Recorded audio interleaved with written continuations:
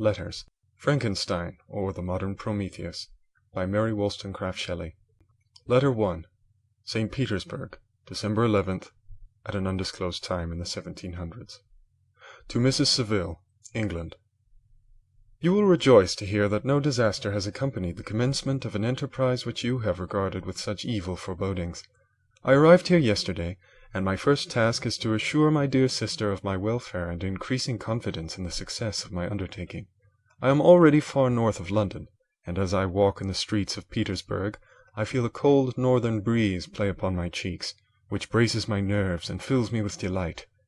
Do you understand this feeling?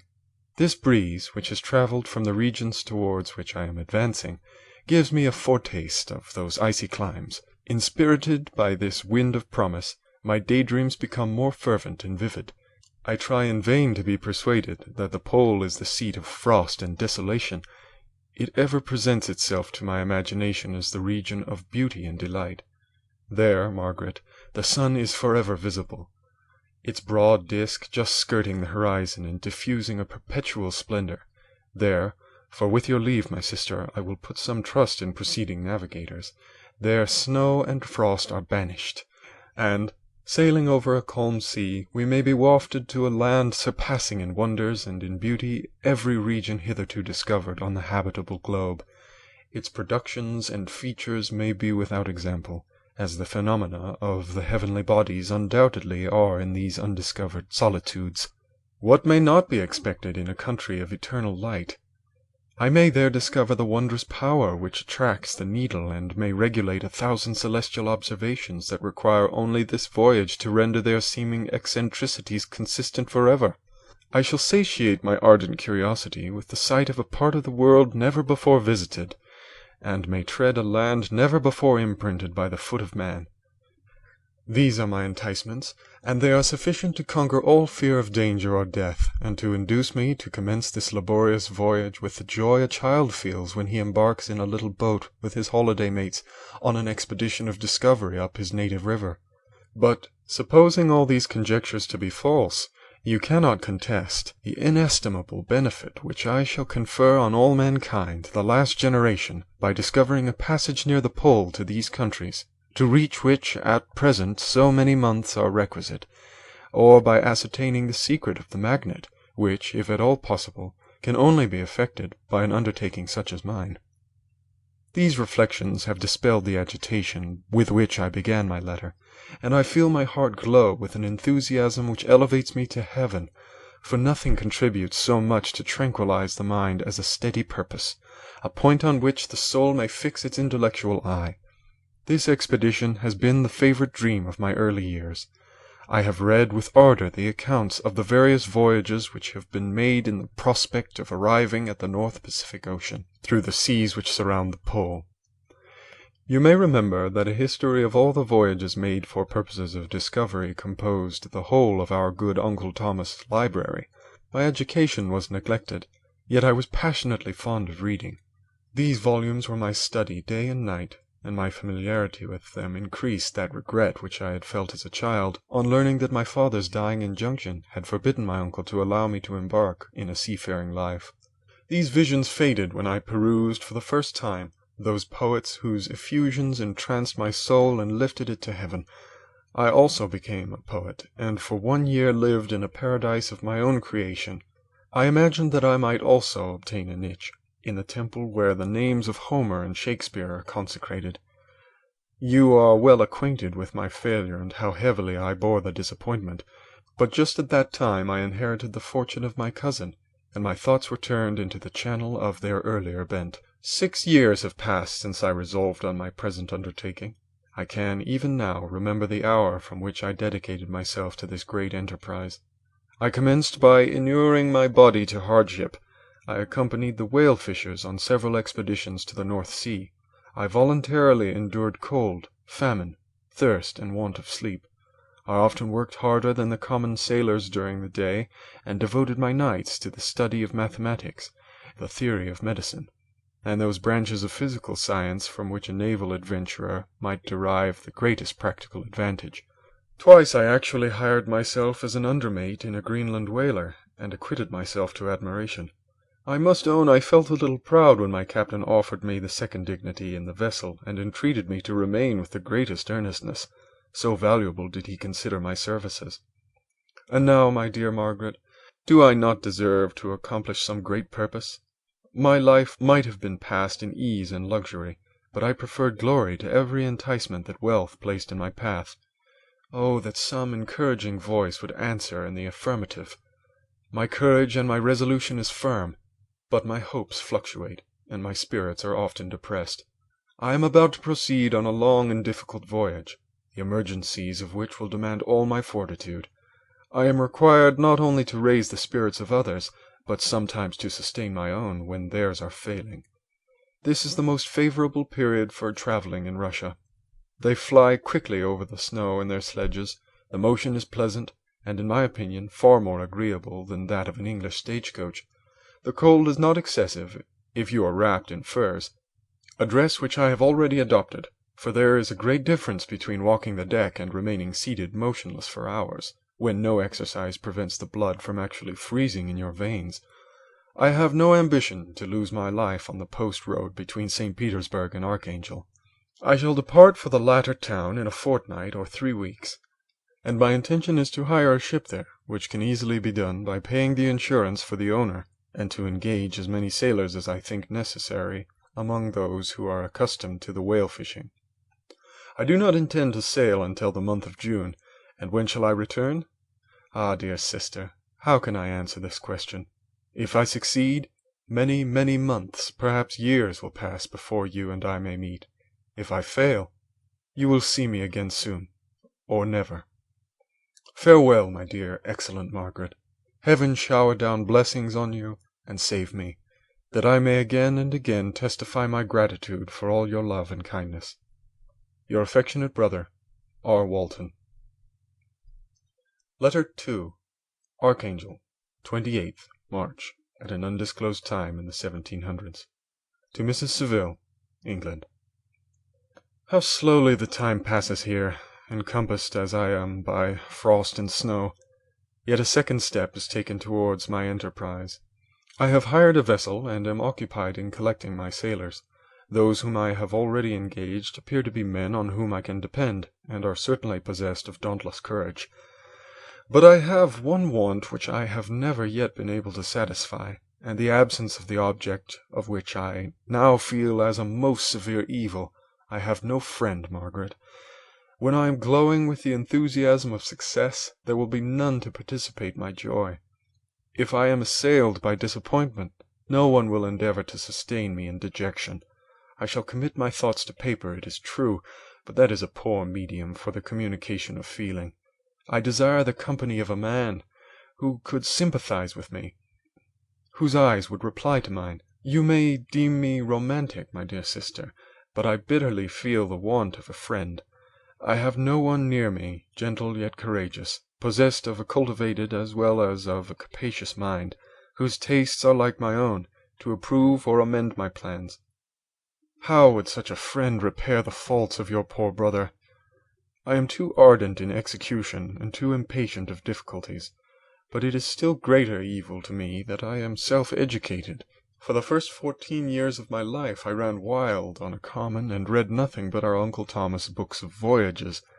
At that age I became acquainted with the celebrated poets of our own country, but it was only when it had ceased to be in my power to derive its most important benefits from such a conviction that I perceived the necessity of becoming acquainted with more languages than that of my native country. Now I am 28, and am in reality more illiterate than many schoolboys of 15. It is true that I have thought more, and that my daydreams are more extended and magnificent, but they want, as the painters call it, keeping, and I greatly need a friend who would have sense enough not to despise me as a romantic, and affection enough for me to endeavour to regulate my mind. Well, these are useless complaints. I shall certainly find no friend on the wide ocean, nor even here in Archangel, among merchants and seamen. Yet some feelings, unallied to the dross of human nature, beat even these rugged bosoms. My lieutenant, for instance, is a man of wonderful courage and enterprise. He is madly desirous of glory, or rather, to word my phrase more characteristically, of advancement in his profession. He is an Englishman, and in the midst of national and professional prejudices, unsoftened by cultivation, retains some of the noblest endowments of humanity. I first became acquainted with him on board a whale vessel. Finding that he was unemployed in this city, I easily engaged him to assist in my enterprise. The master is a person of excellent disposition, and is remarkable in the ship for his gentleness and the mildness of his discipline. This circumstance, added to his well-known integrity and dauntless courage, made me very desirous to engage him. A youth passed in solitude, my best years spent under your gentle and feminine fosterage, has so refined the groundwork of my character that I cannot overcome an intense distaste to the usual brutality exercised on board ship. I have never believed it to be necessary, and when I heard of a mariner equally noted for his kindliness of heart and the respect and obedience paid to him by his crew, I felt myself peculiarly fortunate in being able to secure his services. I heard of him first in rather a romantic manner, from a lady who owes to him the happiness of her life. This, briefly, is his story. Some years ago he loved a Russian lady of moderate fortune, and having amassed a considerable sum of prize money, the father of the girl consented to the match.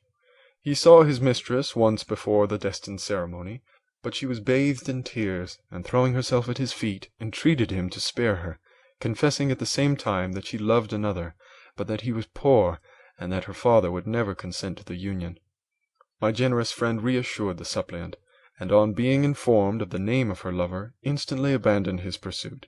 He had already bought a farm with his money, on which he had designed to pass the remainder of his life, but he bestowed the whole on his rival, together with the remains of his prize money to purchase stock, and then himself solicited the young woman's father to consent to her marriage with her lover. But the old man decidedly refused, thinking himself bound in honor to my friend, who, when he found the father inexorable, quitted his country, nor returned until he heard that his former mistress was married according to her inclinations. What a noble fellow, you will exclaim. He is so, but then he is wholly uneducated. He is as silent as a Turk, and a kind of ignorant carelessness attends him, which, while it renders his conduct the more astonishing, detracts from the interest and sympathy which otherwise he would command. Yet do not suppose, because I complain a little, or because I can conceive a consolation for my toils which I may never know, that I am wavering in my resolutions. Those are fixed as fate, and my voyage is only now delayed until the weather shall permit my embarkation. The winter has been dreadfully severe, but the spring promises well, and it is considered as a remarkably early season, so that perhaps I may sail sooner than I expected. I shall do nothing rashly. You know me sufficiently to confide in my prudence and considerateness whenever the safety of others is committed to my care. I cannot describe to you my sensations on the near prospect of my undertaking. It is impossible to communicate to you a conception of the trembling sensation, half pleasurable and half fearful, with which I am preparing to depart. I am going to unexplored regions, to the land of mist and snow, but I shall kill no albatross, therefore do not be alarmed for my safety, or if I should come back to you as worn and woeful as the ancient mariner. You will smile at my illusion, but I will disclose a secret. I have often attributed my attachment to, my passionate enthusiasm for, the dangerous mysteries of ocean to that production of the most imaginative of modern poets. There is something at work in my soul which I do not understand. I am practically industrious, painstaking, a workman to execute with perseverance and labor, but besides this there is a love for the marvelous, a belief in the marvelous, intertwined in all my projects, which hurries me out of the common pathways of men, even to the wild sea and unvisited regions I am about to explore. But to return to dearer considerations. Shall I meet you again, after having traversed immense seas and returned by the most southern cape of Africa or America? I dare not expect such success, yet I cannot bear to look on the reverse of the picture. Continue for the present to write to me, by every opportunity. I may receive your letters on some occasions when I need them most to support my spirits. I love you very tenderly. Remember me with affection, should you never hear from me again. Your affectionate brother, Robert Walton. Letter 3. July 7th, at an undisclosed time in the 1700s. To Mrs. Saville, England. My dear sister, I write a few lines in haste to say that I am safe, and well advanced on my voyage. This letter will reach England by a merchantman, now on its homeward voyage from Archangel, more fortunate than I, who may not see my native land perhaps for many years. I am, however, in good spirits. My men are bold and apparently firm of purpose. Nor do the floating sheets of ice that continually pass us, indicating the dangers of the region towards which we are advancing, appear to dismay them. We have already reached a very high latitude, but it is the height of summer, and although not so warm as in England, the southern gales, which blow us speedily towards those shores which I so ardently desire to attain, breathe a degree of renovating warmth which I had not expected. No incidents have hitherto befallen us that would make a figure in a letter. One or two stiff gales and the springing of a leak are accidents which experienced navigators scarcely remember to record, and I shall be well content if nothing worse should happen to us during our voyage. Adieu, my dear Margaret. Be assured that for my own sake, as well as yours, I will not rashly encounter danger. I will be cool, persevering, and prudent. But success shall crown my endeavours. Wherefore not? Thus far I have gone, tracing a secure way over the pathless seas, the very stars themselves being witnesses and testimonies of my triumph. Why not still proceed over the untamed yet obedient element? What can stop the determined heart and resolved will of man? My swelling heart involuntarily pours itself out thus, but I must finish. Heaven bless my beloved sister. R.W. Letter 4. August 5th, at an undisclosed time in the 1700s. To Mrs. Saville, England. So strange an accident has happened to us that I cannot forbear recording it, although it is very probable that you will see me before these papers can come into your possession.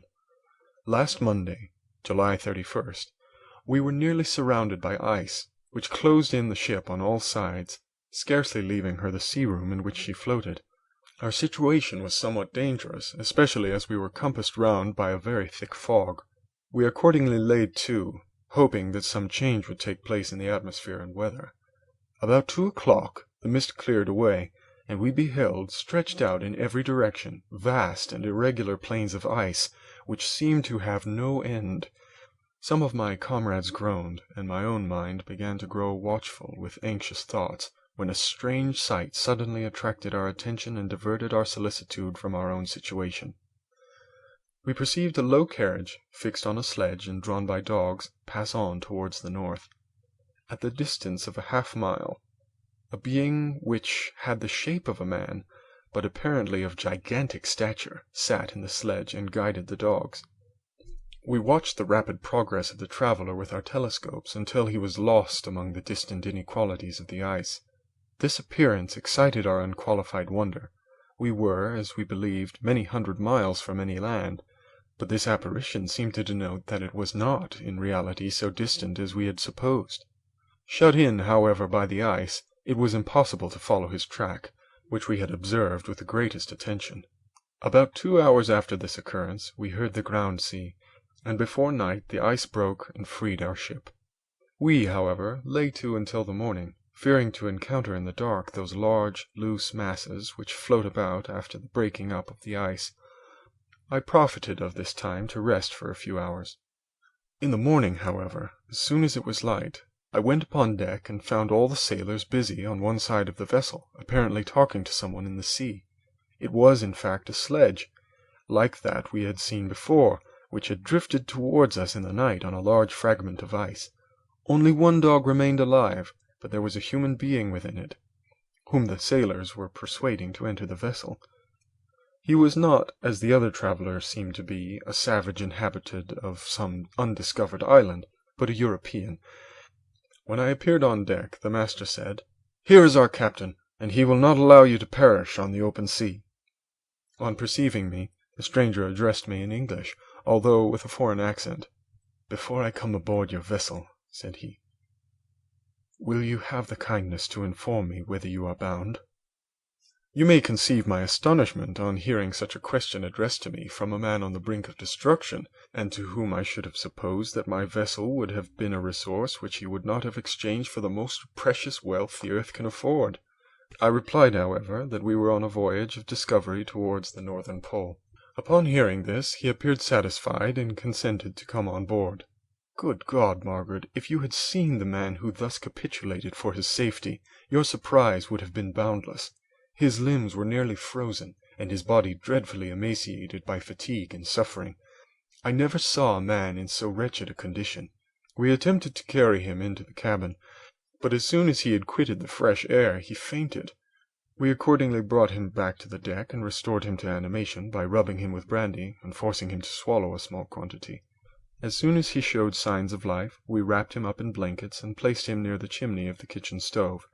By slow degrees he recovered and ate a little soup, which restored him wonderfully. 2 days passed in this manner before he was able to speak, and I often feared that his suffering had deprived him of understanding.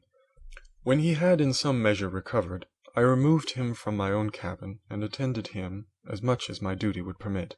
I never saw a more interesting creature. His eyes have generally an expression of wildness, and even madness, but there are moments when, if anyone performs an act of kindness towards him, or does him the most trifling service, his whole countenance is lighted up, as it were, with a beam of benevolence and sweetness that I never saw equalled.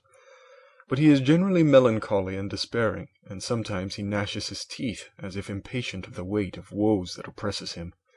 When my guest was a little recovered, I had great trouble to keep off the men, who wished to ask him 1,000 questions, but I would not allow him to be tormented by their idle curiosity, in a state of body and mind whose restoration evidently depended upon entire repose. Once, however, the lieutenant asked why he had come so far upon the ice in so strange a vehicle. His countenance instantly assumed an aspect of the deepest gloom, and he replied, "To seek the one who fled from me." "And did the man whom you pursued travel in the same fashion?" "Yes." "Then I fancy we have seen him, for the day before we picked you up we saw some dogs drawing a sledge, with a man in it, across the ice." This aroused the stranger's attention, and he asked a multitude of questions concerning the route which the demon, as he called him, had pursued.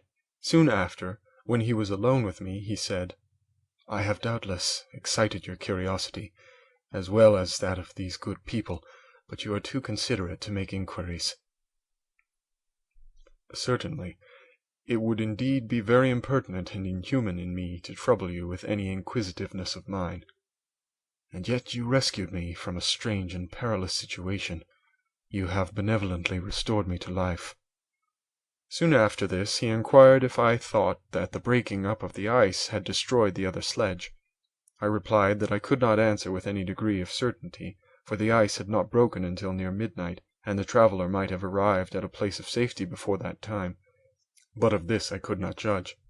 From this time a new spirit of life animated the decaying frame of the stranger. He manifested the greatest eagerness to be upon deck to watch for the sledge which had before appeared, but I have persuaded him to remain in the cabin, for he is far too weak to sustain the rawness of the atmosphere. I have promised that someone should watch for him, and give him instant notice if any new object should appear in sight. Such is my journal of what relates to this strange occurrence up to the present day. The stranger has gradually improved in health, but is very silent, and appears uneasy when anyone except myself enters his cabin. Yet his manners are so conciliating and gentle that the sailors are all interested in him, although they have had very little communication with him. For my own part, I began to love him as a brother, and his constant and deep grief fills me with sympathy and compassion. He must have been a noble creature in his better days, being even now in wreck so attractive and amiable. I said in one of my letters, my dear Margaret, that I should find no friend on the wide ocean. Yet I have found a man who, before his spirit had been broken by misery, I should have been happy to have possessed as the brother of my heart. I shall continue my journal concerning the stranger at intervals, should I have any fresh incidents to record. August 13th, at an undisclosed time in the 1700s. My affection for my guest increases every day. He excites at once my admiration and my pity to an astonishing degree. How can I see so noble a creature destroyed by misery without feeling the most poignant grief? He is so gentle, yet so wise. His mind is so cultivated, and when he speaks, although his words are culled with the choicest art, yet they flow with rapidity and unparalleled eloquence. He is now much recovered from his illness, and is continually on the deck, apparently watching for the sledge that preceded his own.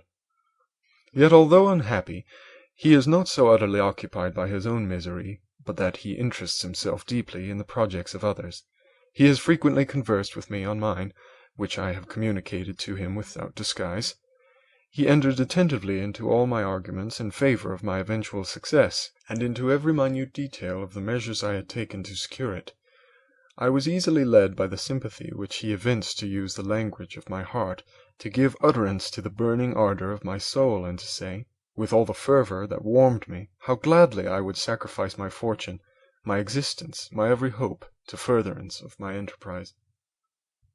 One man's life or death were but a small price to pay for the acquirement of the knowledge which I sought, for the dominion I should acquire and transmit over the elemental foes of our race. As I spoke, a dark gloom spread over my listener's countenance. At first I perceived that he tried to suppress his emotion. He placed his hands before his eyes, and my voice quivered and failed me, as I beheld tears trickle fast from between his fingers. A groan burst from his heaving breast. I paused. At length he spoke in broken accents. "Unhappy man, do you share my madness? Have you drunk also of the intoxicating draught? Hear me. Let me reveal my tale, and you will dash the cup from your lips."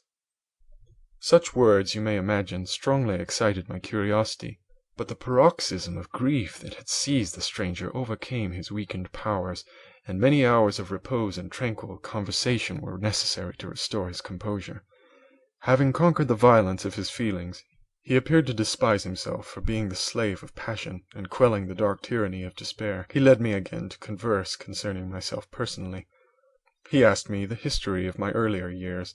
The tale was quickly told, but it awakened various trains of reflection. I spoke of my desire of finding a friend, of my thirst for a more intimate sympathy with a fellow mind than had ever fallen to my lot, and expressed my conviction that a man could boast of little happiness who did not enjoy this blessing. "I agree with you," replied the stranger.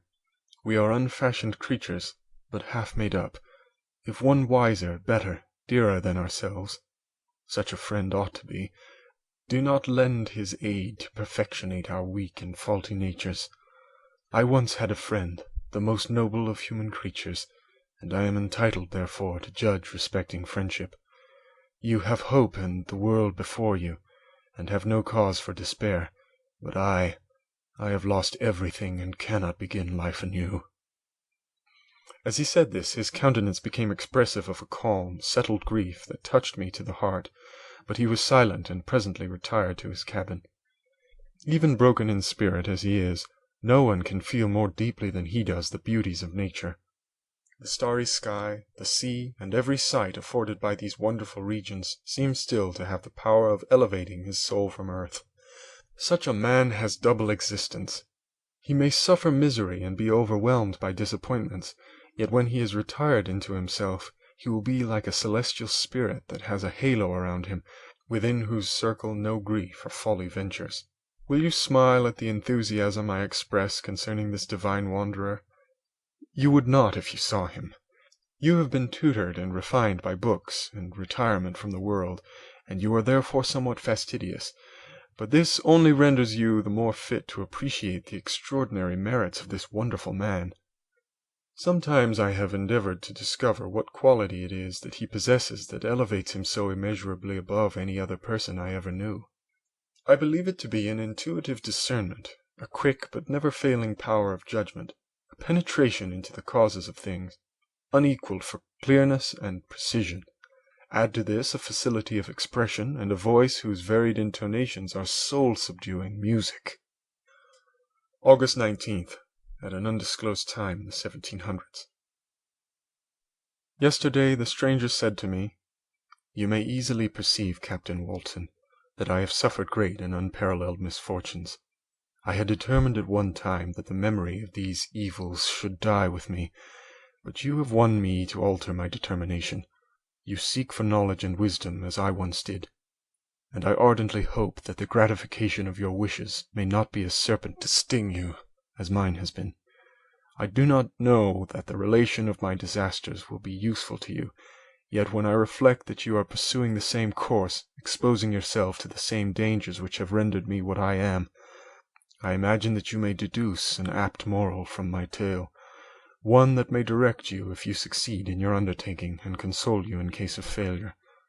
Prepare to hear of occurrences which are usually deemed marvelous.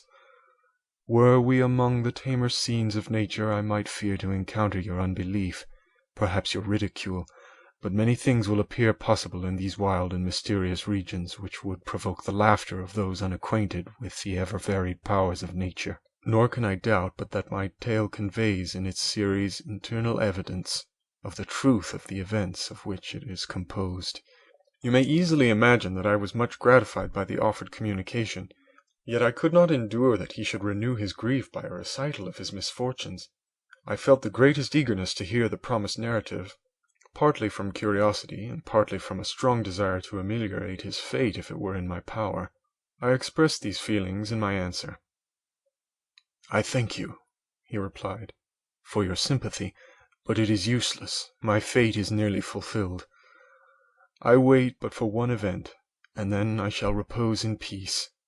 I understand your feeling," continued he, perceiving that I wished to interrupt him, "but you are mistaken, my friend, if thus you will allow me to name you.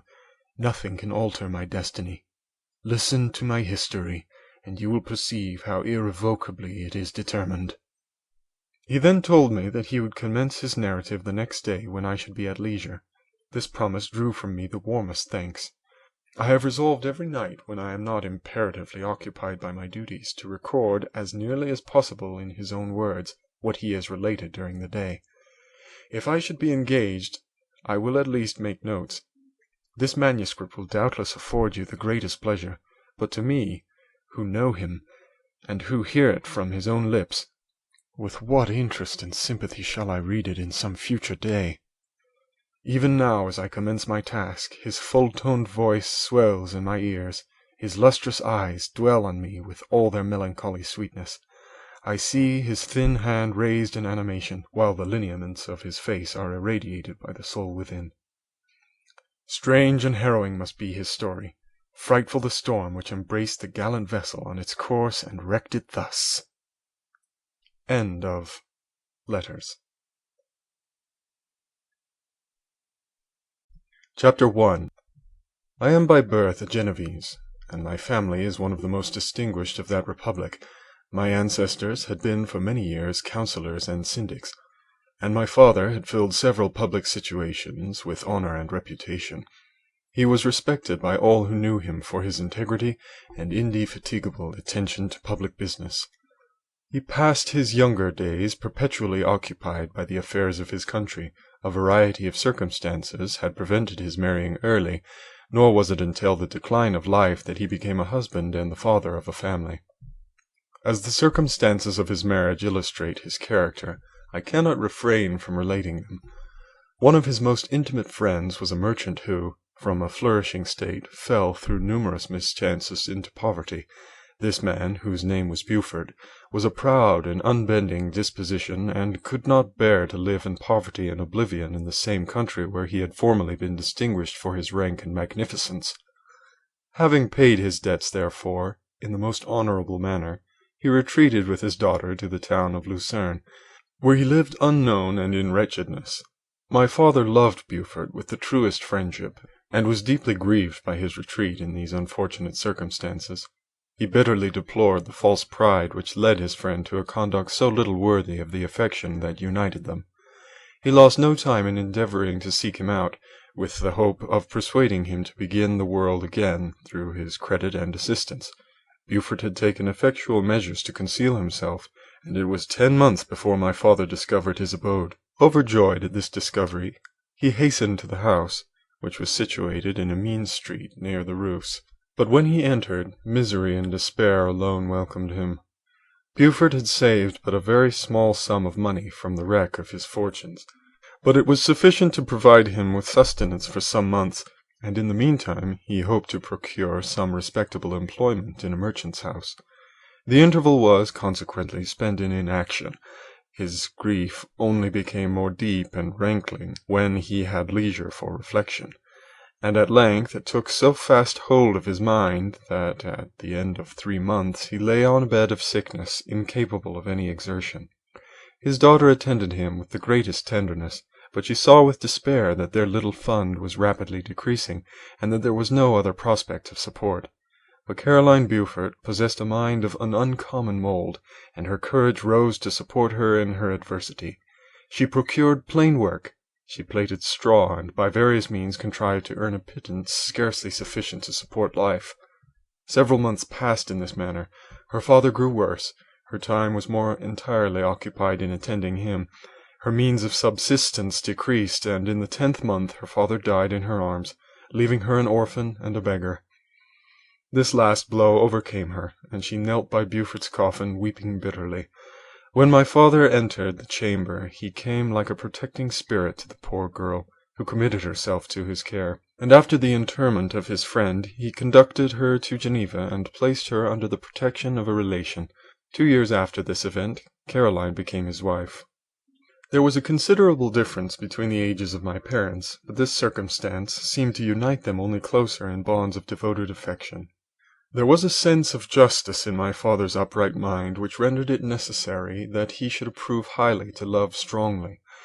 Perhaps during former years he had suffered from the late discovered unworthiness of one beloved, and so was disposed to set a greater value on tried worth. There was a show of gratitude and worship in his attachment to my mother, differing wholly from the doting fondness of age, for it was inspired by reverence for her virtues, and a desire to be the means of, in some degree, recompensing her for the sorrows she had endured, but which gave inexpressible grace to his behaviour to her. Everything was made to yield to her wishes and her convenience. He strove to shelter her, as a fair exotic is sheltered by the gardener, from every rougher wind, and to surround her with all that could tend to excite pleasurable emotion in her soft and benevolent mind. Her health, and even the tranquillity of her hitherto constant spirit, had been shaken by what she had gone through. During the 2 years that had elapsed previous to their marriage, my father had gradually relinquished all his public functions, and immediately after their union they sought the pleasant climate of Italy, and the change of scene and interest attendant on a tour through that land of wonders as a restorative for her weakened frame. From Italy they visited Germany and France. I, their eldest child, was born in Naples, and as an infant accompanied them in their rambles. I remained for several years their only child. Much as they were attached to each other, they seemed to draw inexhaustible stores of affection from a very mine of love to bestow them upon me. My mother's tender caresses and my father's smile of benevolent pleasure while regarding me are my first recollections. I was their plaything and their idol, and something better, their child, the innocent and helpless creature bestowed on them by heaven, whom to bring up to good, and whose future lot it was in their hands to direct to happiness or misery, according as they fulfilled their duties towards me. With this deep consciousness of what they owed towards the being to which they had given life, added to the active spirit of tenderness that animated both, it may be imagined that while during every hour of my infant life I received a lesson of patience, of charity, and of self-control, I was so guided by a silken cord that all seemed but one train of enjoyment to me. For a long time I was their only care. My mother had much desired to have a daughter, but I continued their single offspring. When I was about 5 years old, while making an excursion beyond the frontiers of Italy, they passed a week on the shores of the lake of Como. Their benevolent disposition often made them enter the cottages of the poor. This, to my mother, was more than a duty. It was a necessity, a passion, remembering what she had suffered and how she had been relieved, for her to act in turn, the guardian angel to the afflicted. During one of their walks, a poor cot in the foldings of a vale attracted their notice as being singularly disconsolate, while the number of half-clothed children gathered about it spoke of penury in its worst shape. One day, when my father had gone by himself to Milan, my mother, accompanied by me, visited this abode. She found a peasant and his wife, hard-working, bent down by care and labor, distributing a scanty meal to 5 hungry babes. Among these there was one which attracted my mother far above all the rest. She appeared of a different stock. The 4 others were dark-eyed, hardy little vagrants. This child was thin and very fair. Her hair was the brightest living gold, and despite the poverty of her clothing, seemed to set a crown of distinction on her head. Her brow was clear and ample, her blue eyes cloudless, and her lips and the moulding of her face so expressive of sensibility and sweetness that none could behold her without looking on her as of a distinct species, a being heaven-sent and bearing a celestial stamp in all her features. The peasant woman, perceiving that my mother fixed eyes of wonder and admiration on this lovely girl, eagerly communicated her history. She was not her child, but the daughter of a Milanese nobleman. Her mother was a German and had died on giving birth. The infant had been placed with these good people to nurse. They were better off then. They had not been long married, and their eldest child was but just born. The father of their charge was one of those Italians nursed in the memory of the antique glory of Italy, one among the Schiavi Agnor Frumenti, who exerted himself to obtain the liberty of his country. He became the victim of its weakness. Whether he had died or still lingered in the dungeons of Austria was not known. His property was confiscated. His child became an orphan and a beggar. She continued with her foster parents and bloomed in their rude abode, fairer than a garden rose among dark-leaved brambles. When my father returned from Milan, he found playing with me in the hall of our villa a child fairer than pictured cherub, a creature who seemed to shed radiance from her looks, and whose form and motions were lighter than the chamois of the hills. The apparition was soon explained. With his permission, my mother prevailed on her rustic guardians to yield their charge to her. They were fond of the sweet orphan. Her presence had seemed a blessing to them, but it would be unfair to her to keep her in poverty and want when Providence afforded her such powerful protection. They consulted their village priest, and the result was that Elizabeth Lavenza became the inmate of my parents' house, my more than sister, the beautiful and adored companion of all my occupations and my pleasures. Everyone loved Elizabeth. The passionate and almost reverential attachment with which all regarded her became, while I shared it, my pride and my delight. On the evening previous to her being brought to my home, my mother had said playfully, "I have a pretty present for my Victor. Tomorrow he shall have it." And when on the morrow she presented Elizabeth to me as her promised gift, I, with childish seriousness, interpreted her words literally, and looked upon Elizabeth as mine to protect, love, and cherish. All praises bestowed on her I received as made to a possession of my own. We called each other familiarly by the name of cousin. No word, no expression could body forth the kind of relation in which she stood to me, my more than sister, since till death she was to be mine only. End of Chapter 1.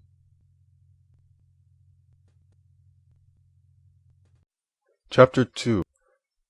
We were brought up together. There was not quite a year difference in our ages. I need not say that we were strangers to any species of disunion or dispute. Harmony was the soul of our companionship, and the diversity and contrast that subsisted in our characters drew us nearer together. Elizabeth was of a calmer and more concentrated disposition, but with all my ardour I was capable of more intense application, and was more deeply smitten with the thirst for knowledge. She busied herself with following the aerial creations of the poets, and in the majestic and wondrous scenes which surrounded our Swiss home, the sublime shapes of the mountains, the changes of the seasons, tempest and calm, the silence of winter, and the life and turbulence of our Alpine summers, she found ample scope for admiration and delight, while my companion contemplated with a serious and satisfied spirit the magnificent appearances of things. I delighted in investigating their causes. The world was to me a secret which I desired to divine. Curiosity, earnest research to learn the hidden laws of nature, gladness akin to rapture as they were unfolded to me, are among the earliest sensations I can remember. On the birth of a second son, my junior by 7 years, my parents gave up entirely their wandering life, and fixed themselves in their native country. We possessed a house in Geneva, and a campagna on Belrive, the eastern shore of the lake, at the distance of rather more than a league from the city. We resided principally in the latter, and the lives of my parents were passed in considerable seclusion. It was my temper to avoid a crowd and to attach myself fervently to a few. I was indifferent, therefore, to my schoolfellows in general, but I united myself in the bonds of the closest friendship to one among them. Henry Clerval was the son of a merchant of Geneva. He was a boy of singular talent and fancy. He loved enterprise, hardship, and even danger for its own sake. He was deeply read in books of chivalry and romance. He composed heroic songs and began to write many a tale of enchantment and knightly adventure. He tried to make us act plays and to enter into masquerades, in which the characters were drawn from the heroes of Roncesvalles, of the Round Table of King Arthur, and the chivalrous train who shed their blood to redeem the Holy Sepulchre from the hands of the infidels. No human being could have passed a happier childhood than myself. My parents were possessed by the very spirit of kindness and indulgence. We felt that they were not the tyrants to rule our lot according to their caprice, but the agents and creators of all the many delights which we enjoyed. When I mingled with other families, I distinctly discerned how peculiarly fortunate my lot was, and gratitude assisted the development of filial love. My temper was sometimes violent, and my passions vehement, but by some law in my temperature they were turned not towards childish pursuits, but to an eager desire to learn, and not to learn all things indiscriminately. I confess that neither the structure of languages, nor the code of governments, nor the politics of various states possessed attractions for me. It was the secrets of heaven and earth that I desired to learn, and whether it was the outward substance of things or the inner spirit of nature and the mysterious soul of man that occupied me, still my inquiries were directed to the metaphysical, or in its highest sense, the physical secrets of the world. Meanwhile Clerval occupied himself, so to speak, with the moral relations of things.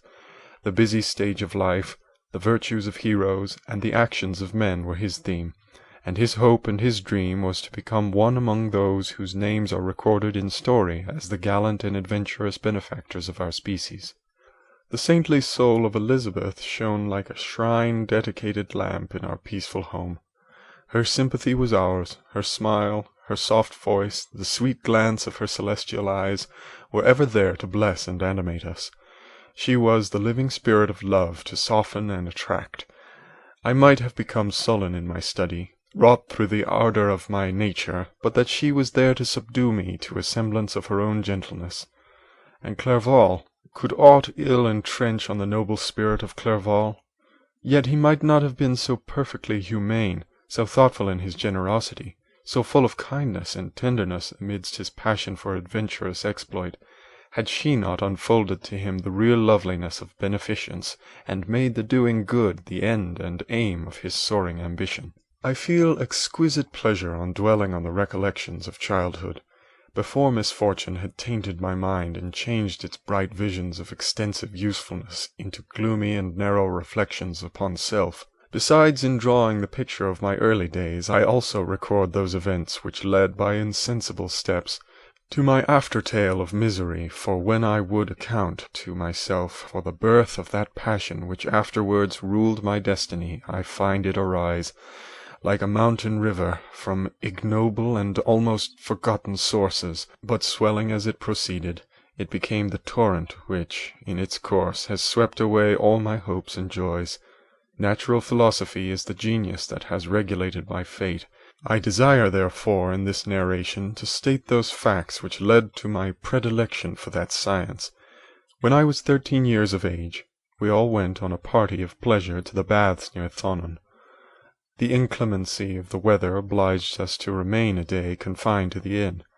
In this house I chanced to find a volume of the works of Cornelius Agrippa. I opened it with apathy.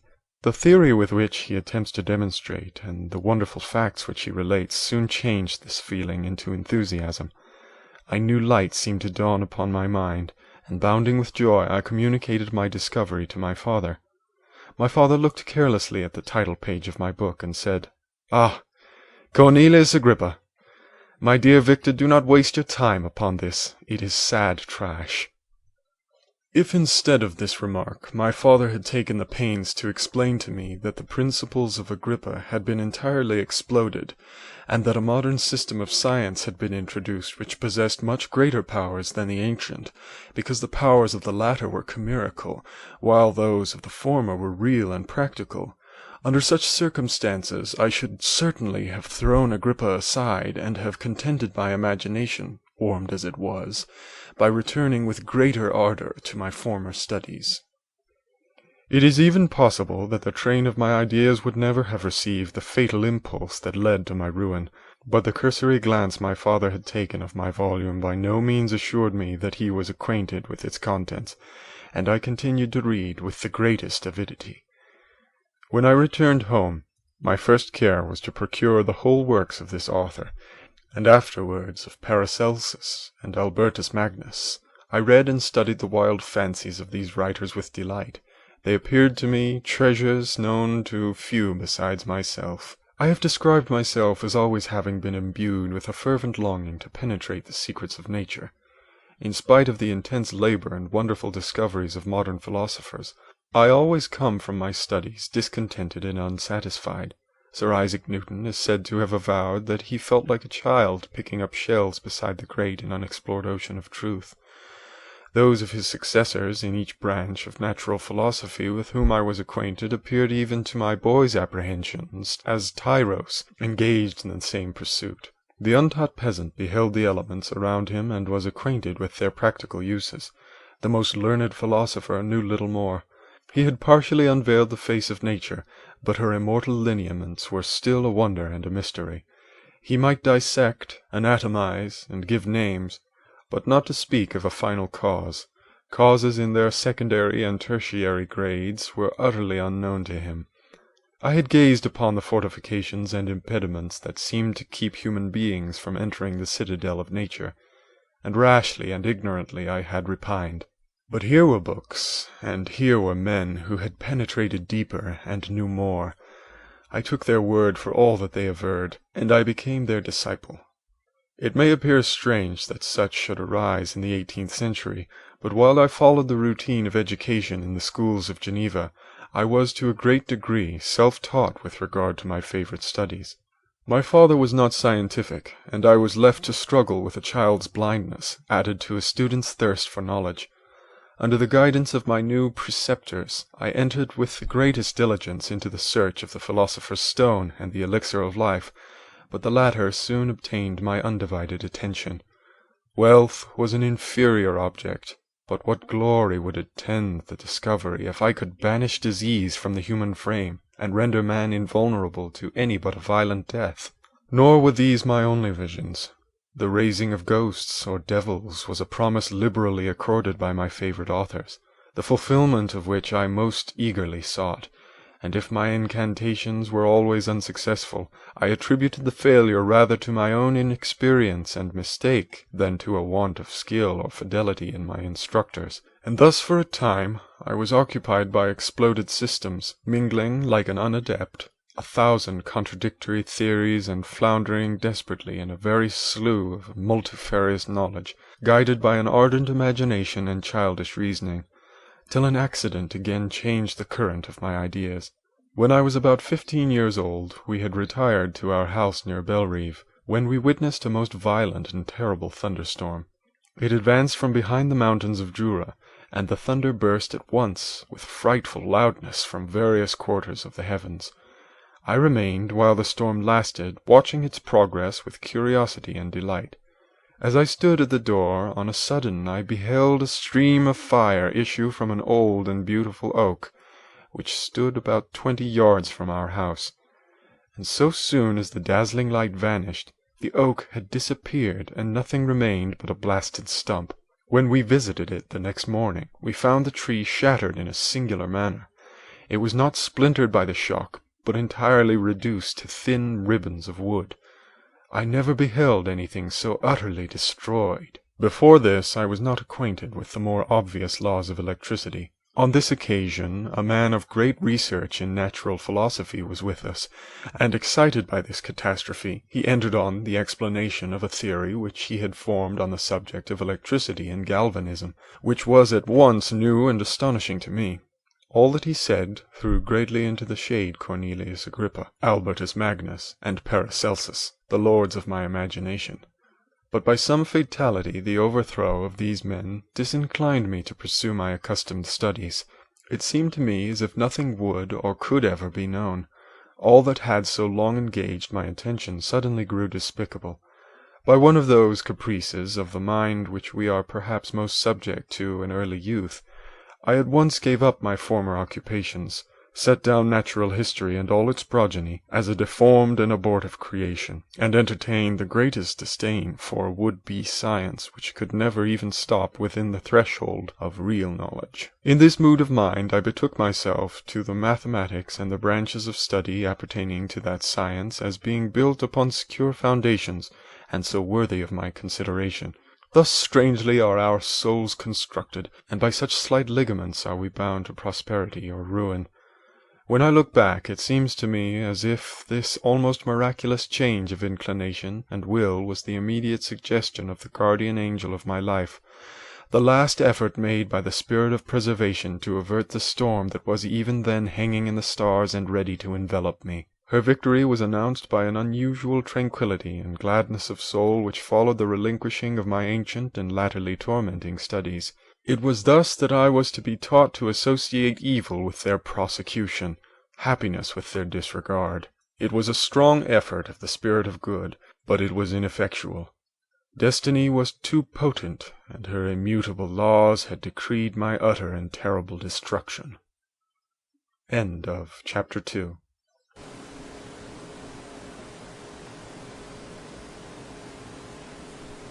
Chapter 3. When I had attained the age of 17, my parents resolved that I should become a student at the University of Ingolstadt. I had hitherto attended the schools of Geneva, but my father thought it necessary for the completion of my education that I should be made acquainted with other customs than those of my native country. My departure was therefore fixed at an early date, but before the day resolved upon could arrive, the first misfortune of my life occurred, an omen, as it were, of my future misery. Elizabeth had caught the scarlet fever. Her illness was severe, and she was in the greatest danger. During her illness, many arguments had been urged to persuade my mother to refrain from attending upon her. She had at first yielded to our entreaties, but when she heard that the life of her favourite was menaced, she could no longer control her anxiety. She attended her sick-bed. Her watchful attentions triumphed over the malignity of the distemper. Elizabeth was saved, but the consequences of this imprudence were fatal to her preserver. On the third day my mother sickened. Her fever was accompanied by the most alarming symptoms, and the looks of her medical attendants prognosticated the worst event. On her deathbed the fortitude and benignity of this best of women did not desert her. She joined the hands of Elizabeth and myself. "My children," she said, "my firmest hopes of future happiness were placed on the prospect of your union. This expectation will now be the consolation of your father. Elizabeth, my love, you must supply my place to my younger children. Alas! I regret that I am taken from you, and happy and beloved as I have been, is it not hard to quit you all? But these are not thoughts befitting me. I will endeavour to resign myself cheerfully to death, and will indulge a hope of meeting you in another world." She died calmly, and her countenance expressed affection even in death. I need not describe the feelings of those whose dearest ties are rent by that most irreparable evil, the void that presents itself to the soul, and the despair that is exhibited on the countenance. It is so long before the mind can persuade itself that she whom we saw every day, and whose very existence appeared a part of our own, can have departed forever, that the brightness of a beloved eye can have been extinguished, and the sound of a voice so familiar and dear to the ear can be hushed, never more to be heard. These are the reflections of the first days, but when the lapse of time proves the reality of the evil, then the actual bitterness of grief commences. Yet from whom has not that rude hand rent away some dear connection? and why should I describe a sorrow which all have felt and must feel? The time at length arrives when grief is rather an indulgence than a necessity, and the smile that plays upon the lips, although it may be deemed a sacrilege, is not banished. My mother was dead, but we had still duties which we ought to perform. We must continue our course with the rest, and learn to think ourselves fortunate whilst one remains whom the spoiler has not seized. My departure for Ingolstadt, which had been deferred by these events, was now again determined upon. I obtained from my father a respite of some weeks. It appeared to me sacrilege so soon to leave the repose, akin to death, of the house of mourning, and to rush into the thick of life. I was new to sorrow, but it did not the less alarm me. I was unwilling to quit the sight of those that remained to me, and, above all, I desired to see my sweet Elizabeth in some degree consoled. She indeed veiled her grief, and strove to act the comforter to us all. She looked steadily on life, and assumed its duties with courage and zeal. She devoted herself to those whom she had been taught to call her uncle and cousins. Never was she so enchanting as at this time, when she recalled the sunshine of her smiles, and spent them upon us. She forgot her own regret in her endeavours to make us forget. The day of my departure at length arrived. Clerval spent the last evening with us. He had endeavoured to persuade his father to permit him to accompany me and to become my fellow student, but in vain. His father was a narrow-minded traitor, and saw idleness and ruin in the aspirations and ambition of his son. Henry deeply felt the misfortune of being debarred from a liberal education. He said little, but when he spoke, I read in his kindling eye and in his animated glance a restrained but firm resolve not to be chained by the miserable details of commerce. We sat late. We could not tear ourselves away from each other, nor persuade ourselves to say the word farewell. It was said, and we retired under the pretence of seeking repose, each fancying that the other was deceived. But when at morning's dawn I descended to the carriage which was to convey me away, they were all there. My father again to bless me, Clerval to press my hand once more, my Elizabeth to renew her entreaties that I would write often, and to bestow the last feminine attentions on her playmate and friend. I threw myself into the chaise that was to convey me away, and indulged in the most melancholy reflections. I, who had ever been surrounded by amiable companions, continually engaged in endeavouring to bestow mutual pleasure, I was now alone. In the university whither I was going, I must form my own friends and be my own protector. My life had hitherto been remarkably secluded and domestic, and this had given me invincible repugnance to new countenances. I loved my brothers, Elizabeth and Clerval. These were old familiar faces, but I believed myself totally unfitted for the company of strangers. Such were my reflections as I commenced my journey, but as I proceeded, my spirits and hopes rose. I ardently desired the acquisition of knowledge. I had often, when at home, thought it hard to remain during my youth cooped up in one place, and had longed to enter the world and take my station among other human beings. Now my desires were complied with, and it would indeed have been folly to repent. I had sufficient leisure for these and many other reflections during my journey to Ingolstadt, which was long and fatiguing. At length the high white steeple of the town met my eyes. I alighted and was conducted to my solitary apartment to spend the evening as I pleased. The next morning I delivered my letters of introduction and paid a visit to some of the principal professors. Chance, or rather the evil influence, the angel of destruction, which asserted omnipotent sway over me from the moment I turned my reluctant steps from my father's door, led me first to Monsieur Krempe, professor of natural philosophy. He was an uncouth man, but deeply imbued in the secrets of his science. He asked me several questions concerning my progress in the different branches of science appertaining to natural philosophy.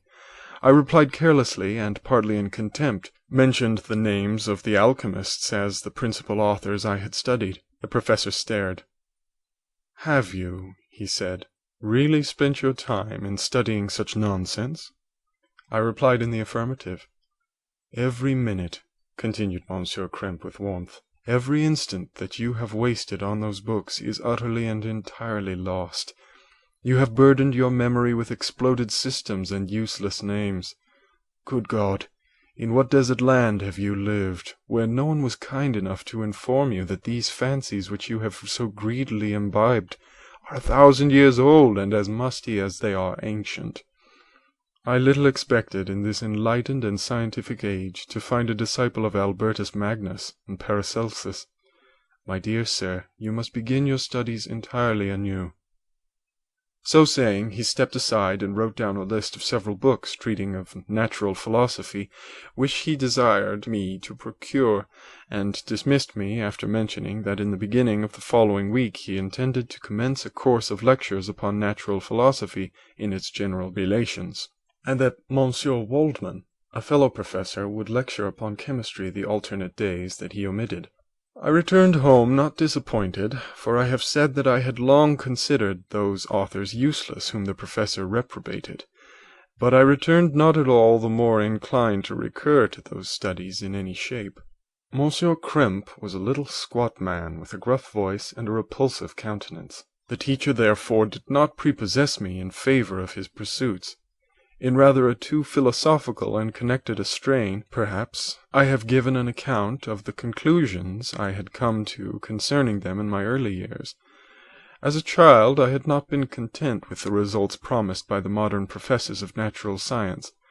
With a confusion of ideas only to be accounted for by my extreme youth and my want of a guide on such matters, I had retrod the steps of knowledge, along the paths of time, and exchanged the discoveries of recent inquirers for the dreams of forgotten alchemists. Besides, I had a contempt for the uses of modern natural philosophy. It was very different when the masters of science sought immortality and power. Such views, although futile, were grand. But now the scene was changed. The ambition of the inquirer seemed to limit itself to the annihilation of those visions on which my interest in science was chiefly founded. I was required to exchange chimeras of boundless grandeur for realities of little worth. Such were my reflections during the first 2 or 3 days of my residence at Ingolstadt, which were chiefly spent in becoming acquainted with the localities and the principal residents in my new abode. But as the ensuing week commenced, I thought of the information which Monsieur Krempe had given me concerning the lectures, and although I could not consent to go and hear that little conceited fellow deliver sentences out of a pulpit, I recollected what he said of Monsieur Waldman, whom I had never seen, as he had hitherto been out of town. Partly from curiosity, and partly from idleness, I went into the lecturing room, which Monsieur Waldman entered shortly after. The professor was very unlike his colleague. He appeared about 50 years of age, but with an aspect expressive of the greatest benevolence. A few grey hairs covered his temples, but those at the back of his head were nearly black. His person was short, but remarkably erect, and his voice the sweetest I had ever heard. He began his lecture by a recapitulation of the history of chemistry, and the various improvements made by different men of learning, pronouncing with fervour the names of the most distinguished discoverers. He then took a cursory view of the present state of the science, and explained many of its elementary terms. After having made a few preparatory experiments, he concluded with a panegyric upon modern chemistry, the terms of which I shall never forget. "The ancient teachers of this science," said he, "promised impossibilities and performed nothing. The modern masters promise very little. They know that metals cannot be transmuted, and that the elixir of life is a chimera. But these philosophers, whose hands seem only made to dabble in dirt, and their eyes to pore over the microscope or crucible, have indeed performed miracles. They penetrate into the recesses of nature, and show how she works in her hiding places. They ascend into the heavens. They have discovered how the blood circulates, and the nature of the air we breathe. They have acquired new and almost unlimited powers. They can command the thunders of heaven, mimic the earthquakes, and even mock the invisible world with its own shadows." Such were the professor's words. Rather, let me say, such the words of the fate, announced to destroy me. As he went on, I felt as if my soul were grappling with a palpable enemy. One by one the various keys were touched which formed the mechanism of my being. Chord after chord was sounded, and soon my mind was filled with one thought, one conception, one purpose. "So much has been done," exclaimed the soul of Frankenstein. "More, far more will I achieve. Treading in the steps already marked, I will pioneer a new way, explore unknown powers, and unfold to the world the deepest mysteries of creation. I closed my eyes that night. My internal being was in a state of insurrection and turmoil. I felt that order would thence arise, but I had no power to produce it. By degrees, after the morning's dawn, sleep came. I awoke, and my yesternight's thoughts were as a dream. There only remained a resolution to return to my ancient studies, and to devote myself to a science for which I believed myself to possess a natural talent.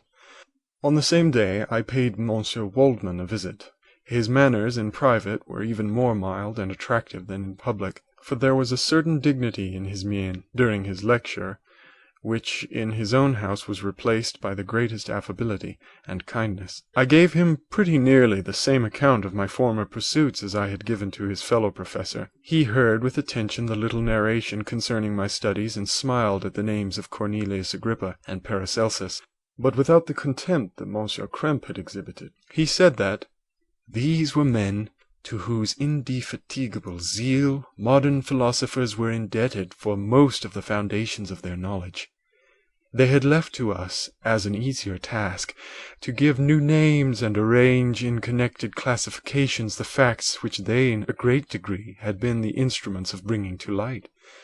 The labours of men of genius, however erroneously directed, scarcely ever fail in ultimately turning to the solid advantage of mankind.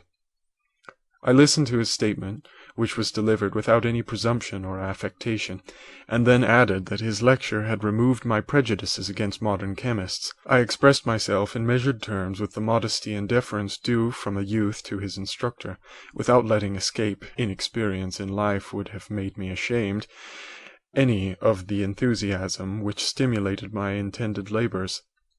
I requested his advice concerning the books I ought to procure. "I am happy," said Monsieur Waldman, "to have gained a disciple, and if your application equals your ability, I have no doubt of your success. Chemistry is that branch of natural philosophy in which the greatest improvements have been and may be made. It is on that account that I have made it my peculiar study, but at the same time I have not neglected the other branches of science.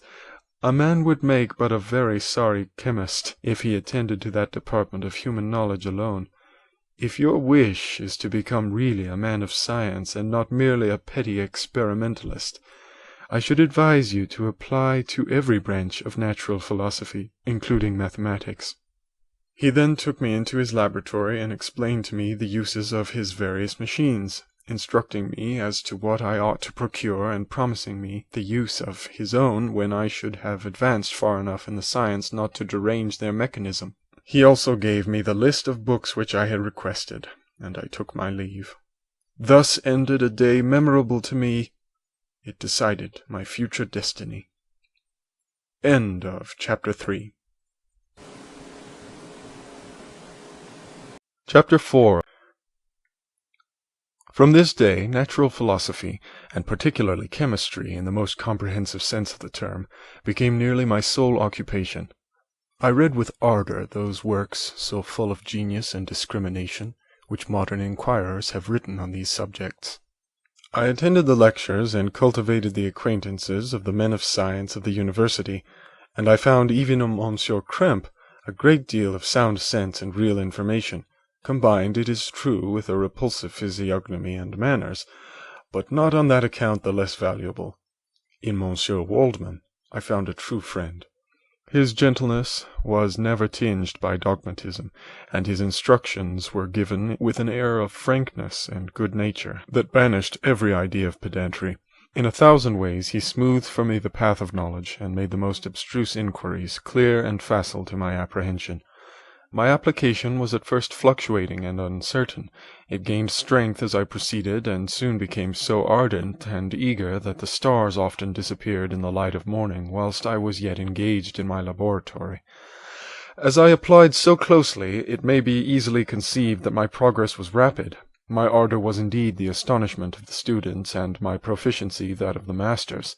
Professor Krempe often asked me, with a sly smile, how Cornelius Agrippa went on, whilst Monsieur Waldman expressed the most heartfelt exultation in my progress. 2 years passed in this manner, during which I paid no visit to Geneva, but was engaged heart and soul in the pursuit of some discoveries which I hoped to make.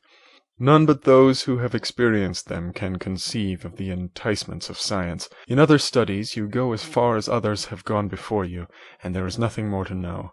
But in a scientific pursuit there is continual food for discovery and wonder.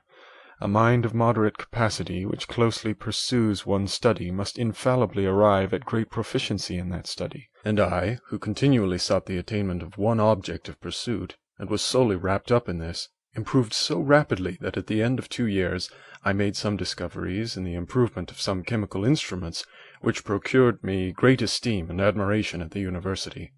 When I had arrived at this point, and had become as well acquainted with theory and practice of natural philosophy as depended on the lessons of any of the professors at Ingolstadt, my residence there no longer being conducive to my improvements, I thought of returning to my friends and my native town, when an incident happened that protracted my stay. One of the phenomena which had peculiarly attracted my attention was the structure of the human frame, and, indeed, any animal endued with life. Whence, I often asked myself, did the principle of life proceed? It was a bold question, and one which has ever been considered as a mystery. Yet with how many things are we upon the brink of becoming acquainted, if cowardice or carelessness did not restrain our inquiries? I revolved these circumstances in my mind, and determined thenceforth to apply myself more particularly to those branches of natural philosophy which relate to physiology. Unless I had been animated by an almost supernatural enthusiasm, my application to this study would have been irksome and almost intolerable. To examine the causes of life, we must first have recourse to death. I became acquainted with the science of anatomy, but this was not sufficient. I must also observe the natural decay and corruption of the human body. In my education, my father had taken the greatest precautions that my mind should be impressed with no supernatural horrors. I do not ever remember to have troubled at a tale of superstition, or to have feared the apparition of a spirit. Darkness had no effect on my fancy, and a churchyard was to me merely the receptacle of bodies deprived of life, which, from being the seat of beauty and strength, had become food for the worm. Now I was led to examine the cause and progress of this decay, and forced to spend days and nights in vaults and charnel houses.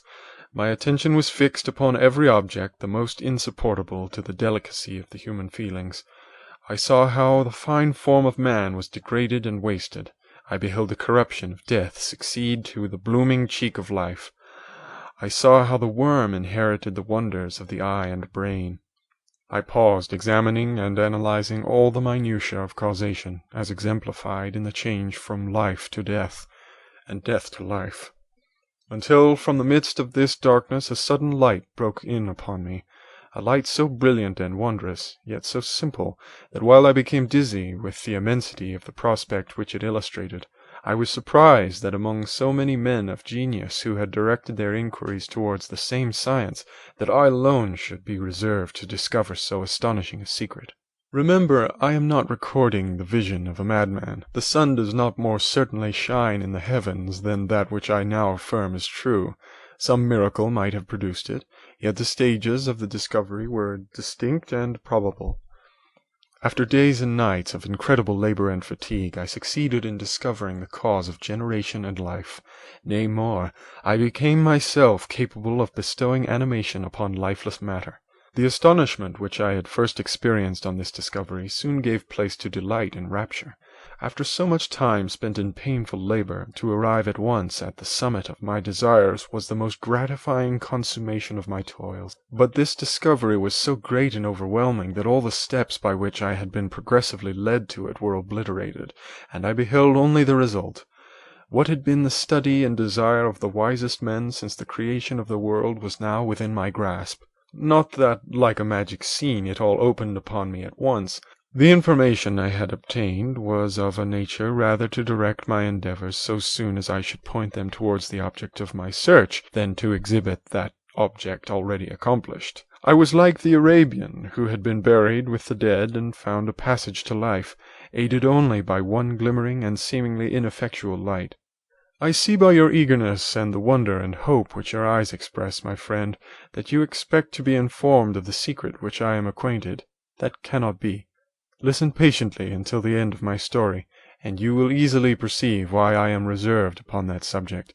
I will not lead you on, unguarded and ardent as I then was, to your destruction and infallible misery. Learn from me, if not by my precepts, at least by my example, how dangerous is the acquirement of knowledge, and how much happier that man is who believes his native town would be the world, than he who aspires to become greater than his nature will allow. When I found so astonishing a power placed within my hands, I hesitated a long time concerning the manner in which I should employ it.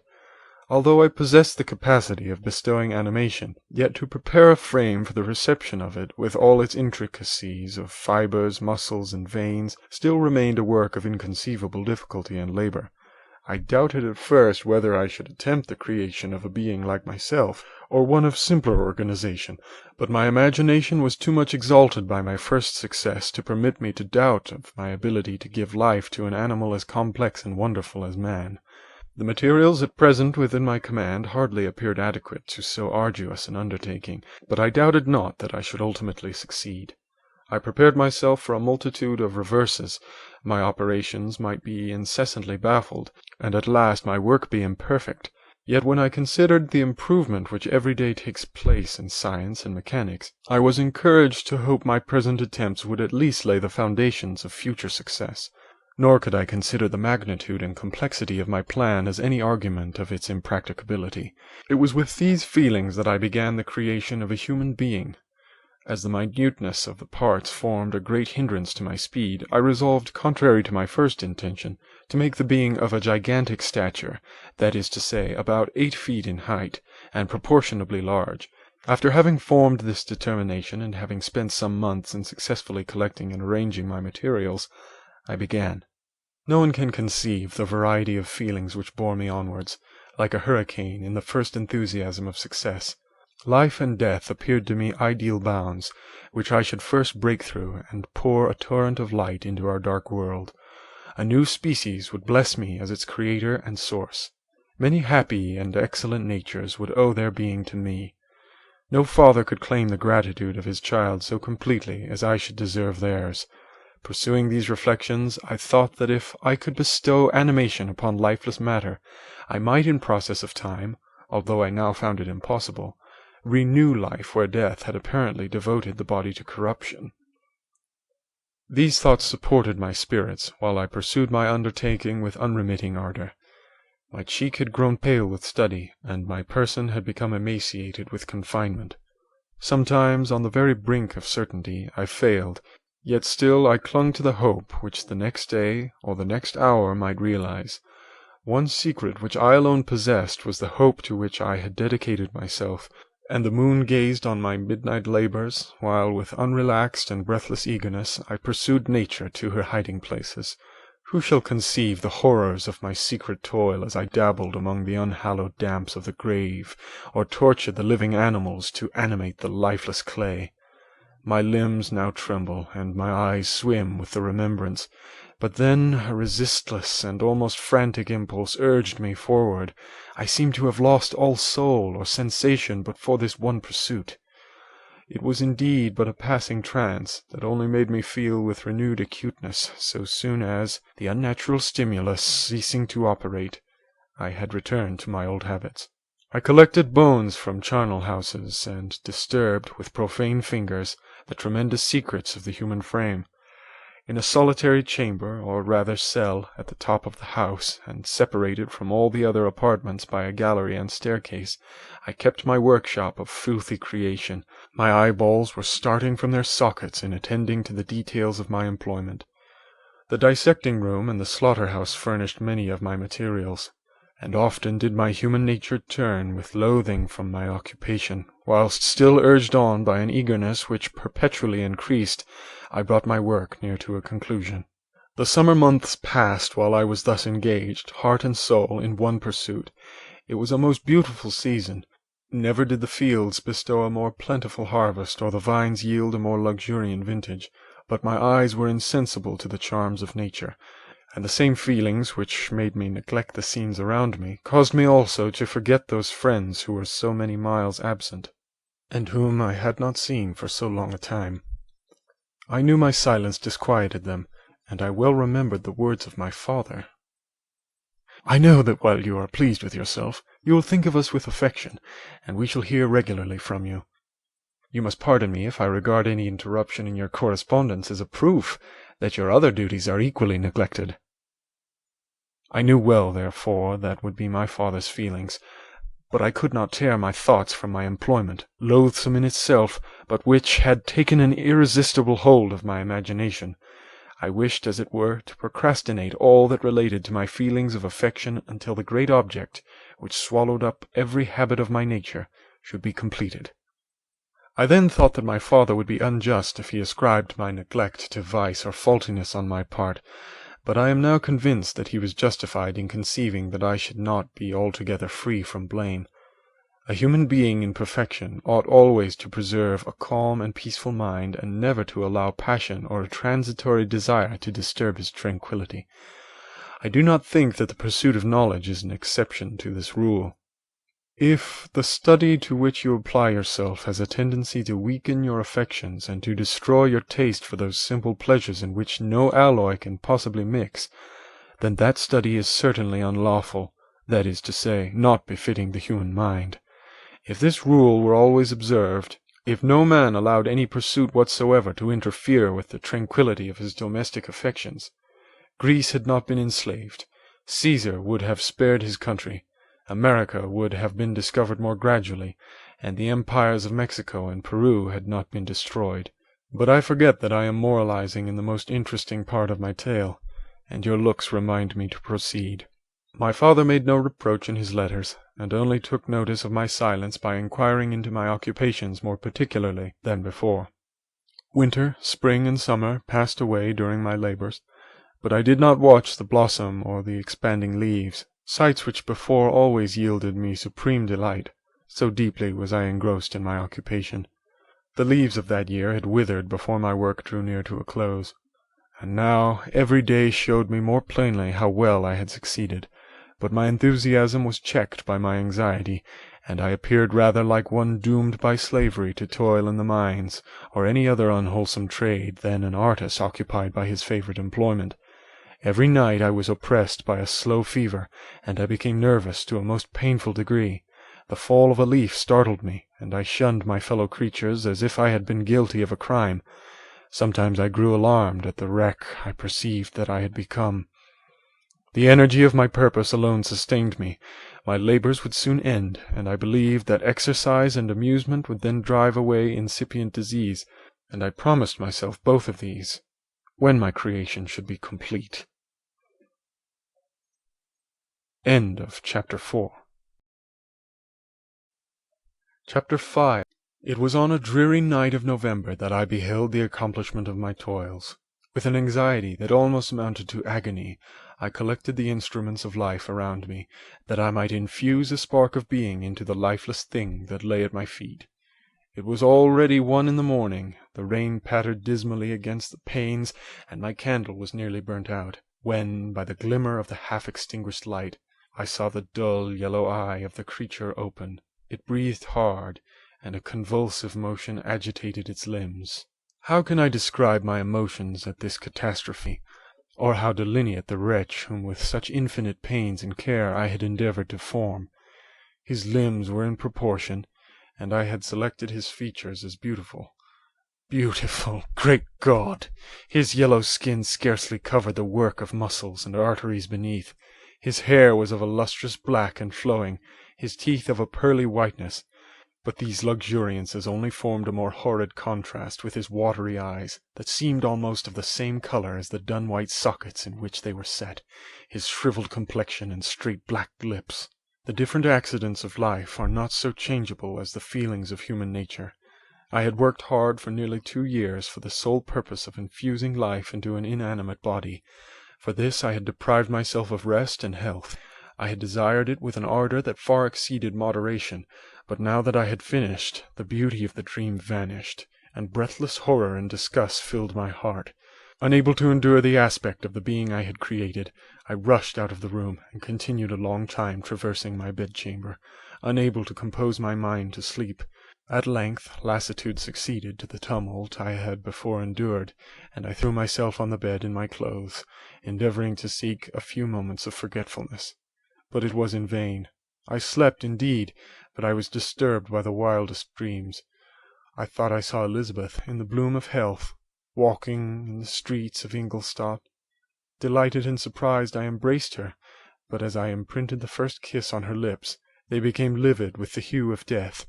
Her features appeared to change, and I thought that I held the corpse of my dead mother in my arms. A shroud enveloped her form, and I saw the grave worms crawling in the folds of the flannel. I started from my sleep with horror. A cold dew covered my forehead, my teeth chattered, and every limb became convulsed, when, by the dim and yellow light of the moon, as it forced its way through the window shutters, I beheld the wretch, the miserable monster whom I had created. He held up the curtain of the bed, and his eyes, if eyes they may be called, were fixed on me. His jaws opened, and he muttered some inarticulate sounds, while a grin wrinkled his cheeks. He might have spoken, but I did not hear. One hand was stretched out, seeming to detain me, but I escaped and rushed downstairs.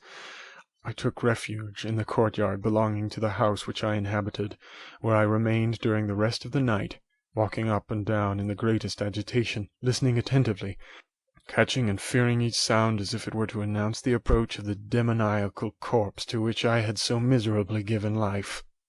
Oh, no mortal could support the horror of that countenance. A mummy again endued with animation could not be so hideous as that wretch.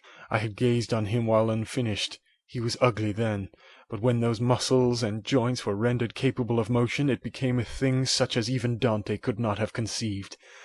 I passed the night wretchedly. Sometimes my pulse beat so quickly and hardly that I felt the palpitation of every artery. At others I nearly sank to the ground through languor and extreme weakness. Mingled with this horror, I felt the bitterness of disappointment. Dreams that had been my food and pleasant rest for so long a space were now become a hell to me, and the change was so rapid, the overthrow so complete. Morning, dismal and wet, at length dawned, and discovered to my sleepless and aching eyes the church of Ingolstadt, its white steeple and clock, which indicated the 6th hour. The porter opened the gates of the court, which had that night been my asylum, and I issued into the streets, pacing them with quick steps, as if I sought to avoid the wretch whom I feared every turning of the street would present to my view. I did not dare return to the apartment which I inhabited, but felt impelled to hurry on, although drenched by the rain which poured from a black and comfortless sky. I continued walking in this manner for some time, endeavouring by bodily exercise to ease the load that weighed upon my mind. I traversed the streets without any clear conception of where I was or what I was doing. My heart palpitated in the sickness of fear, and I hurried on with irregular steps, not daring to look about me, like one who, on a lonely road, doth walk in fear and dread, and having once turned round walks on, and turns no more his head, because he knows a frightful fiend doth close behind him tread. Continuing thus, I came at length opposite to the inn at which the various diligences and carriages usually stopped. Here I paused, I knew not why, but I remained some minutes with my eyes fixed on a coach that was coming towards me from the other end of the street. As I drew nearer, I observed that it was the Swiss diligence. It stopped just where I was standing, and on the door being opened, I perceived Henry Clerval, who, on seeing me, instantly sprung out. "My dear Frankenstein!" exclaimed he, "how glad I am to see you! How fortunate that you should be here at the very moment of my alighting!" Nothing could equal my delight on seeing Clerval. His presence brought back to my thoughts my father, Elizabeth, and all those scenes of home so dear to my recollection. I grasped his hand, and in a moment forgot my horror and misfortune. I felt suddenly, and for the first time during many months, calm and serene joy. I welcomed my friend, therefore, in the most cordial manner, and we walked towards my college. Clerval continued talking for some time about our mutual friends, and his own good fortune in being permitted to come to Ingolstadt. "You may easily believe," said he, "how great was the difficulty to persuade my father that all necessary knowledge was not comprised in the noble art of bookkeeping. And, indeed, I believe I left him incredulous to the last, for his constant answer to my unwearied entreaties was the same as that of the Dutch schoolmaster and the vicar of Wakefield. 'I have 10,000 florins a year without Greek. I eat heartily without Greek.' But his affection for me at length overcame his dislike of learning, and he has permitted me to undertake a voyage of discovery to the land of knowledge. It gives me greatest delight to see you. But tell me how you left my father, brothers, and Elizabeth. Very well and very happy, only a little uneasy that they hear from you so seldom. By the by, I mean to lecture you a little upon their account myself. But my dear Frankenstein, continued he, stopping short and gazing full at my face, I did not before remark how very ill you appear, so thin and pale. You look as if you have been watching for several nights. You have guessed right. I have lately been so deeply engaged in one occupation that I have not allowed myself sufficient rest, as you see. But I sincerely hope that all these employments are now at an end, and that I am at length free. I trembled excessively. I could not endure to think of, and far less to allude to, the occurrences of the preceding night. I walked with a quick pace, and we soon arrived at my college. I then reflected, and the thought made me shiver, that the creature whom I had left in my apartment might still be there, alive and walking about. I dreaded to behold this monster, but I feared still more that Henry should see him. Entreating him, therefore, to remain a few minutes at the bottom of the stairs, I darted up towards my room. My hand was already on the lock of the door before I recollected myself. I then paused, and a cold shivering came over me. I threw the door forcibly open, as children are accustomed to do when they expect a spectre to stand in waiting for them on the other side, but nothing appeared. I stepped fearfully in. The apartment was empty, and my bedroom was also freed from its hideous guest.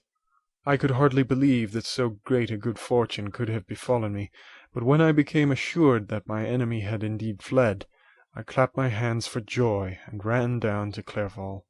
We ascended into my room, and the servant presently brought breakfast, but I was unable to contain myself. It was not joy only that possessed me. I felt my flesh tingle with excess of sensitiveness, and my pulse beat rapidly. I was unable to remain for a single instant in the same place. I jumped over the chairs, clapped my hands, and laughed aloud. Clerval at first attributed my unusual spirits to joy on his arrival, but when he observed me more attentively, he saw a wildness in my eyes for which he could not account, and my loud, unrestrained, heartless laughter frightened and astonished him. "My dear Victor," cried he, "what for God's sake is the matter? Do not laugh in that manner. How ill are you? What is the cause of all this?" "Do not ask me," cried I, putting my hands before my eyes, for I thought I saw the dreaded spectre glide into the room. "He can tell. Oh, save me, save me!" I imagined that the monster seized me. I struggled furiously, and fell down in a fit. Poor Clerval! What must have been his feelings? A meeting which he anticipated with such joy, so strangely turned to bitterness. But I was not the witness of his grief, for I was lifeless and did not recover my senses for a long, long time. This was the commencement of a nervous fever which confined me for several months. During all that time Henry was my only nurse. I afterwards learned that, knowing my father's advanced age and unfitness for so long a journey, and how wretched my sickness would make Elizabeth, he spared them this grief by concealing the extent of my disorder. He knew that I could not have a more kind and attentive nurse than himself, and, firm in the hope he felt of my recovery, he did not doubt that, instead of doing harm, he performed the kindest action that he could towards them. But I was in reality very ill, and surely nothing but the unbounded and unremitting attentions of my friend could have restored me to life. The form of the monster on whom I had bestowed existence was forever before my eyes, and I raved incessantly concerning him.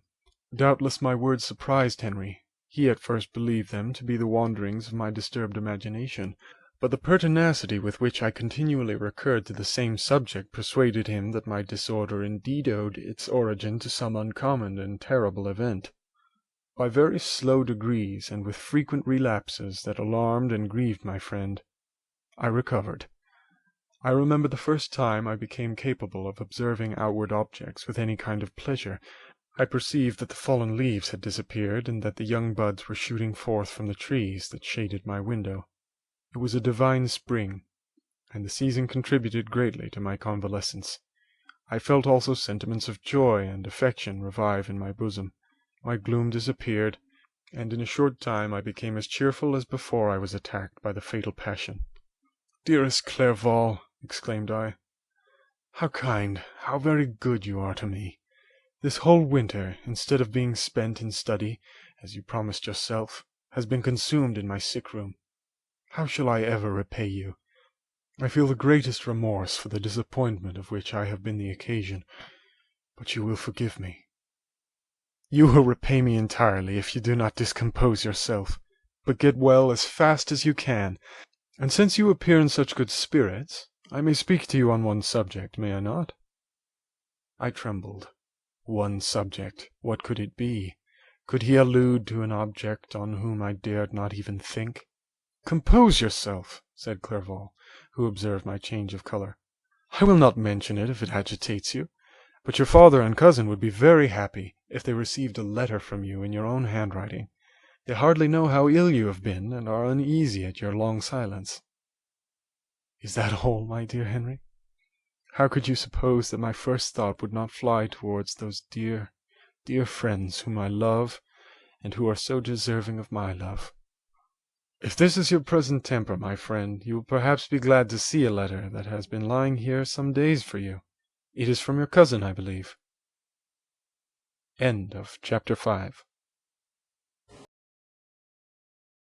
Chapter 6.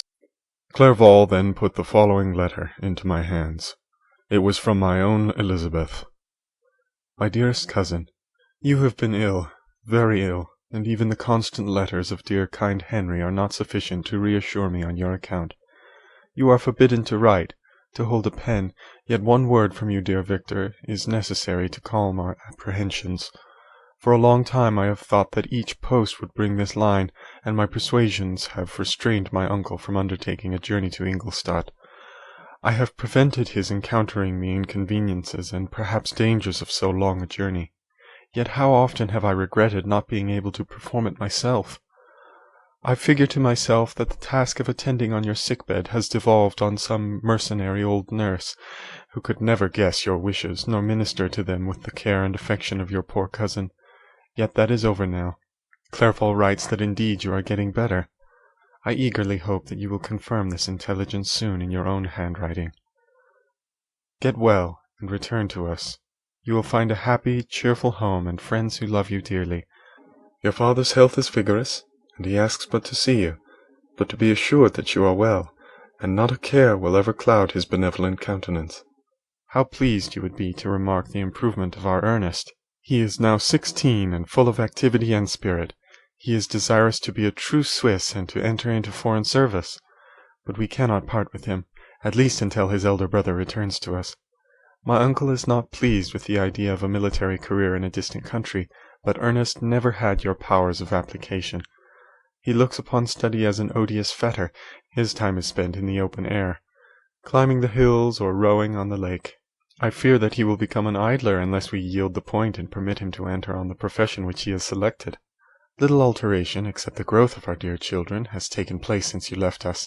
The blue lake and snow-clad mountains, they never change, and I think our placid home and our contented hearts are regulated by the same immutable laws.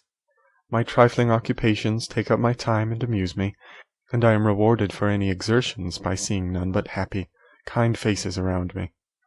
Since you left us, but one change has taken place in our little household. Do you remember on what occasion Justine Moritz entered our family? Probably you do not. I will relate her history, therefore, in a few words. Madame Moritz, her mother, was a widow with 4 children, of whom Justine was the third. This girl had always been the favourite of her father, but through a strange perversity her mother could not endure her, and after the death of Monsieur Moritz treated her very ill. My aunt observed this, and when Justine was 12 years of age, prevailed on her mother to allow her to live at our house. The republican institutions of our country have produced simpler and happier manners than those which prevail in the great monarchies that surround it. Hence there is less distinction between the several classes of its inhabitants, and the lower orders, being neither so poor nor so despised, their manners are more refined and moral. A servant in Geneva does not mean the same thing as a servant in France and England. Justine, thus received in our family, learned the duties of a servant, a condition which, in our fortunate country, does not include the idea of ignorance and a sacrifice of the dignity of a human being. Justine, you may remember, was a great favourite of yours, and I recollect you once remarked that if you were in an ill humour, one glance from Justine could dissipate it, for the same reason that Ariosto gives concerning the beauty of Angelica. She looked so frank-hearted and happy. My aunt conceived a great attachment for her, by which she was induced to give her an education superior to that which she had at first intended. This benefit was fully repaid. Justine was the most grateful little creature in the world. I do not mean that she made any professions. I have never heard one pass her lips, but you could see by her eyes that she almost adored her protectress. Although her disposition was gay and in many respects inconsiderate, yet she paid the greatest attention to every gesture of my aunt. She thought her the model of all excellence and endeavoured to imitate her phraseology and manners, so that even now she often reminds me of her. When my dearest aunt died, everyone was too much occupied in their own grief to notice poor Justine, who had attended her during her illness with the most anxious affection. Poor Justine was very ill, but other trials were reserved for her. One by one, her brothers and sister died, and her mother, with the exception of her neglected daughter, was left childless. The conscience of the woman was troubled. She began to think that the deaths of her favourites were a judgment from heaven to chastise her partiality. She was a Roman Catholic, and I believe her confessor confirmed the idea which she had conceived. Accordingly, a few months after your departure for Ingolstadt, Justine was called home by her repentant mother. Poor girl! She wept when she quitted our house. She was much altered since the death of my aunt. Grief had given softness and a winning mildness to her manners, which had before been remarkable for vivacity, nor was her residence at her mother's house of a nature to restore her gaiety. The poor woman was very vacillating in her repentance. She sometimes begged Justine to forgive her unkindness, but much oftener accused her of having caused the deaths of her brothers and sister. Perpetual fretting at length threw Madame Moritz into a decline which at first increased her irritability, but she is now at peace forever. She died on the first approach of cold weather at the beginning of this last winter. Justine has just returned to us, and I assure you I love her tenderly. She is very clever and gentle, and extremely pretty, as I mentioned before. Her mien and her expression continually remind me of my dear aunt. I must say also a few words to you, my dear cousin, of little darling William. I wish you could see him. He is very tall of his age, with sweet laughing blue eyes, dark eyelashes, and curling hair. When he smiles, 2 little dimples appear on each cheek, which are rosy with health. He has already had 1 or 2 little wives, but Louisa Byron is his favourite, a pretty little girl of 5 years of age. Now, dear Victor, I dare say you wish to be indulged in a little gossip concerning the good people of Geneva. The pretty Miss Mansfield has already received the congratulatory visits on her approaching marriage with a young Englishman, John Melbourne, Esquire. Her ugly sister, Manon, married Monsieur Duviard, the rich banker, last autumn. Your favourite schoolfellow, Louis Manoir, has suffered several misfortunes since the departure of Clerval from Geneva, but he has already recovered his spirits, and is reported to be on the point of marrying a lively, pretty Frenchwoman, Madame Tavernier. She is a widow, and much older than Manoir, but he is very much admired, and a favourite with everybody. I have written myself into better spirits, dear cousin, but my anxiety returns upon me as I conclude. Write, dearest Victor. 1 line, 1 word will be a blessing to us.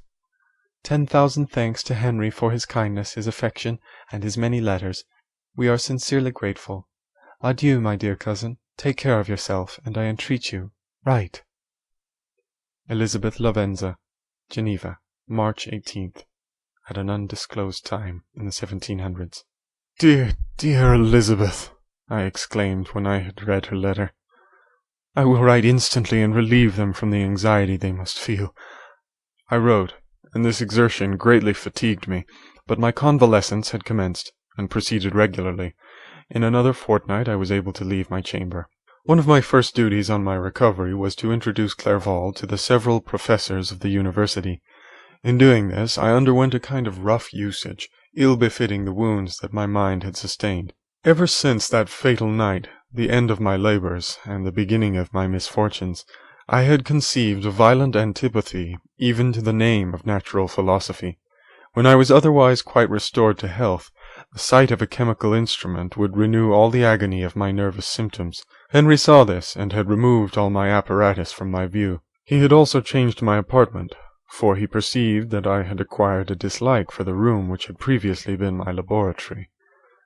But these cares of Clerval were made of no avail when I visited the professors.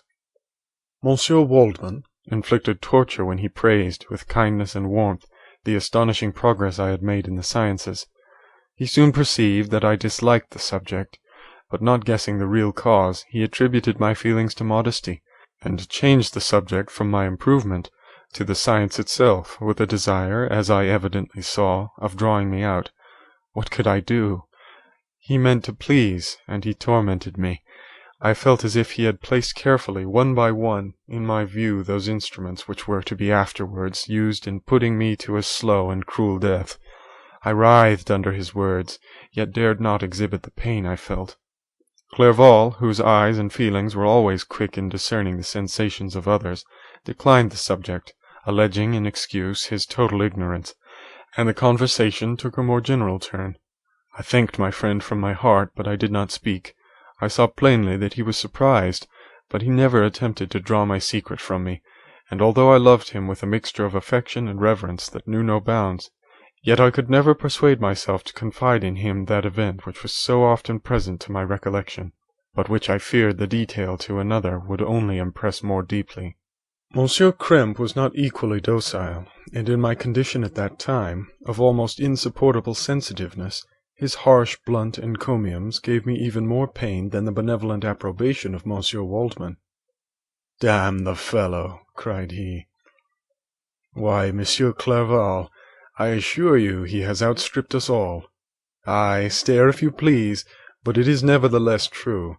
A youngster who, but a few years ago, believed in Cornelius Agrippa as firmly as in the Gospel, has now set himself at the head of the university, and if he is not soon pulled down, we shall all be out of countenance. Ay, ay," continued he, observing my face expressive of suffering. "Monsieur Frankenstein is modest, an excellent quality in a young man. Young men should be diffident in themselves, you know, Monsieur Clerval. I was myself when young, but that wears out in a very short time." Monsieur Krempe had now commenced an eulogy on himself, which happily turned the conversation from a subject that was so annoying to me. Clerval had never sympathized in my tastes for natural sciences, and his literary pursuits differed wholly from those which had occupied me.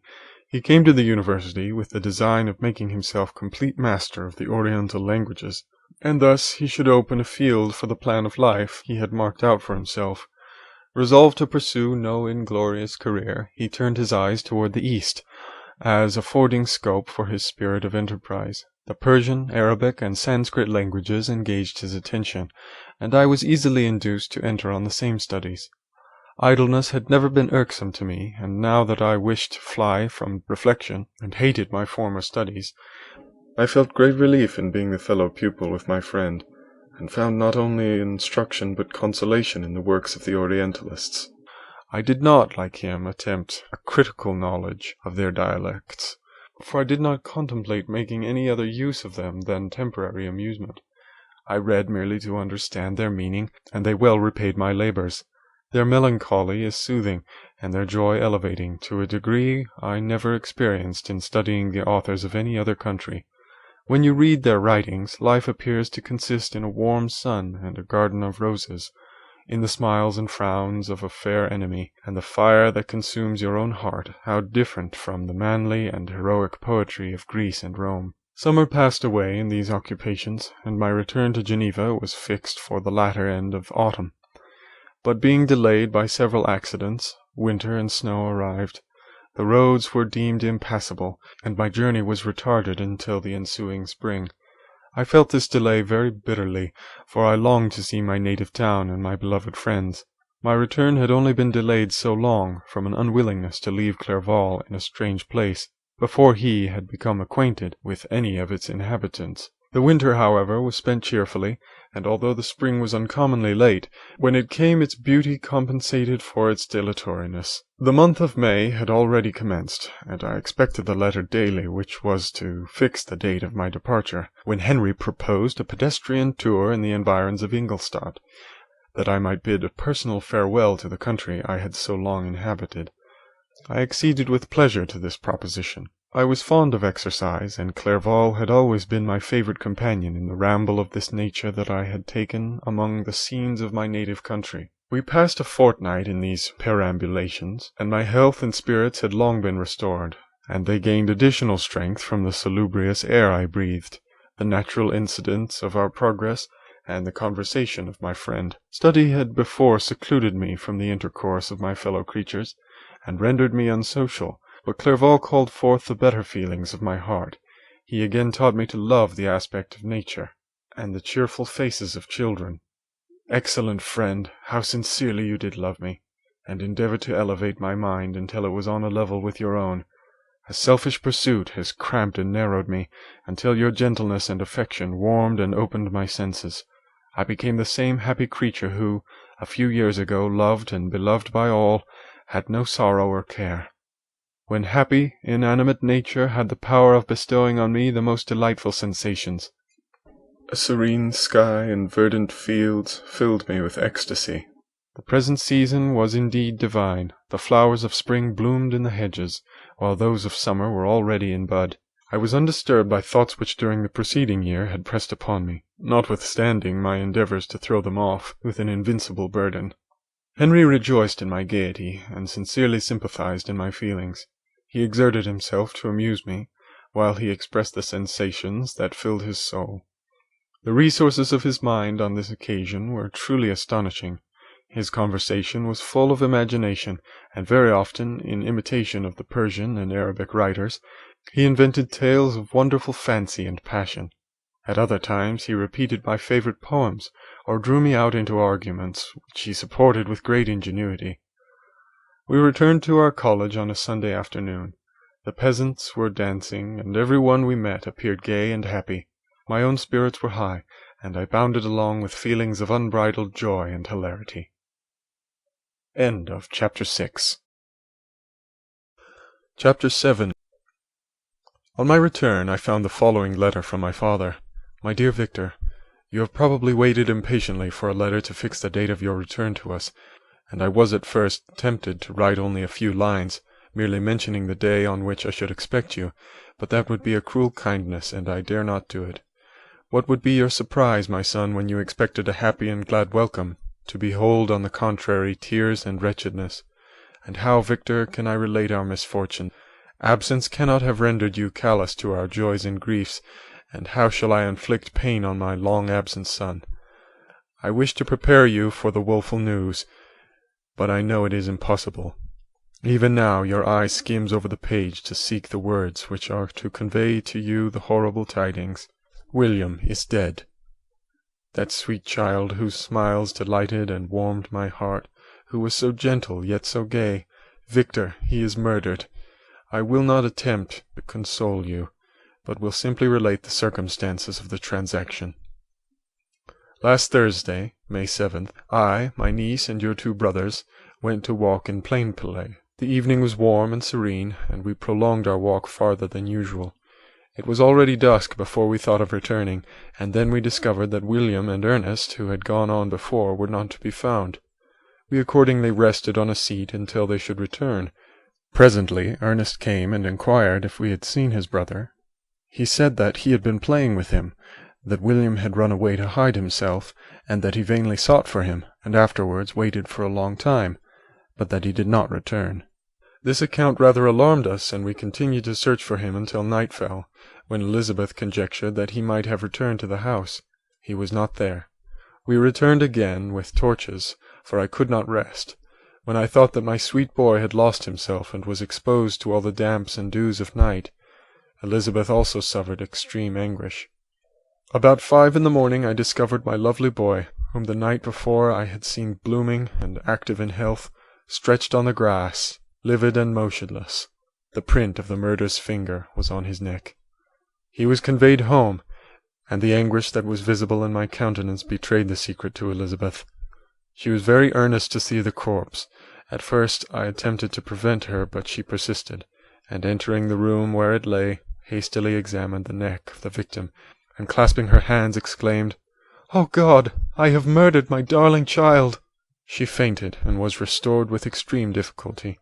When she again lived, it was only to weep and sigh.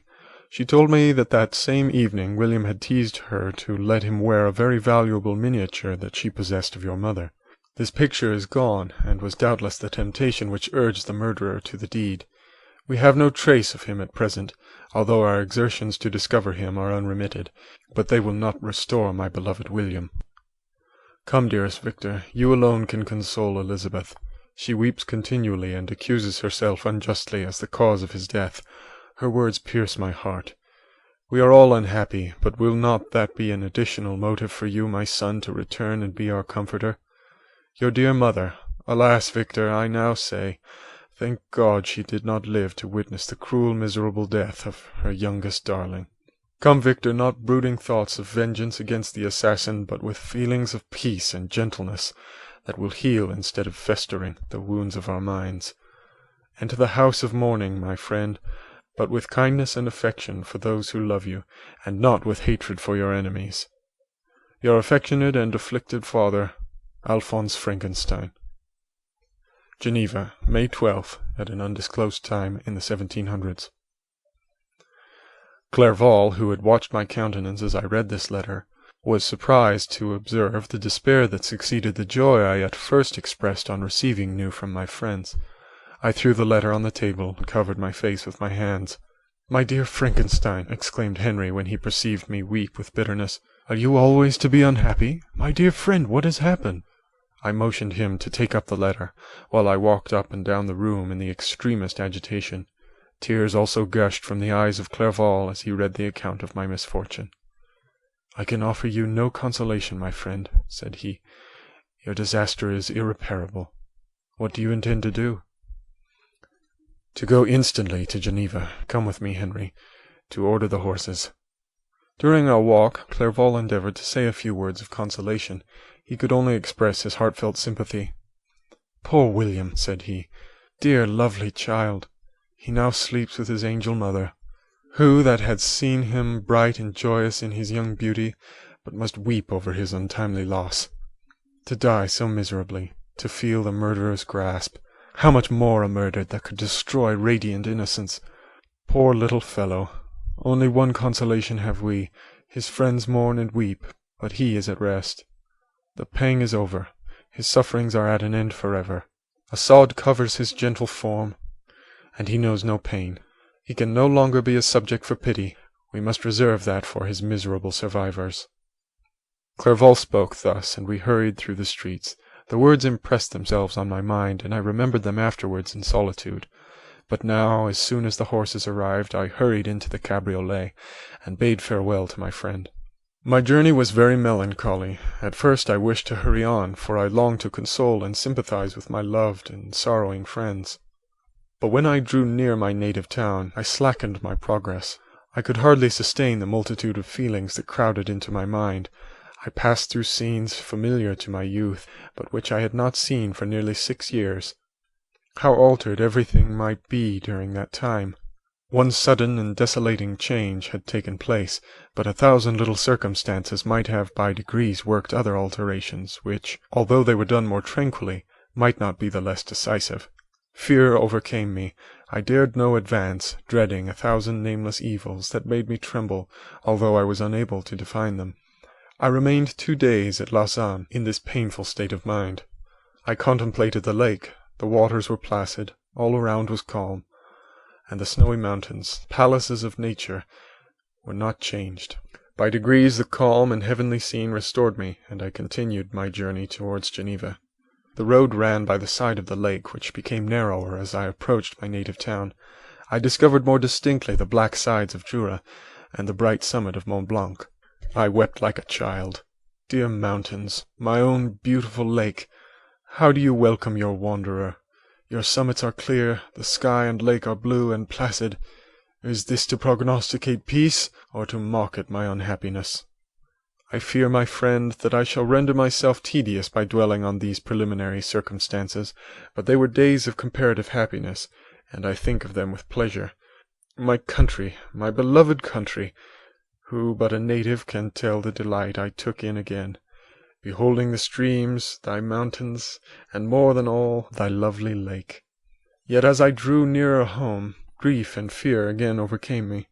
Night also closed around, and when I could hardly see the dark mountains, I felt still more gloomily. The picture appeared a vast and dim scene of evil, and I foresaw obscurely that I was destined to become the most wretched of human beings. Alas! I prophesied truly, and failed only in one single circumstance, that in all the misery I imagined and dreaded, I did not conceive the 100th part of the anguish I was destined to endure. It was completely dark when I arrived in the environs of Geneva. The gates of the town were already shut, and I was obliged to pass the night at Secaron, a village at the distance of half a league from the city.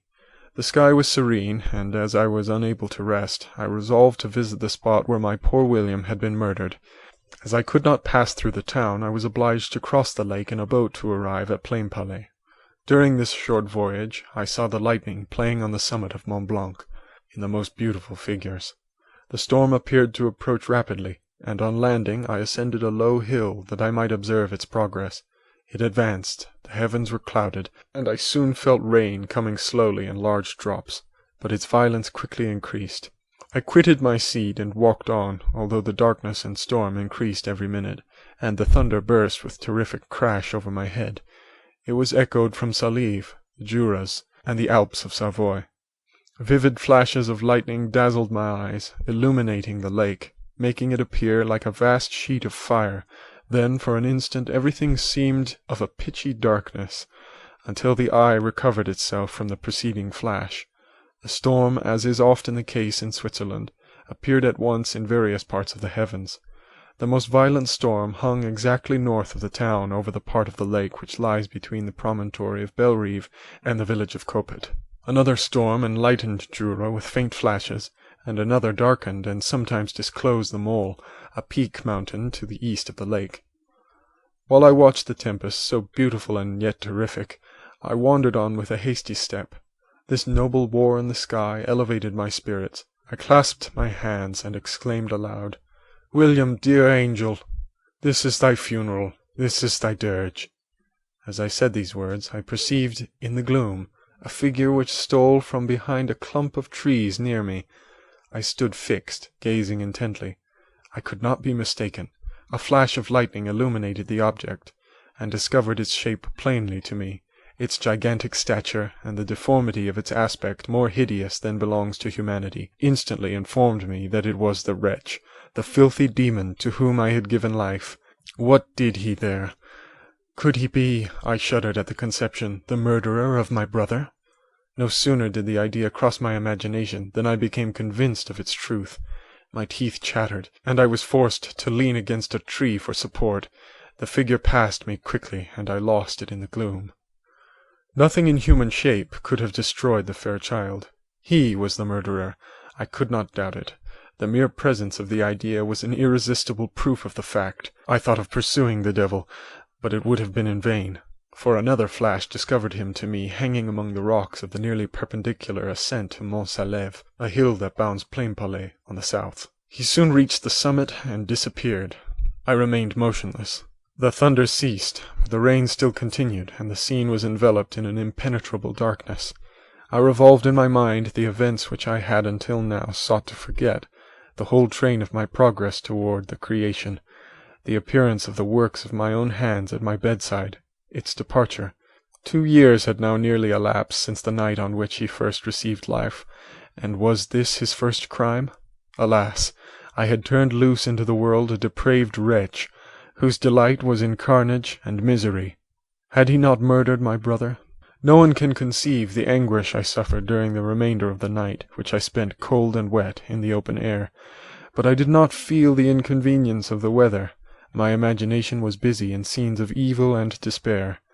I considered the being whom I had cast among mankind, and endowed with the will and power to effect purposes of horror, such as the deed which he had now done. nearly in the light of my own vampire, my own spirit let loose from the grave, and forced to destroy all that was dear to me. Day dawned, and I directed my steps toward the town. The gates were open, and I hastened to my father's house.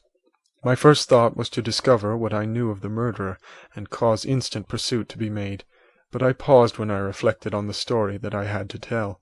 A being whom I myself had formed, and endued with life, had met me at midnight among the precipices of an inaccessible mountain. I remembered also the nervous fever with which I had been seized just at the time that I dated my creation, and which would give an air of delirium to a tale otherwise so utterly improbable. I well knew that if any other had communicated such a relation to me, I should have looked upon it as the ravings of insanity.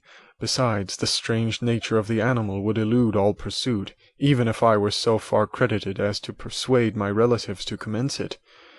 And then, of what use would be pursuit? Who could arrest a creature capable of scaling the overhanging sides of Mont Salève?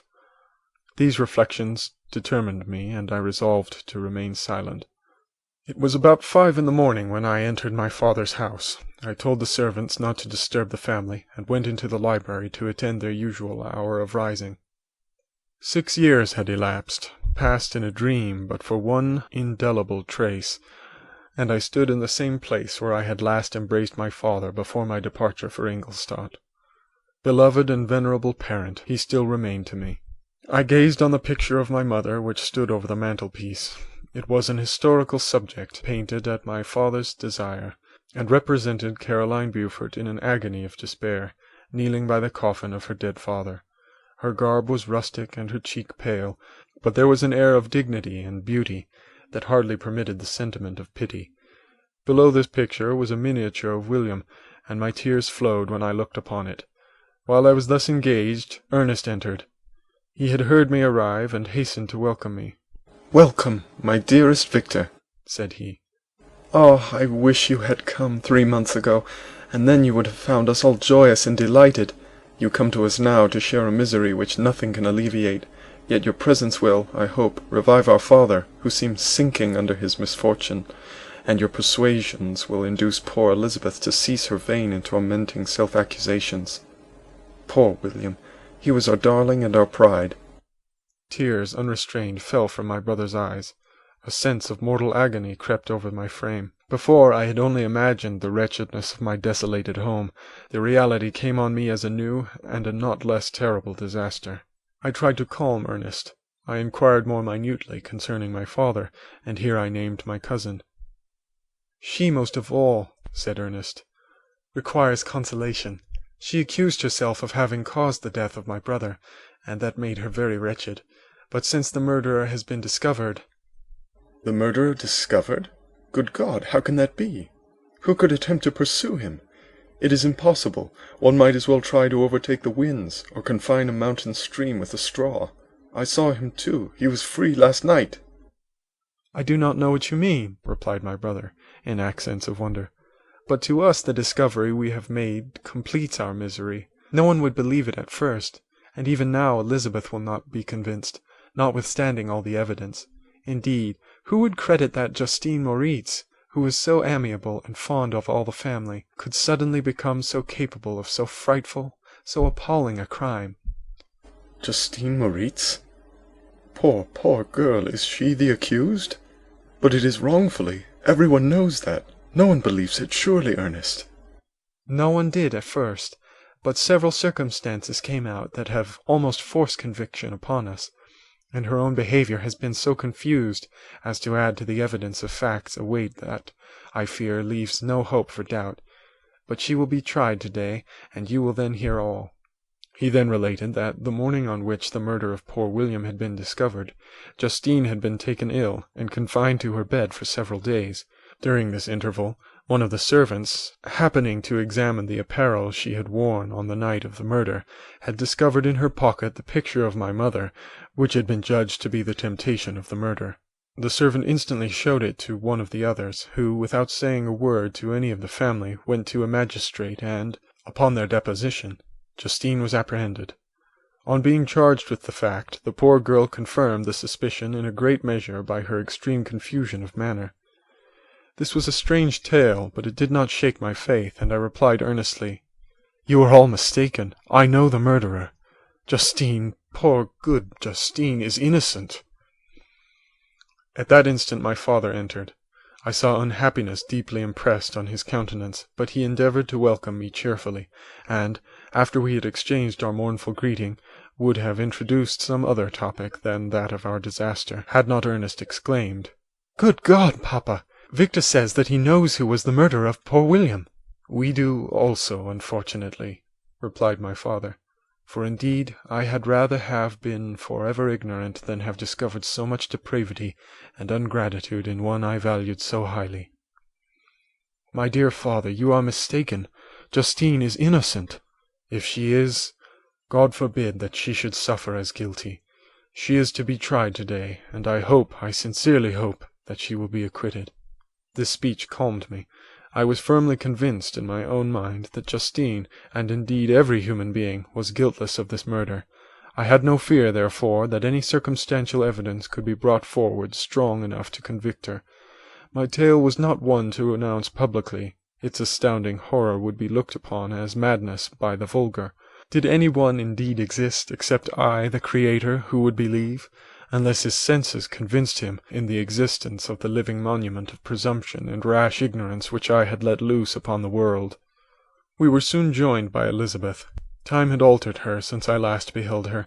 It had endowed her with loveliness surpassing the beauty of her childish years. There was the same candour, the same vivacity, but it was allied to an expression more full of sensibility and intellect. She welcomed me with the greatest affection. "Your arrival, my dear cousin," said she, "fills me with hope.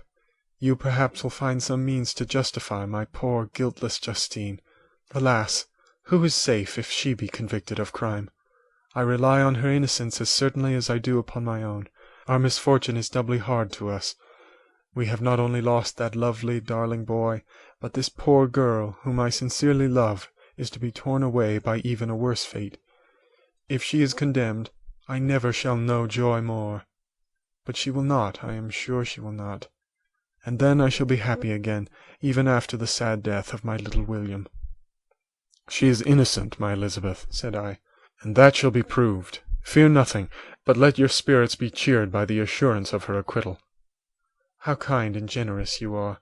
Everyone else believes in her guilt, and that made me wretched, for I knew that it was impossible, and to see everyone else prejudiced in so deadly a manner rendered me hopeless and despairing." She wept. "Dearest niece," said my father, "dry your tears. If she is, as you believe, innocent, rely on the justice of our laws, and the activity with which I shall prevent the slightest shadow of partiality."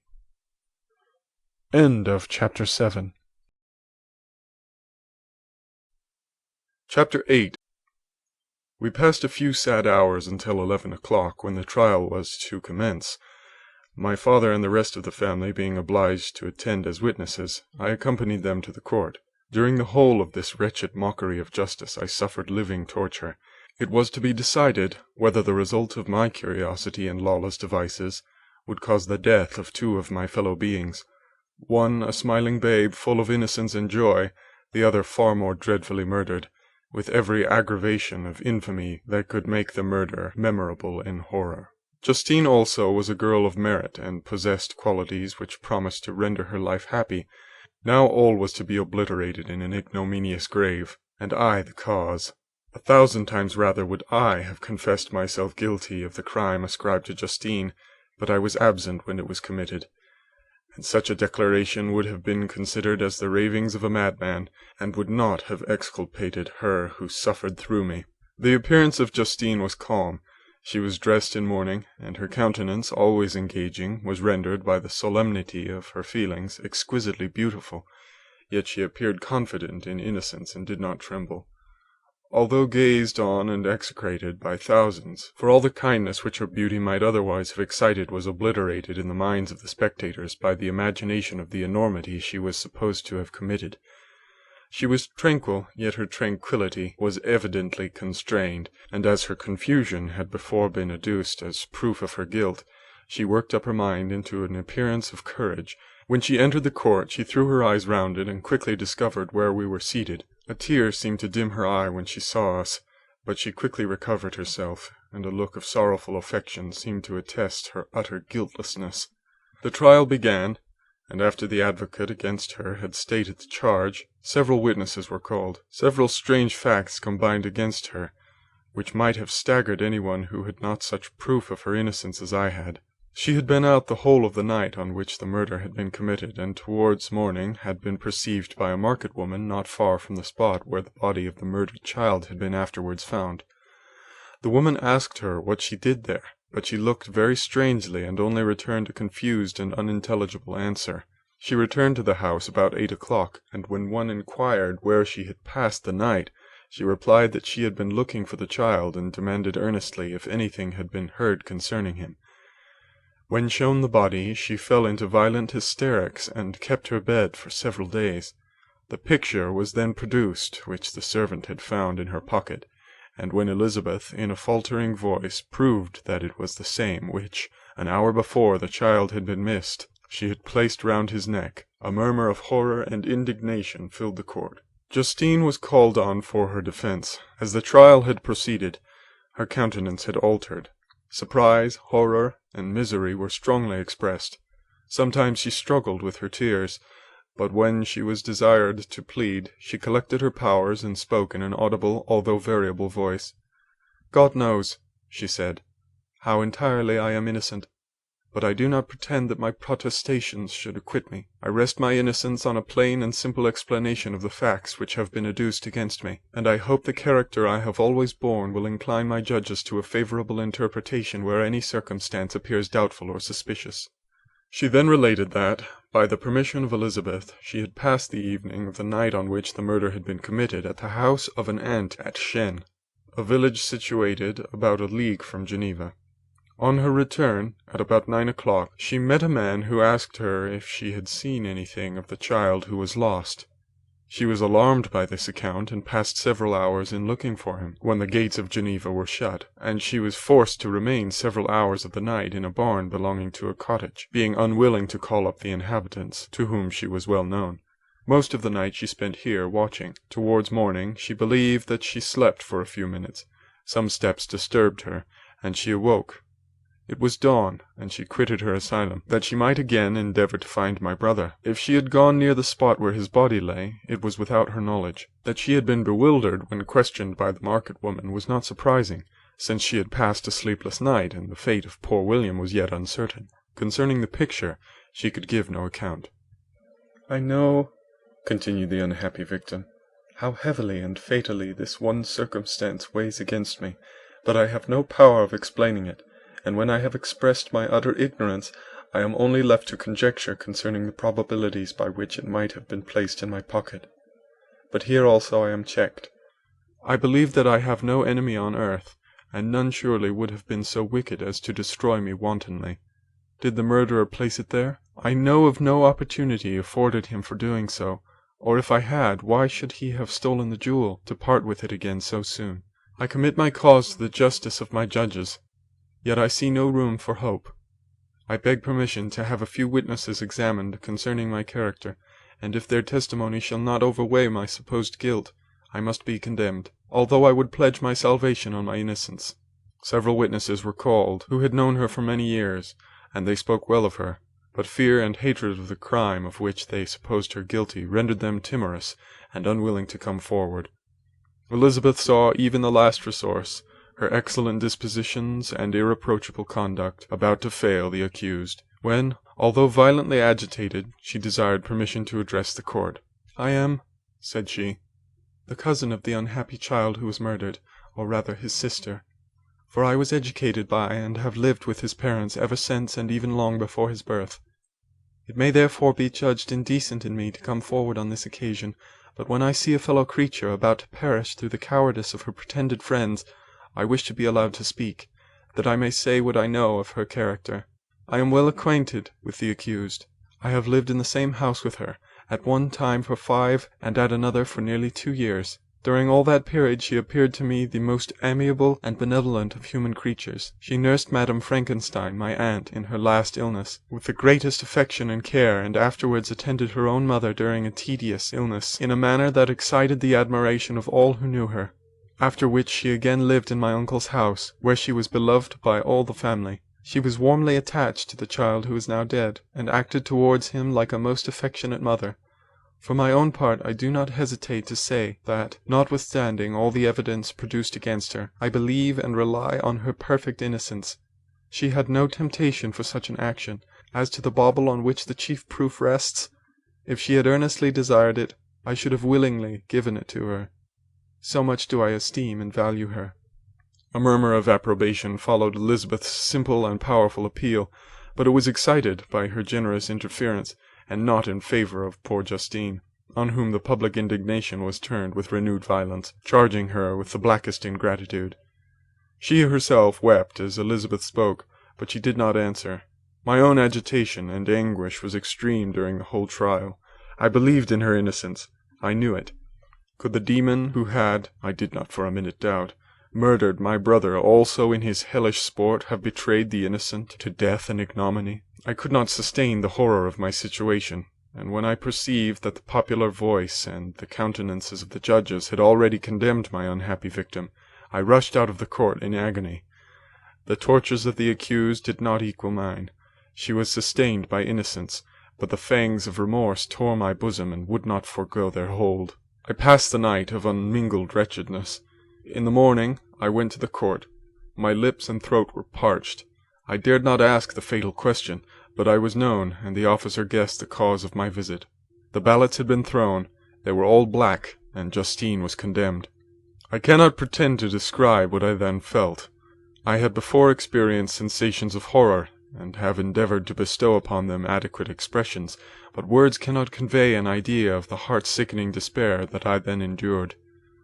The person to whom I addressed myself added that Justine had already confessed her guilt. "That evidence," he observed, "was hardly required in so glaring a case, but I am glad of it, and indeed none of our judges like to condemn a criminal upon circumstantial evidence, be it ever so decisive." This was strange and unexpected intelligence. What could it mean? Had my eyes deceived me, and was I really as mad as the whole world would believe me to be if I disclosed the object of my suspicions? I hastened to return home, and Elizabeth eagerly demanded the result. "My cousin," replied I, "it is decided as you may have expected. All judges had rather that 10 innocent should suffer than that 1 guilty should escape. But she has confessed." This was a dire blow to poor Elizabeth, who had relied with firmness upon Justine's innocence. "Alas," said she, "how shall I ever again believe in human goodness? Justine, whom I loved and esteemed as my sister, how could she put on those smiles of innocence, only to betray? Her mild eyes seemed incapable of any severity or guile, and yet she has committed a murder." Soon after we heard that the poor victim had expressed a desire to see my cousin. My father wished her not to go, but said that he left it to her own judgment and feelings to decide. "Yes," said Elizabeth, "I will go. Although she is guilty, and you, Victor, shall accompany me, I cannot go alone." The idea of this visit was torture to me, yet I could not refuse. We entered the gloomy prison chamber, and beheld Justine sitting on some straw at the farther end. Her hands were manacled, and her head rested on her knees. She rose on seeing us enter, and when we were left alone with her, she threw herself at the feet of Elizabeth, weeping bitterly.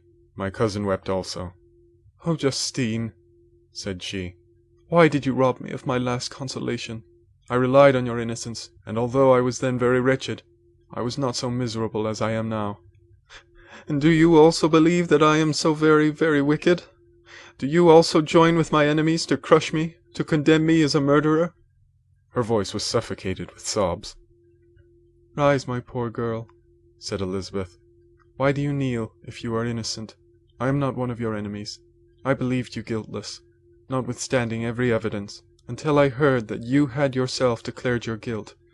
That report, you say, is false, and be assured, dear Justine, that nothing can shake my confidence in you for a moment but your own confession." "I did confess, but I confessed a lie. I confessed that I might obtain absolution. But now that falsehood lies heavier at my heart than all my other sins. The God of heaven forgive me! Ever since I was condemned, my confessor has besieged me. He threatened and menaced until I almost began to think that I was the monster that he said I was. He threatened excommunication and hellfire in my last moments if I continued obdurate. Dear lady, I had none to support me. All looked on me as a wretch, doomed to ignominy and perdition. What could I do? In an evil hour I subscribed to a lie, and now only am I truly miserable. She paused, weeping, and then continued.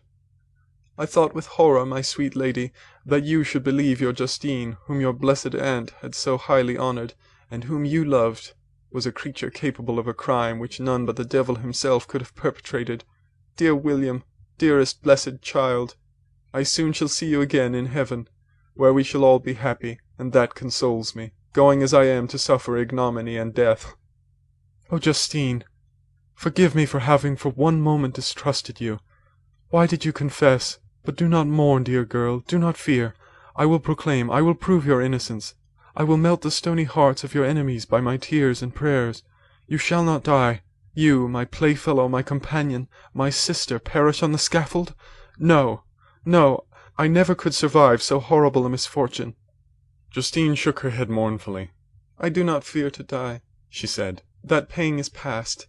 God raises my weakness and gives me courage to endure the worst. I live a sad and bitter world, and if you remember me and think of me as one unjustly condemned, I am resigned to the fate awaiting me. Learn from me, dear lady, to submit in patience to the will of heaven. During this conversation, I had retired to a corner of the prison room, where I could conceal the horrid anguish that possessed me. Despair! Who dared talk of that? The poor victim, who on the morrow was to pass the awful boundary between life and death, felt not, as I did, such deep and bitter agony. I gnashed my teeth and ground them together, uttering a groan that came from my inmost soul. Justine started. When she saw who it was, she approached me and said, Dear sir, you are very kind to visit me. You, I hope, do not believe that I am guilty? I could not answer. No, Justine, said Elizabeth. He is more convinced of your innocence than I was, for even when he heard that you had confessed, he did not credit it. I truly thank him. In these last moments I feel the sincerest gratitude towards those who think of me with kindness. How sweet is the affection of others to such a wretch as I am! It removes more than half my misfortune, and I feel as if I could die in peace now that my innocence is acknowledged by you, dear lady, and your cousin. Thus the poor sufferer tried to comfort others and herself. She indeed gained the resignation she desired, but I, the true murderer, felt the never-dying worm alive in my bosom, which allowed of no hope or consolation. Elizabeth also wept and was unhappy, but hers also was the misery of innocence, which, like a cloud that passes over the fair moon, for a while hides but cannot tarnish its brightness. Anguish and despair had penetrated into the core of my heart. I bore a hell within me which nothing could extinguish. We stayed several hours with Justine, and it was with great difficulty that Elizabeth could tear herself away. I wish, cried she, that I were to die with you.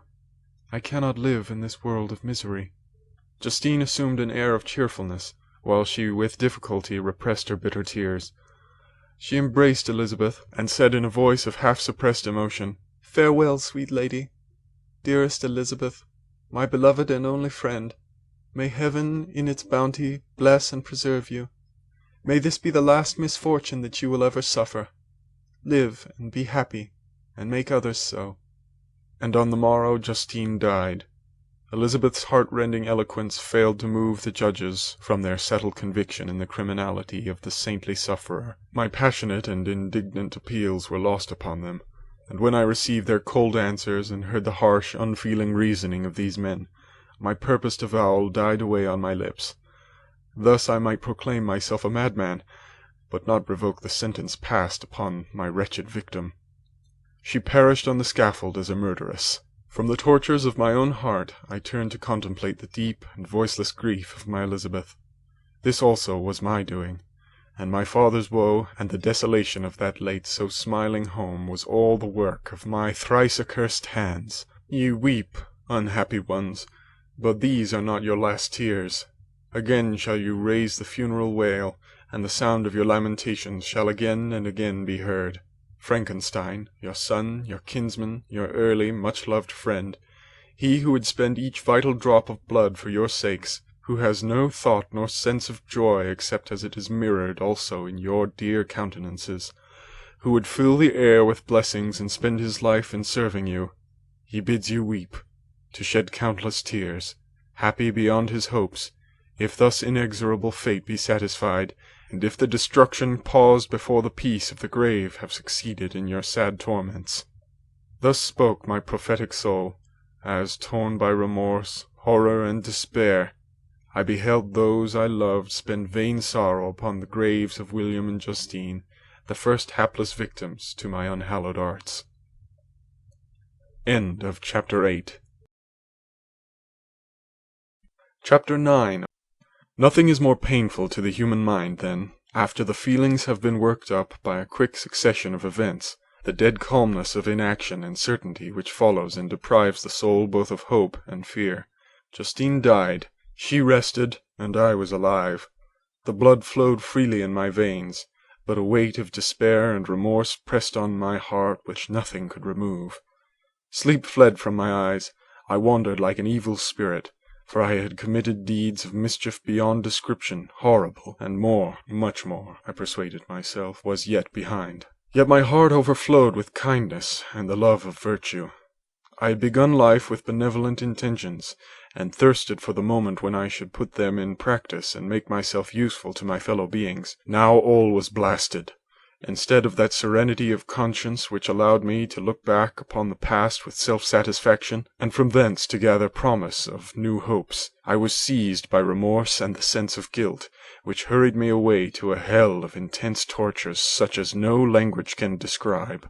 This state of mind preyed upon my health, which had perhaps never entirely recovered from the first shock it had sustained. I shunned the face of man. All sound of joy or complacency was torture to me. Solitude was my only consolation, deep, dark, death-like solitude. My father observed with pain the alteration perceptible in my disposition and habits, and endeavoured by arguments, deduced from the feelings of his serene conscience and guiltless life, to inspire me with fortitude and awaken in me courage to dispel the dark cloud which brooded over me. "Do you think, Victor," said he, "that I do not suffer also? No one could love a child more than I loved your brother." Tears came into his eyes as he spoke. "But is it not a duty to the survivors that we should refrain from augmenting their unhappiness by an appearance of immoderate grief? It is also a duty owed to yourself, for excessive sorrow prevents improvement or enjoyment, or even the discharge of daily usefulness, without which no man is fit for society." This advice, although good, was totally inapplicable to my case. I should have been the first to hide my grief and console my friends, if remorse had not mingled its bitterness, and terror its alarm, with my other sensations. Now I could only answer my father with a look of despair, and endeavour to hide myself from his view.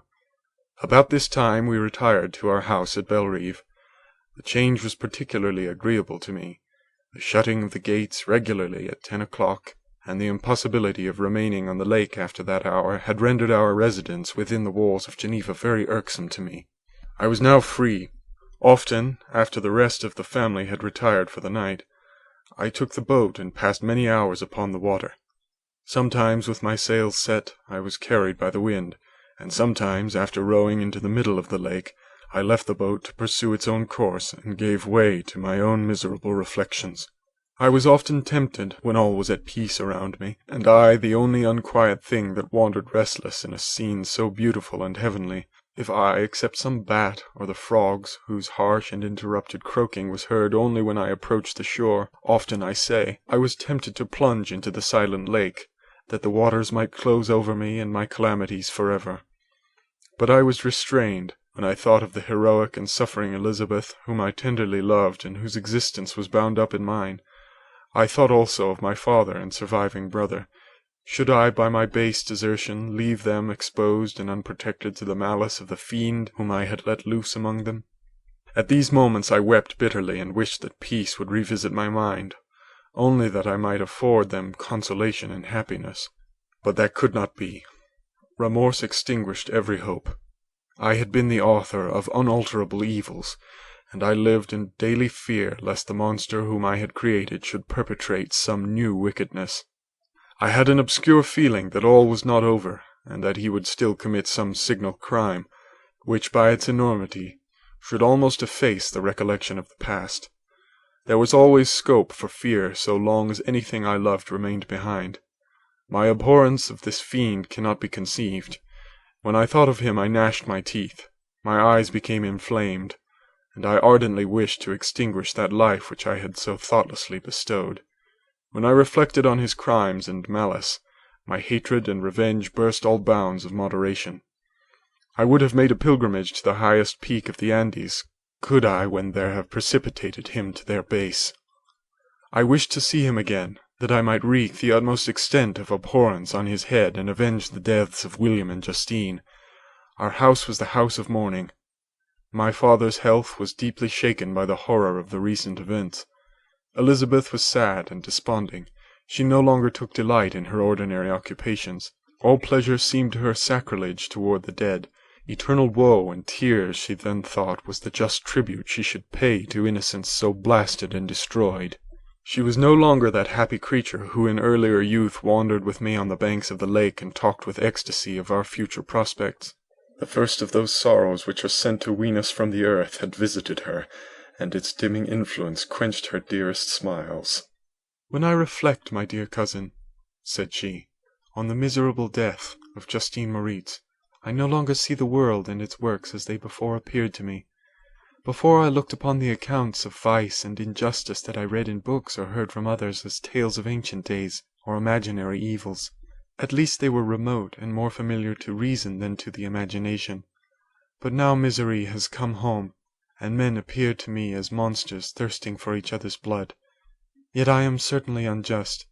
Everybody believed that poor girl to be guilty, and if she could have committed the crime for which she suffered, assuredly she would have been the most depraved of human creatures. For the sake of a few jewels, to have murdered the son of her benefactor and friend, a child whom she had nursed from its birth, and appeared to love as if it had been her own. I could not consent to the death of any human being, but certainly I should have thought such a creature unfit to remain in the society of men. But she was innocent. I know, I feel she was innocent. You are of the same opinion, and that confirms me. Alas, Victor, when falsehood can look so like the truth, who can assure themselves of certain happiness? I feel as if I were walking on the edge of a precipice, towards which thousands are crowding and endeavouring to plunge me into the abyss. William and Justine were assassinated, and the murderer escapes. He walks about the free world, and perhaps respected. But even if I were condemned to suffer on the scaffold for the same crimes, I would not change places with such a wretch." I listened to this discourse with the extremest agony. I, not in deed, but in effect, was the true murderer. Elizabeth read my anguish in my countenance, and kindly taking my hand, said, "My dearest friend, you must calm yourself. These events have affected me, God knows how deeply, but I am not so wretched as you are. There is an expression of despair, and sometimes of revenge, in your countenance that makes me tremble. Dear Victor, banish these dark passions. Remember the friends around you, who centre all their hopes in you. Have we lost the power of rendering you happy? Ah, while we love, while we are true to each other, here in this land of peace and beauty, your native country, we may reap every tranquil blessing. What can disturb our peace?" And could not such words from her whom I fondly prized before every other gift of fortune suffice to chase away the fiend that lurked in my heart? Even as she spoke, I drew near to her, as if in terror, lest at that very moment the destroyer had been near to rob me of her. Thus, not the tenderness of friendship, nor the beauty of earth, nor of heaven, could redeem my soul from woe. The very accents of love were ineffectual. I was encompassed by a cloud which no beneficial influence could penetrate. The wounded deer, dragging its fainting limbs to some untrodden brake, there to gaze upon the arrow which had pierced it, and to die, was but a type of me. Sometimes I could cope with the sullen despair that overwhelmed me, but sometimes the whirlwind passions of my soul drove me to seek, by bodily exercise and by change of place, some relief from my intolerable sensations.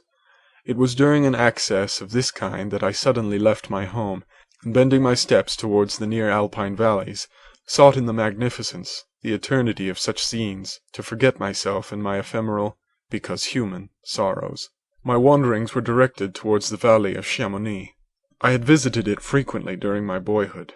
6 years had passed since then. I was a wreck, but naught had changed in those savage and enduring scenes. I performed the first part of my journey on horseback. I afterwards hired a mule, as the more sure-footed and least liable to receive injury on these rugged roads. The weather was fine. It was about the middle of the month of August, nearly 2 months after the death of Justine, that miserable epoch from which I dated all my woe. The weight upon my spirit was sensibly lightened as I plunged yet deeper in the ravine of Arve. The immense mountains and precipices that overhung me on every side, the sound of the river raging among the rocks, and the dashing of the waterfalls around spoke of a power mighty as omnipotent, and I ceased to fear or to bend before any being less almighty than that which had created and ruled the elements, here displayed in their most terrific guise. Still, as I ascended higher, the valley assumed a more magnificent and astonishing character. Ruined castles hanging on the precipices of piny mountains, the impetuous Arve, and the cottages every here and there peeping forth from among the trees formed a scene of singular beauty. But it was augmented and rendered sublime by the mighty Alps, whose white and shining pyramids and domes towered above all, as belonging to another earth, the habitations of another race of beings. I passed the bridge of Pelissier, where the ravine which the river forms opened before me, and I began to ascend the mountain that overhangs it. Soon after I entered the valley of Chamonix. This valley is more wonderful and sublime, but not so beautiful and picturesque as that of Cervaux, through which I had just passed. The height and snowy mountains were its immediate boundaries, but I saw no more ruined castles and fertile fields. Immense glaciers approached the road. I heard the rumbling thunder of the falling avalanche and marked the smoke of its passage. Mont Blanc, the supreme and magnificent Mont Blanc, raised itself from the surrounding Aiguilles, and its tremendous dome overlooked the valley. A tingling, long-lost sense of pleasure often came across me during this journey. Some turn in the road, some new object suddenly perceived and recognized, reminded me of days gone by, and were associated with the light-hearted gaiety of boyhood. The very winds whispered in soothing accents, and maternal nature bade me weep no more. Then again the kindly influence ceased to act. I found myself fettered again to grief and indulging in all the misery of reflection. Then I spurred on my animal, striving so to forget the world, my fears, and more than all, myself.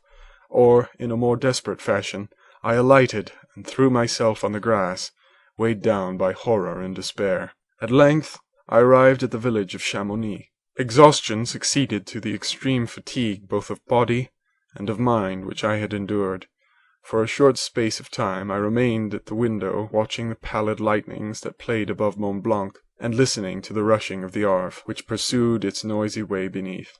The same lulling sounds acted as a lullaby to my too keen sensations. When I placed my head upon my pillow, sleep crept over me. I felt it as it came and blessed the giver of oblivion. End of Chapter 9. Chapter 10. I spent the following day roaming through the valley. I stood beside the sources of the Aveyron, which take their rise in a glacier that with slow pace is advancing down from the summit of the hills to barricade the valley. The abrupt sides of vast mountains were before me. The icy wall of the glacier overhung me.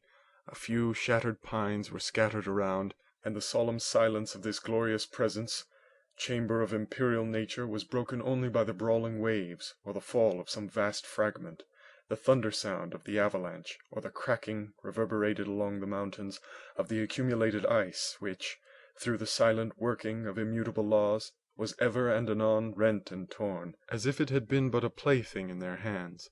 These sublime and magnificent scenes afforded me the greatest consolation that I was capable of receiving. They elevated me from all littleness of feeling, and although they did not remove my grief, they subdued and tranquillized it. In some degree, also, they diverted my mind from the thoughts over which it had brooded for the last month. I retired to rest at night, my slumbers, as it were, waited on and ministered to by the semblance of grand shapes which I had contemplated during the day. They congregated round me, the unstained snowy mountain top, the glittering pinnacle, the pine woods and ragged bare ravine, the eagle soaring amidst the clouds. They all gathered round me and bade me be at peace. Where had they fled when the next morning I awoke? All of soul inspiriting fled with sleep. The dark melancholy clouded every thought. The rain was pouring in torrents, and the thick mist hid the summits of the mountains, so that I even saw not the faces of those mighty friends. Still I would penetrate their misty veil, and seek them in their cloudy retreats. What were rain and storm to me? My mule was brought to the door, and I resolved to ascend to the summit of Montanvert. I remembered the effect that the view of the tremendous and ever-moving glacier had produced upon my mind when I first saw it. It had then filled me with a sublime ecstasy that gave wings to the soul, and allowed it to soar from the obscure world to light and joy. The sight of the awful and majestic in nature had indeed always the effect of solemnizing my mind, and causing me to forget the passing cares of life. I determined to go without a guide, for I was well acquainted with the path, and the presence of another would destroy the solitary grandeur of the scene. The ascent is precipitous, but the path is cut into continual and short windings, which enable you to surmount the perpendicularity of the mountain. It is a scene terrifically desolate.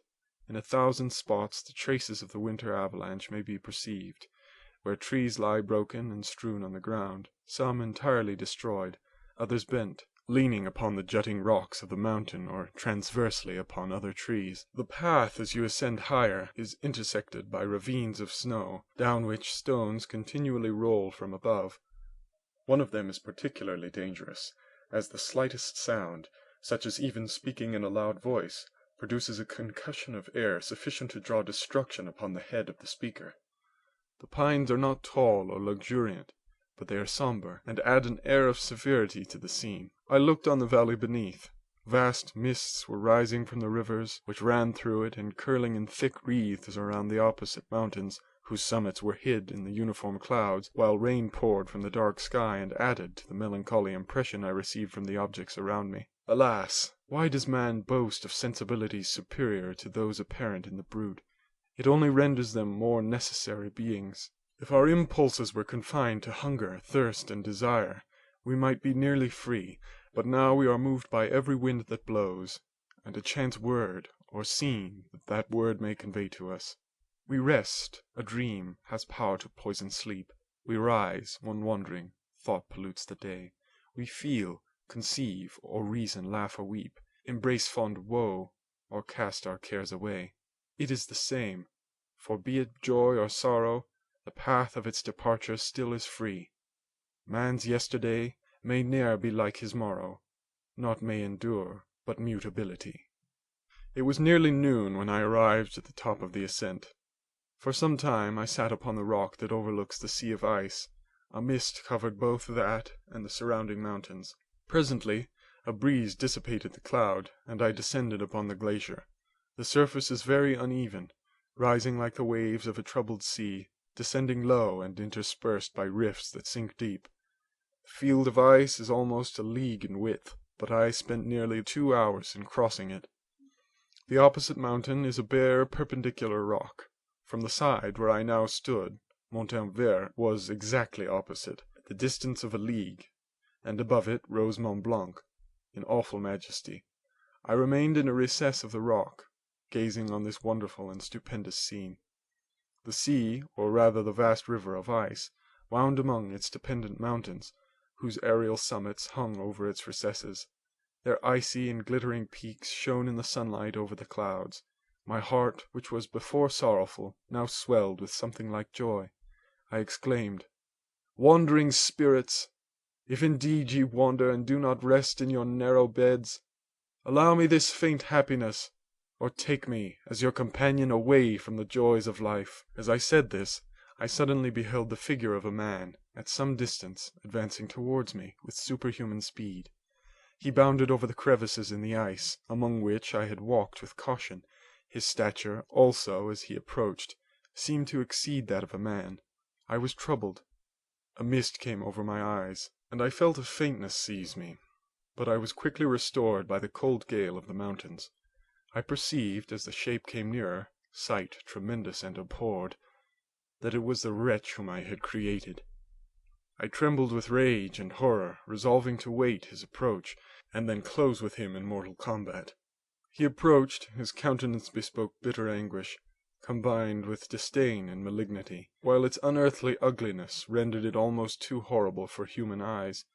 But I scarcely observed this. Rage and hatred had at first deprived me of utterance, and I recovered only to overwhelm him with words expressive of furious detestation and contempt. "Devil!" I exclaimed, "do you dare approach me? And do not you fear the fierce vengeance of my arm wreaked on your miserable head? Begone, vile insect, or rather stay, that I may trample you to dust.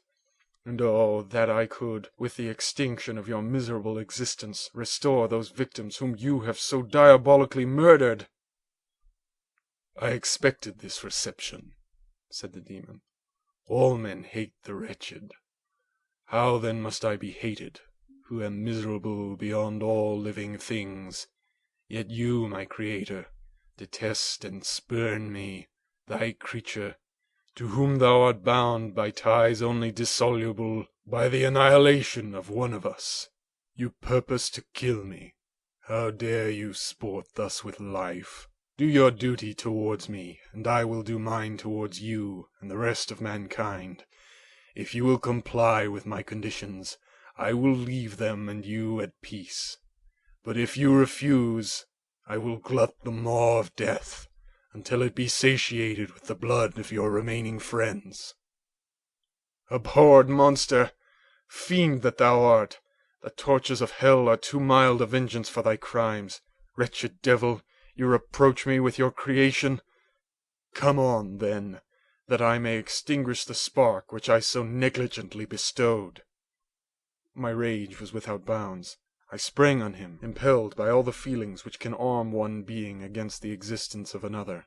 He easily eluded me, and said, "Be calm. I entreat you to hear me before you give vent to your hatred on my devoted head. Have I not suffered enough, that you seek to increase my misery? Life, although it may only be an accumulation of anguish, is dear to me, and I will defend it.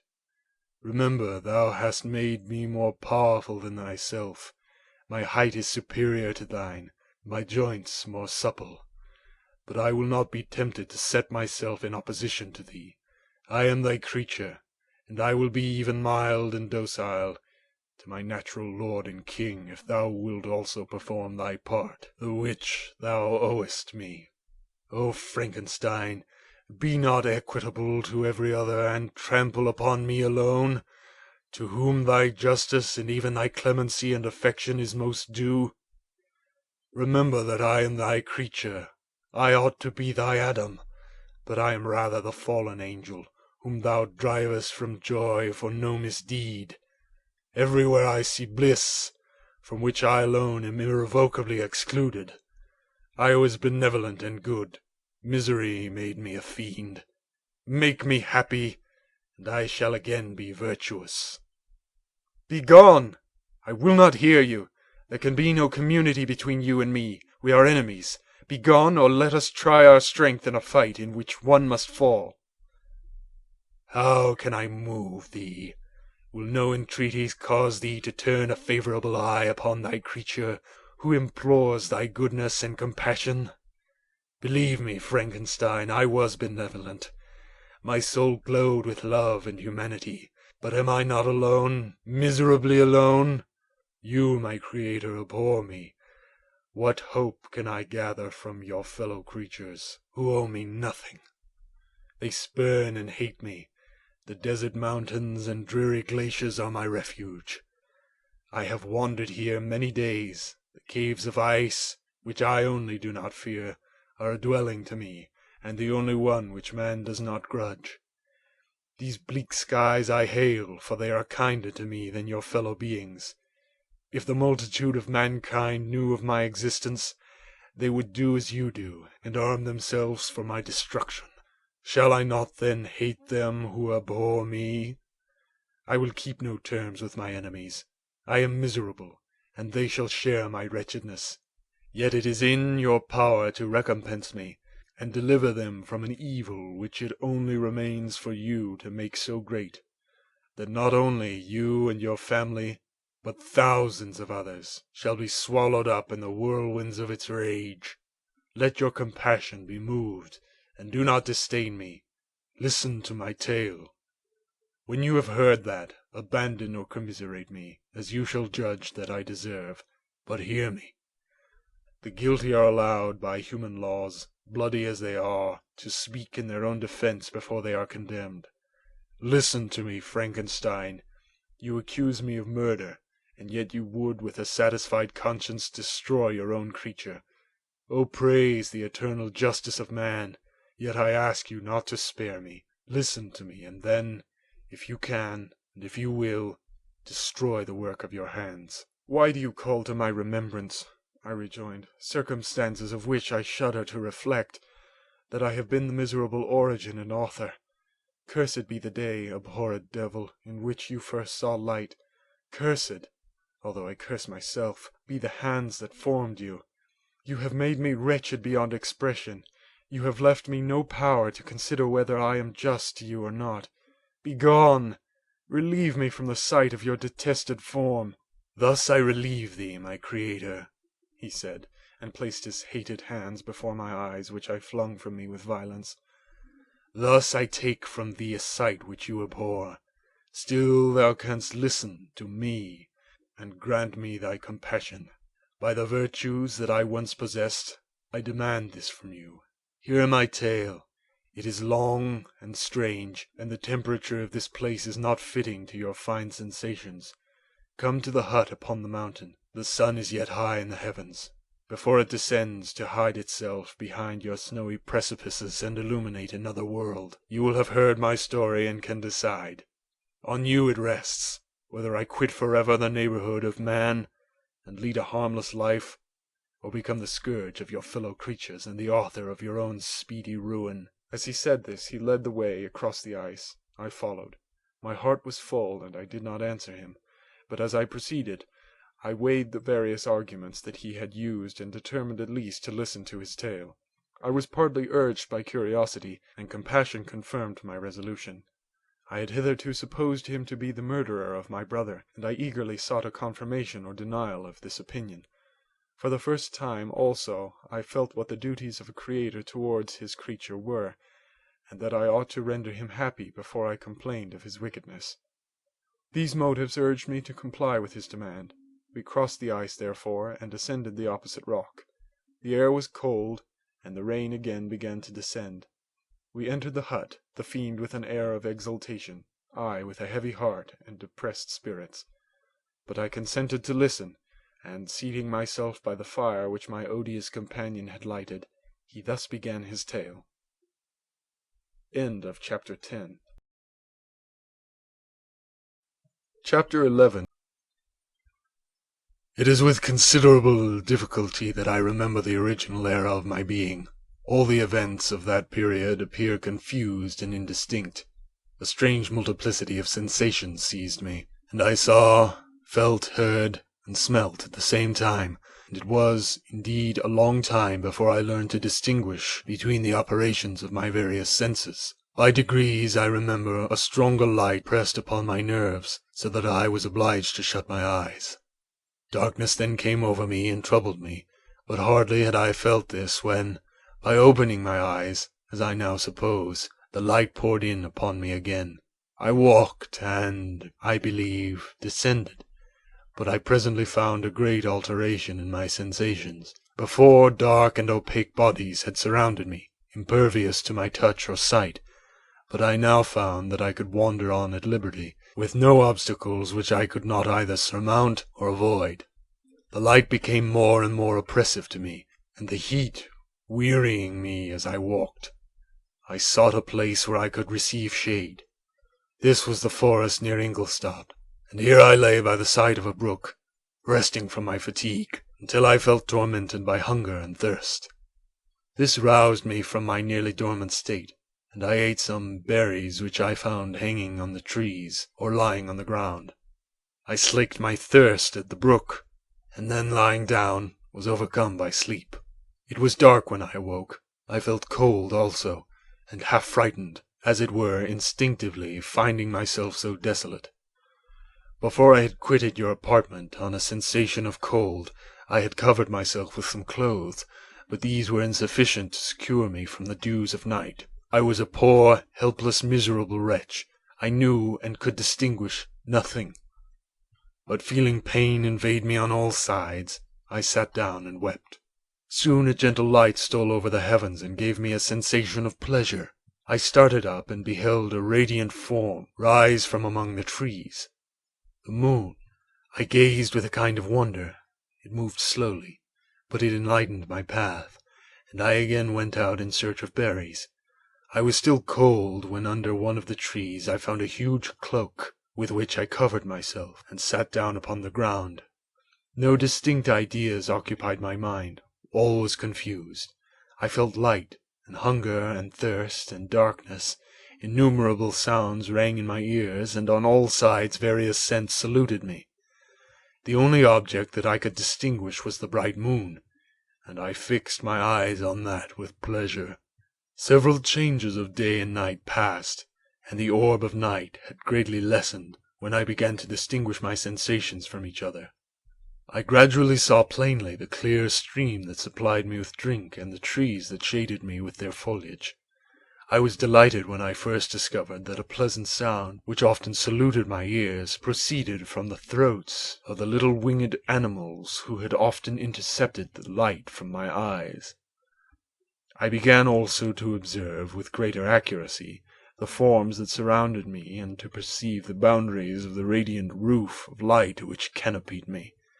Sometimes I tried to imitate the pleasant songs of the birds, but was unable. Sometimes I wished to express my sensations in my own mode, but the uncouth and inarticulate sounds which broke from me frightened me into silence again. The moon had disappeared from the night, and again, with a lessened form, showed itself while I still remained in the forest. My sensations had by this time become distinct, and my mind received every day additional ideas. My eyes became accustomed to the light and to perceive objects in their right forms. I distinguished the insects from the herb, and by degrees one herb from another. I found that the sparrow uttered none but harsh notes, whilst those of the blackbird and thrush were sweet and enticing. One day, when I was oppressed by cold, I found a fire which had been left by some wandering beggars, and was overcome with delight at the warmth I experienced from it. In my joy I thrust my hand into the live embers, but quickly drew it out again with a cry of pain. How strange, I thought, that the same cause should produce such opposite effects. I examined the materials of the fire, and to my joy found it to be composed of wood. I quickly collected some branches, but they were wet and would not burn. I was pained at this, and sat still, watching the operation of the fire. The wet wood which I had placed near the heat dried and itself became inflamed.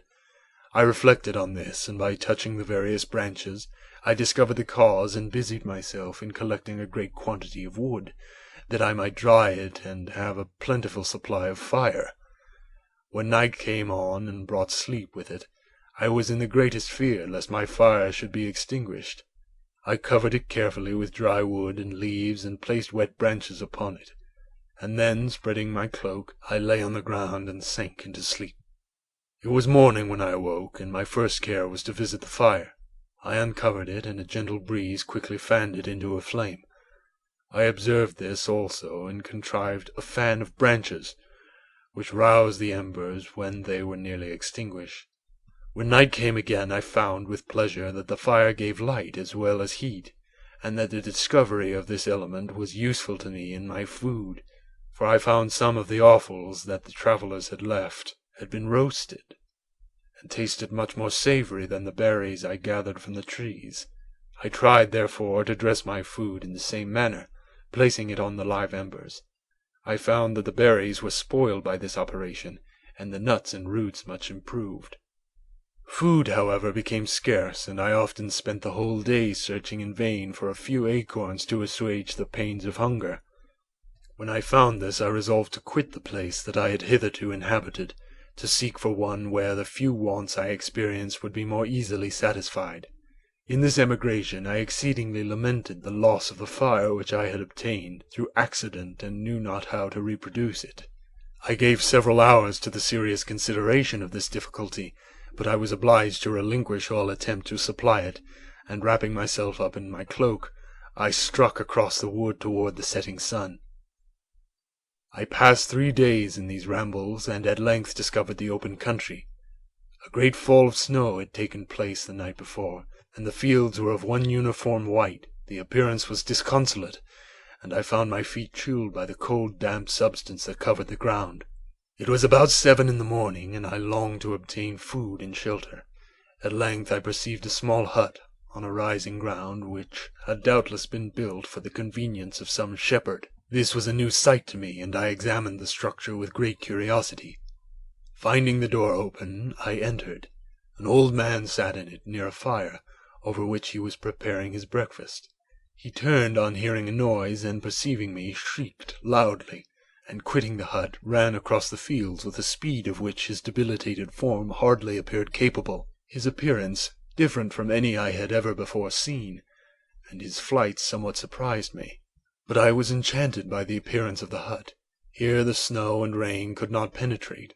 The ground was dry, and it presented to me then as exquisite and divine a retreat as pandemonium appeared to the demons of hell after their sufferings in the lake of fire.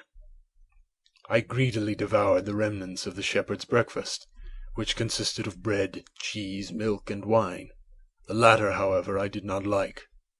Then, overcome by fatigue, I lay down among some straw and fell asleep.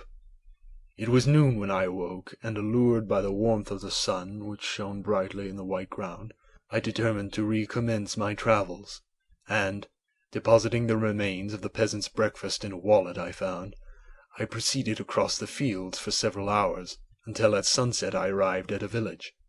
How miraculous did this appear! The huts, the neater cottages, and stately houses engaged my admiration by turns. The vegetables in the gardens, the milk and cheese that I saw placed at the windows of some of the cottages, allured my appetite. One of the best of these I entered, but I had hardly placed my foot within the door before the children shrieked, and one of the women fainted. The whole village roused. Some fled, some attacked me until, grievously bruised by stones and many other kinds of missile weapons, I escaped to the open country and fearfully took refuge in a low hovel, quite bare and making a wretched appearance after the palaces I had beheld in the village. This hovel, however, joined a cottage of neat and pleasant appearance, but after my late dearly bought experience, I dared not enter it. My place of refuge was constructed of wood, but so low that I could with difficulty sit upright in it.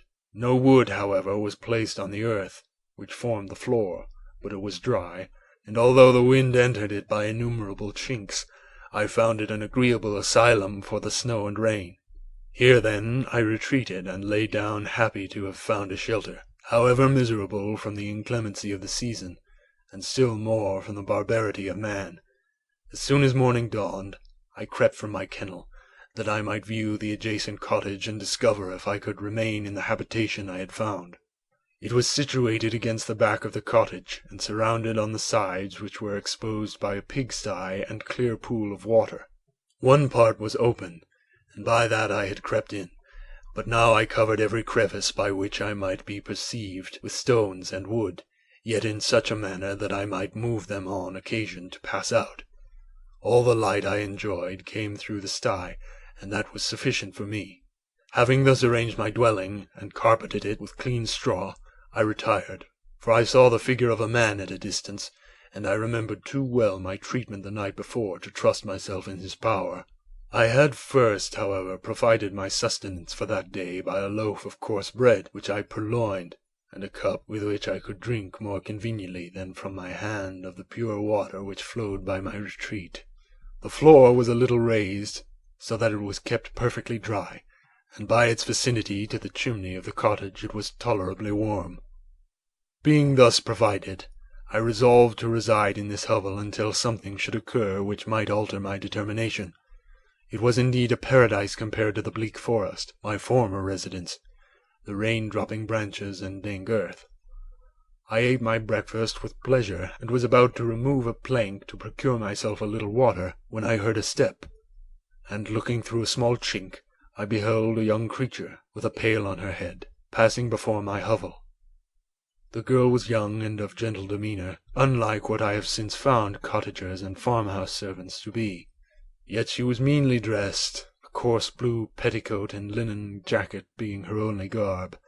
Her fair hair was plaited but not adorned. She looked patient, yet sad. I lost sight of her, and in about a quarter of an hour she returned bearing the pail, which was now partly filled with milk.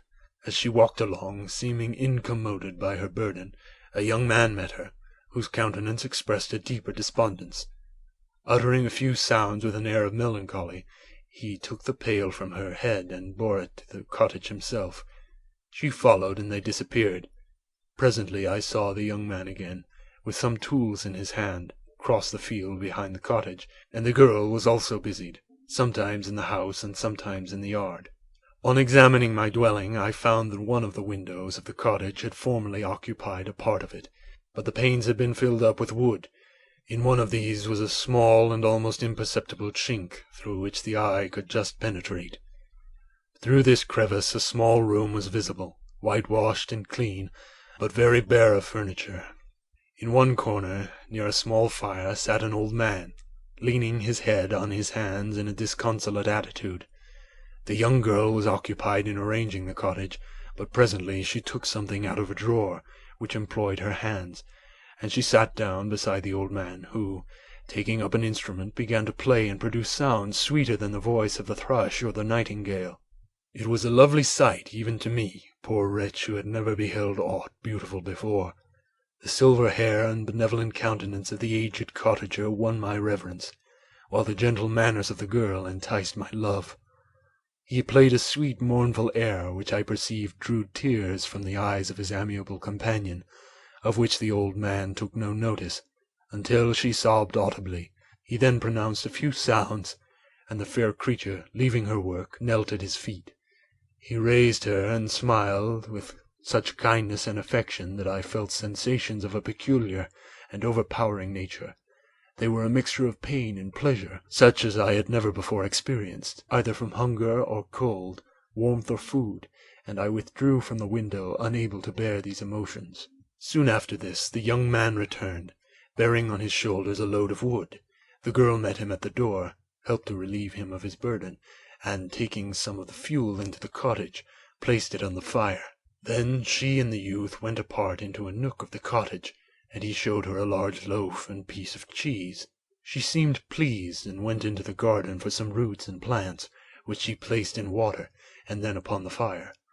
She afterwards continued her work, whilst the young man went into the garden and appeared busily employed in digging and pulling up roots. After he had been employed thus about an hour, the young woman joined him, and they entered the cottage together. The old man had, in the meantime, been pensive, but on the appearance of his companions he assumed a more cheerful air, and they sat down to eat. The meal was quickly dispatched. The young woman was again occupied in arranging the cottage. The old man walked before the cottage in the sun for a few minutes, leaning on the arm of the youth. Nothing could exceed in beauty the contrast between these two excellent creatures. One was old, with silver hairs and a countenance beaming with benevolence and love. The younger was slight and graceful in his figure, and his features were moulded with the finest symmetry, yet his eyes and attitude expressed the utmost sadness and despondency. And the youth, with tools different from those he had used in the morning, directed his steps across the fields. Night quickly shut in, but to my extreme wonder I found that the cottagers had a means of prolonging light by the use of tapers, and was delighted to find that the setting of the sun did not put an end to the pleasure I experienced in watching my human neighbours. In the evening the young girl and her companion were employed in various occupations which I did not understand, and the old man again took up the instrument which produced the divine sounds that had enchanted me in the morning. So soon as he had finished, the youth began, not to play, but to utter sounds that were monotonous, and neither resembling the harmony of the old man's instrument, nor the songs of the birds. I since found that he read aloud, but at the time I knew nothing of the science of words or letters. The family, after having been thus occupied for a short time, extinguished their lights and retired, as I conjecture, to rest. End of chapter 11. Chapter 12. I lay on the straw, but I could not sleep. I thought of the occurrences of the day. What chiefly struck me was the gentle manners of these people, and I longed to join them, but dared not. I remembered too well the treatment I had suffered the night before from the barbarous villagers, and resolved whatever course of conduct I might hereafter think it right to pursue, that for the present I would remain quietly in my hovel, watching and endeavouring to discover the motives which influenced their actions. The cottagers arose the next morning before the sun. The young woman arranged the cottage and prepared the food, and the youth departed after the first meal. This day was passed in the same routine as that which preceded it. The young man was constantly employed out of doors, and the girl in various laborious occupations within. The old man, whom I soon perceived to be blind, employed his leisure hours on his instrument or in contemplation. Nothing could exceed the love and respect which the younger cottagers exhibited towards their venerable companion. They performed towards him every little office and affection and duty with gentleness, and he rewarded them by his benevolent smiles. They were not entirely happy. The young man and his companion often went apart and appeared to weep. I saw no cause for their unhappiness, but I was deeply affected by it. If such lovely creatures were miserable, it was less strange that I, an imperfect and solitary being, should be wretched. Yet why were these gentle beings unhappy?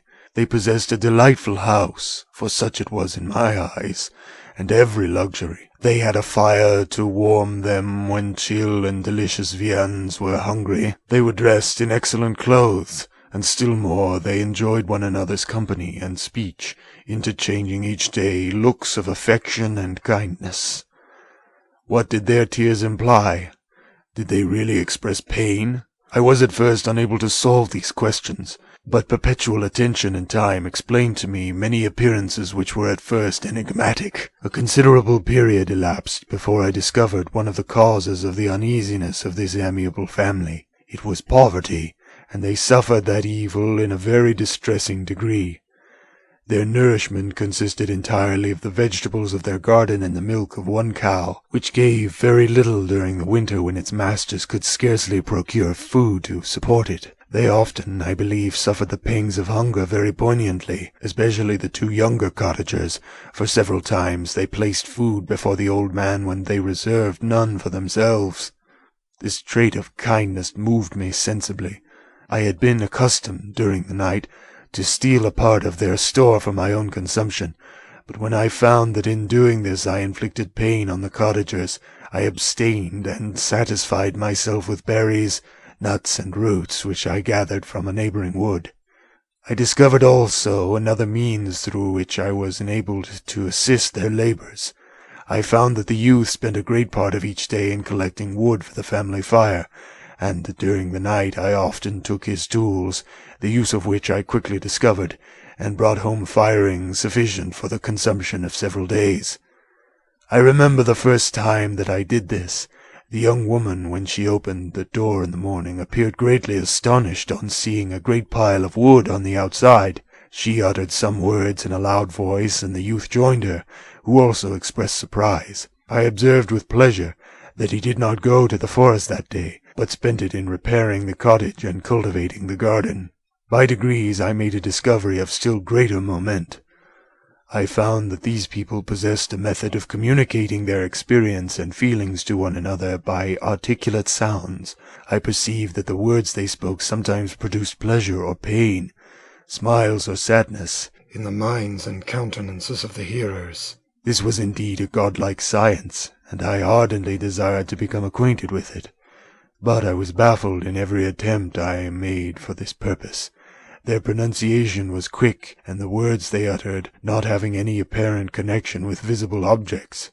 I was unable to discover any clue by which I could unravel the mystery of their reference. By great application, however, and after having remained during the space of several revolutions of the moon in my hovel, I discovered the names that were given to some of the most familiar objects of discourse.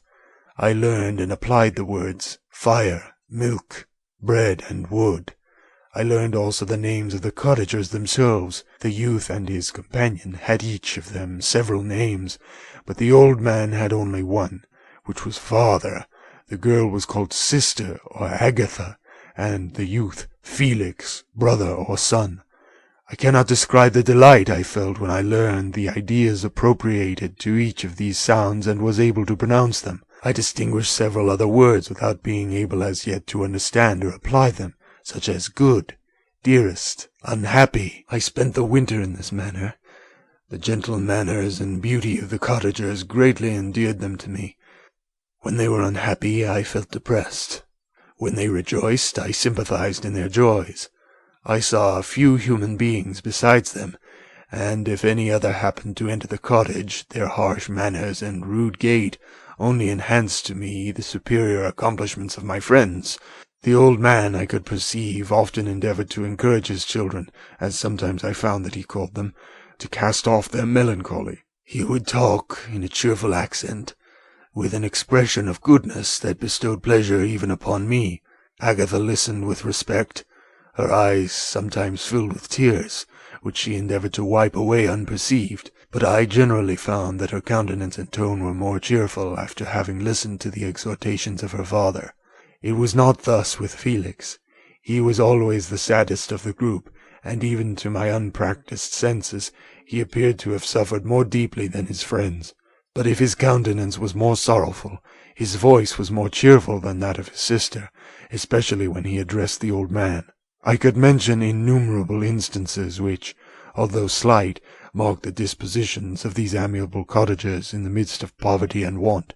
Felix carried with pleasure to his sister the first little white flower that peeped out from beneath the snowy ground. Early in the morning, before she had risen, he cleared away the snow that obstructed her path to the milk-house, drew water from the well, and brought the wood from the outhouse, where, to his perpetual astonishment, he found his store always replenished by an invisible hand.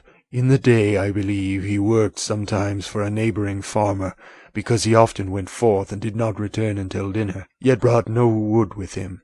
At other times he worked in the garden, but as there was little to do in the frosty season, he read to the old man and Agatha. This reading had puzzled me extremely at first, but by degrees I discovered that he uttered many of the same sounds when he read as when he talked.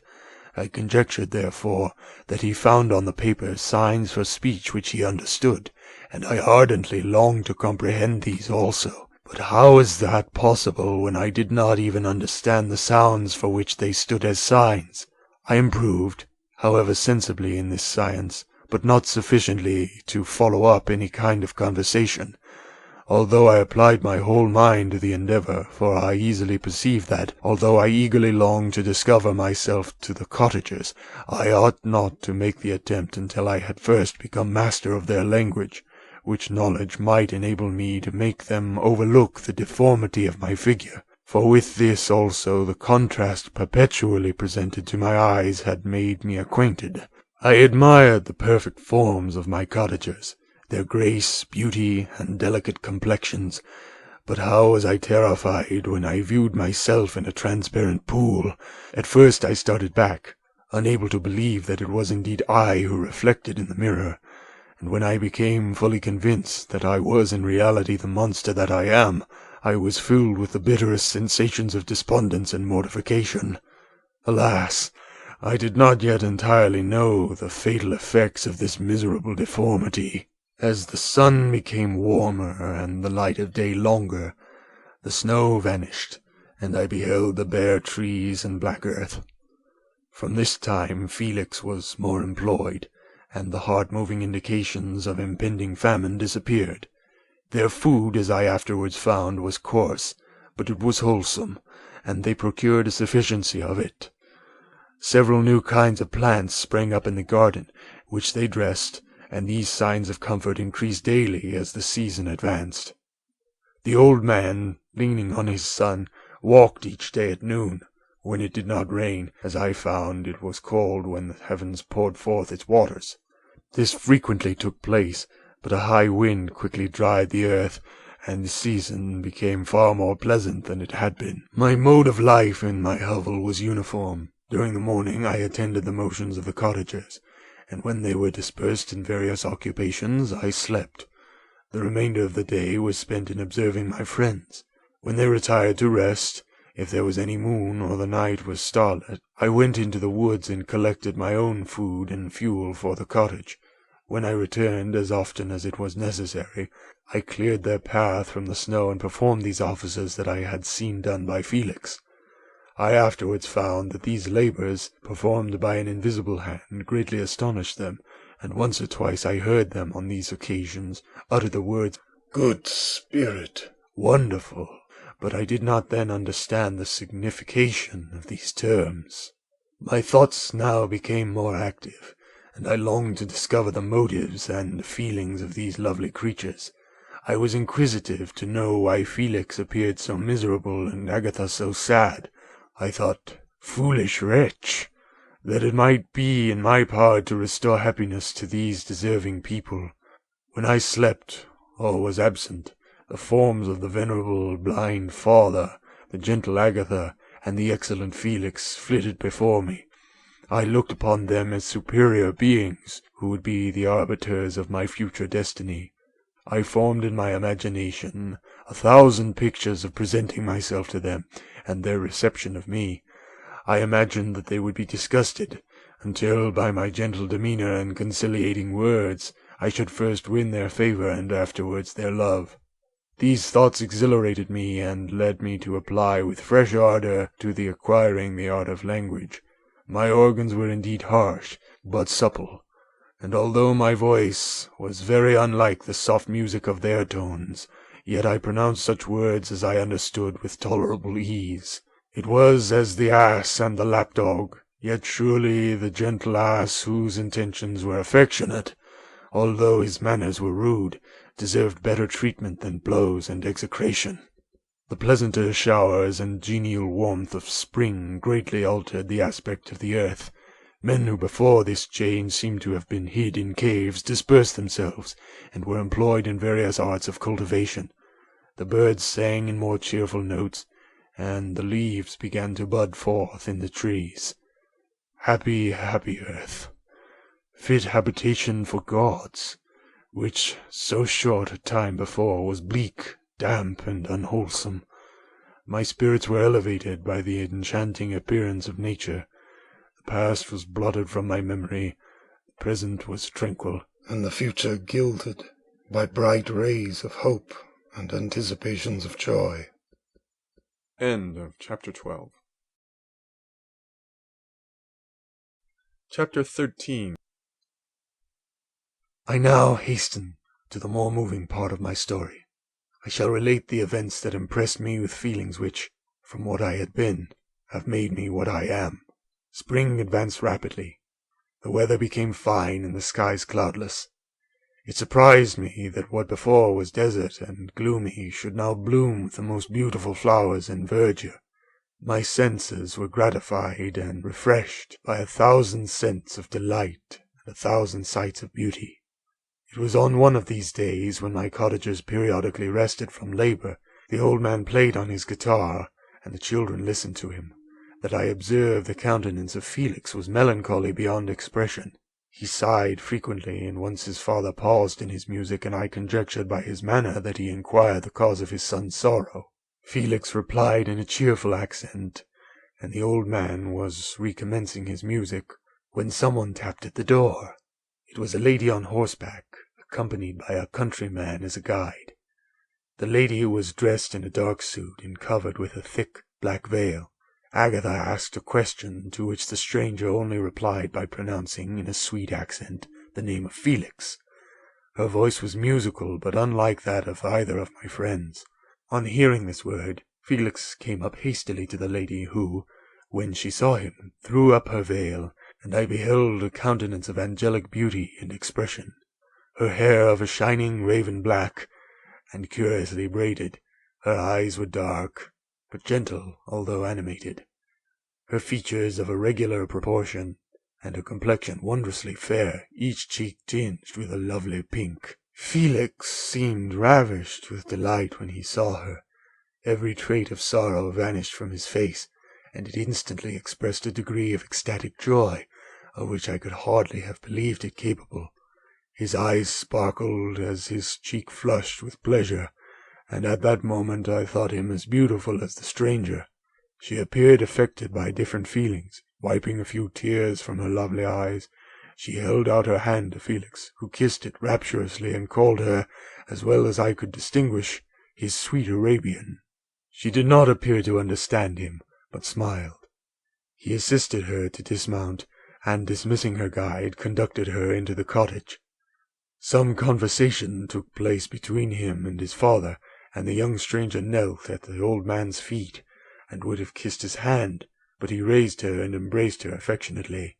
I soon perceived that although the stranger uttered articulate sounds, and appeared to have a language of her own, she was neither understood by, nor herself understood the cottagers.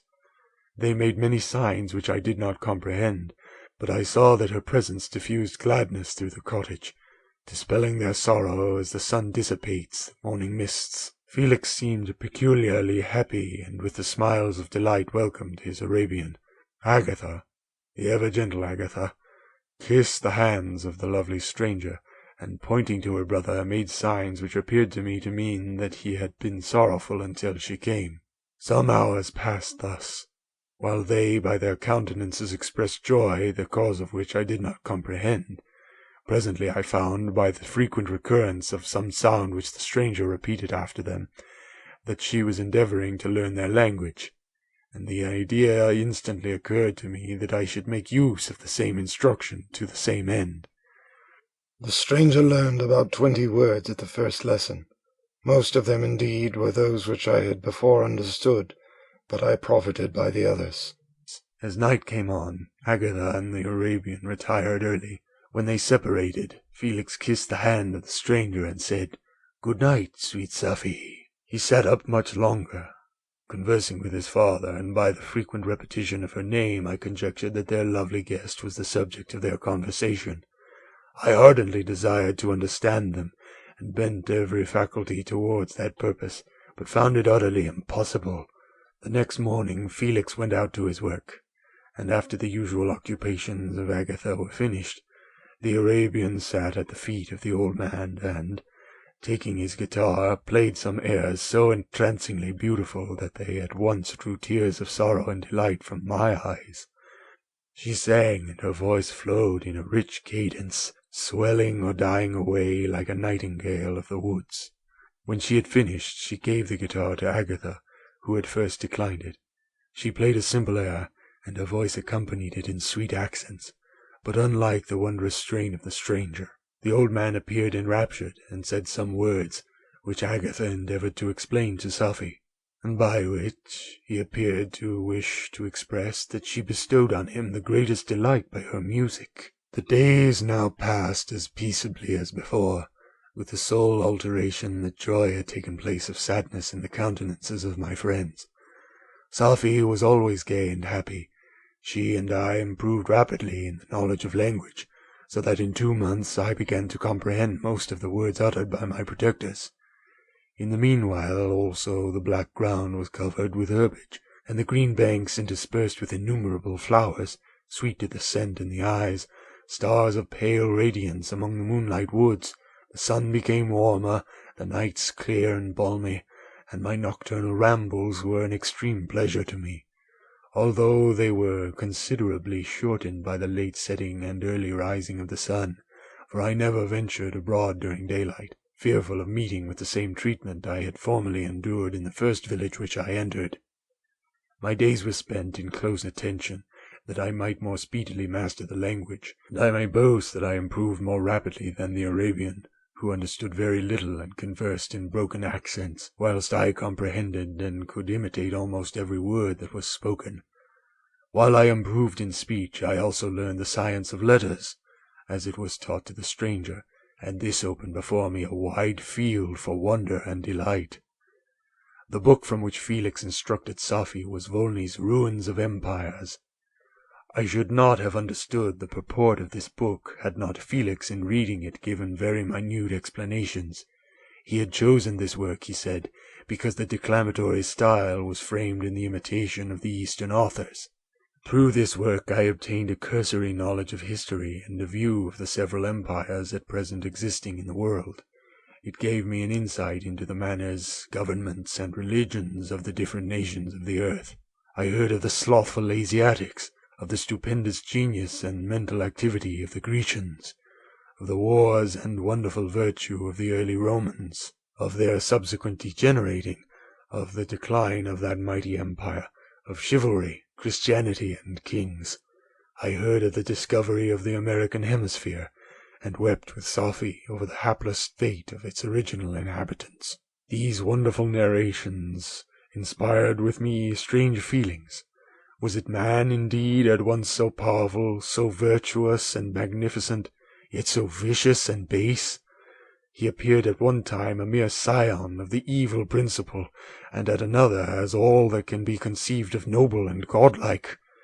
To be a great and virtuous man appeared the highest honor that can befall a sensitive being. To be base and vicious, as many on record have been, appeared the lowest degradation, a condition more abject than that of the blind mole or harmless worm. For a long time I could not conceive how one man could go forth to murder his fellow, or even why there were laws and governments. But when I heard details of vice and bloodshed, my wonder ceased, and I turned away with disgust and loathing.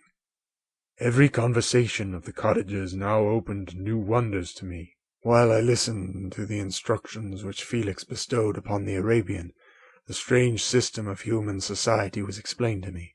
I heard of the division of property, of immense wealth and squalid poverty, of rank, descent, and noble blood.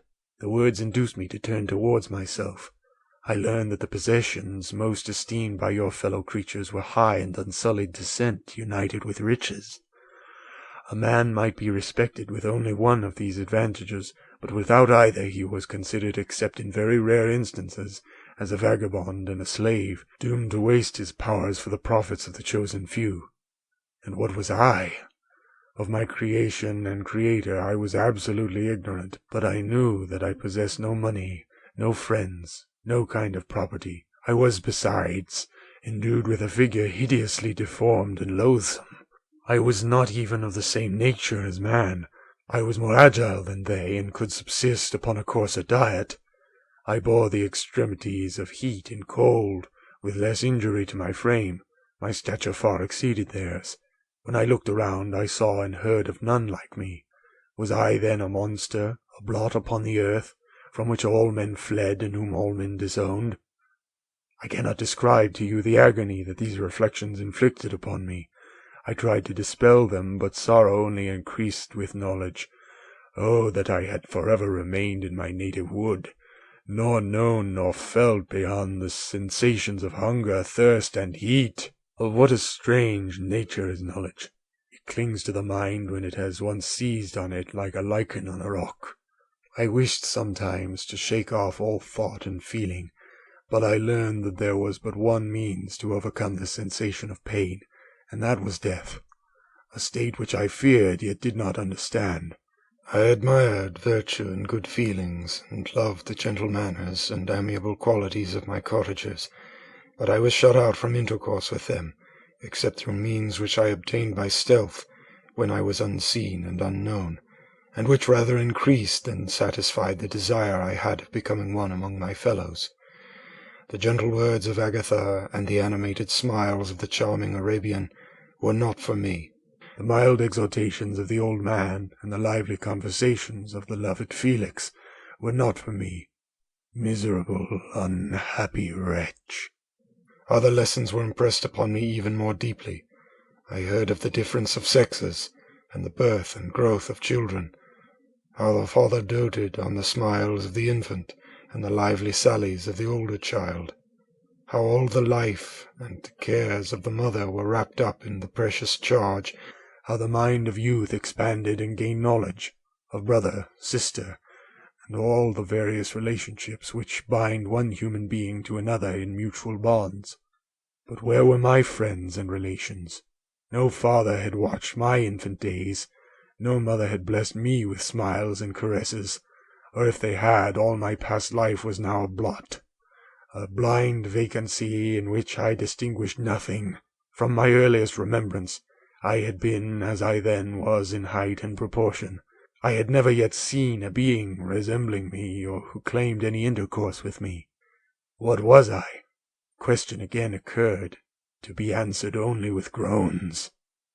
I will soon explain to what these feelings tended, but allow me now to return to the cottagers, whose story excited in me such various feelings of indignation, delight, and wonder, but which all terminated in additional love and reverence for my protectors, for so I loved, in an innocent, half-painful self-deceit, to call them.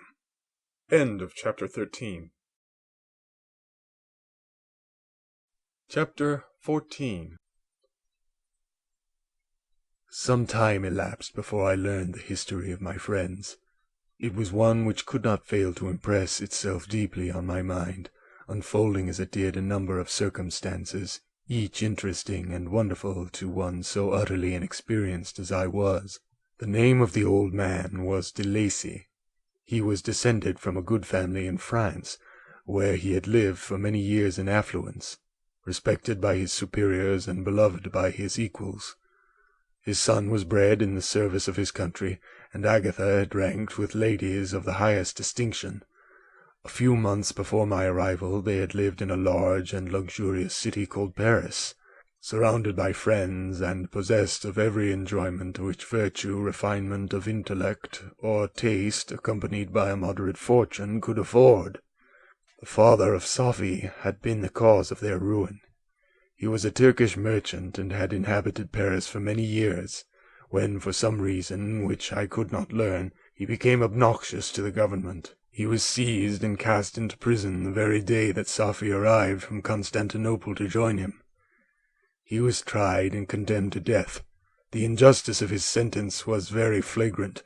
All Paris was indignant, and it was judged that his religion and wealth, rather than the crime alleged against him, had been the cause of his condemnation. Felix had accidentally been present at the trial. His horror and indignation were uncontrollable when he heard the decision of the court. He made at that moment a solemn vow to deliver him, and then looked around for the means. After many fruitless attempts to gain admittance to the prison, he found a strongly grated window in an unguarded part of the building, which lighted the dungeon of the unfortunate Mohammedan, who, loaded in chains, waited in despair the execution of the barbarous sentence. Felix visited the grate at night, and made known to the prisoner his intentions in his favor. The Turk, amazed and delighted, endeavored to kindle the zeal of his deliverer by promises of reward and wealth. Felix rejected his offers with contempt, yet when he saw the lovely Sophie, who was allowed to visit her father, and who by her gestures expressed her lively gratitude, the youth could not help owning to his mind that the captive possessed a treasure which would fully reward his toil and hazard. The Turk quickly perceived the impression that his daughter had made on the heart of Felix, and endeavored to secure him more entirely in his interests by the promise of her hand in marriage so soon as he should be conveyed to a place of safety. Felix was too delicate to accept this offer, yet he looked forward to the probability of the event as the consummation of his happiness. During the ensuing days, while the preparations were going forward for the escape of the merchant, the zeal of Felix was warmed by several letters that he received from this lovely girl, who found means to express her thoughts in the language of her lover by the aid of an old man, a servant of her father who understood French. She thanked him in the most ardent terms for his intended service towards her parent, and at the same time she gently deplored her own fate. I have copies of these letters, for I found means during my residence in the hovel to procure the implements of writing, and the letters were often in the hands of Felix or Agatha.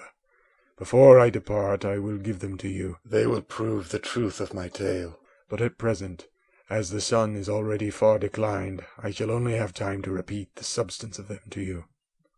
Sophie related that her mother was a Christian Arab, seized and made a slave by the Turks. Recommended by her beauty, she had won the heart of the father of Sophie, who married her. The young girl spoke in high and enthusiastic terms of her mother, who, born in freedom, spurned the bondage to which she was now reduced. She instructed her daughter in the tenets of her religion, and taught her to aspire to higher powers of intellect and an independence of spirit forbidden to the female followers of Mohammed.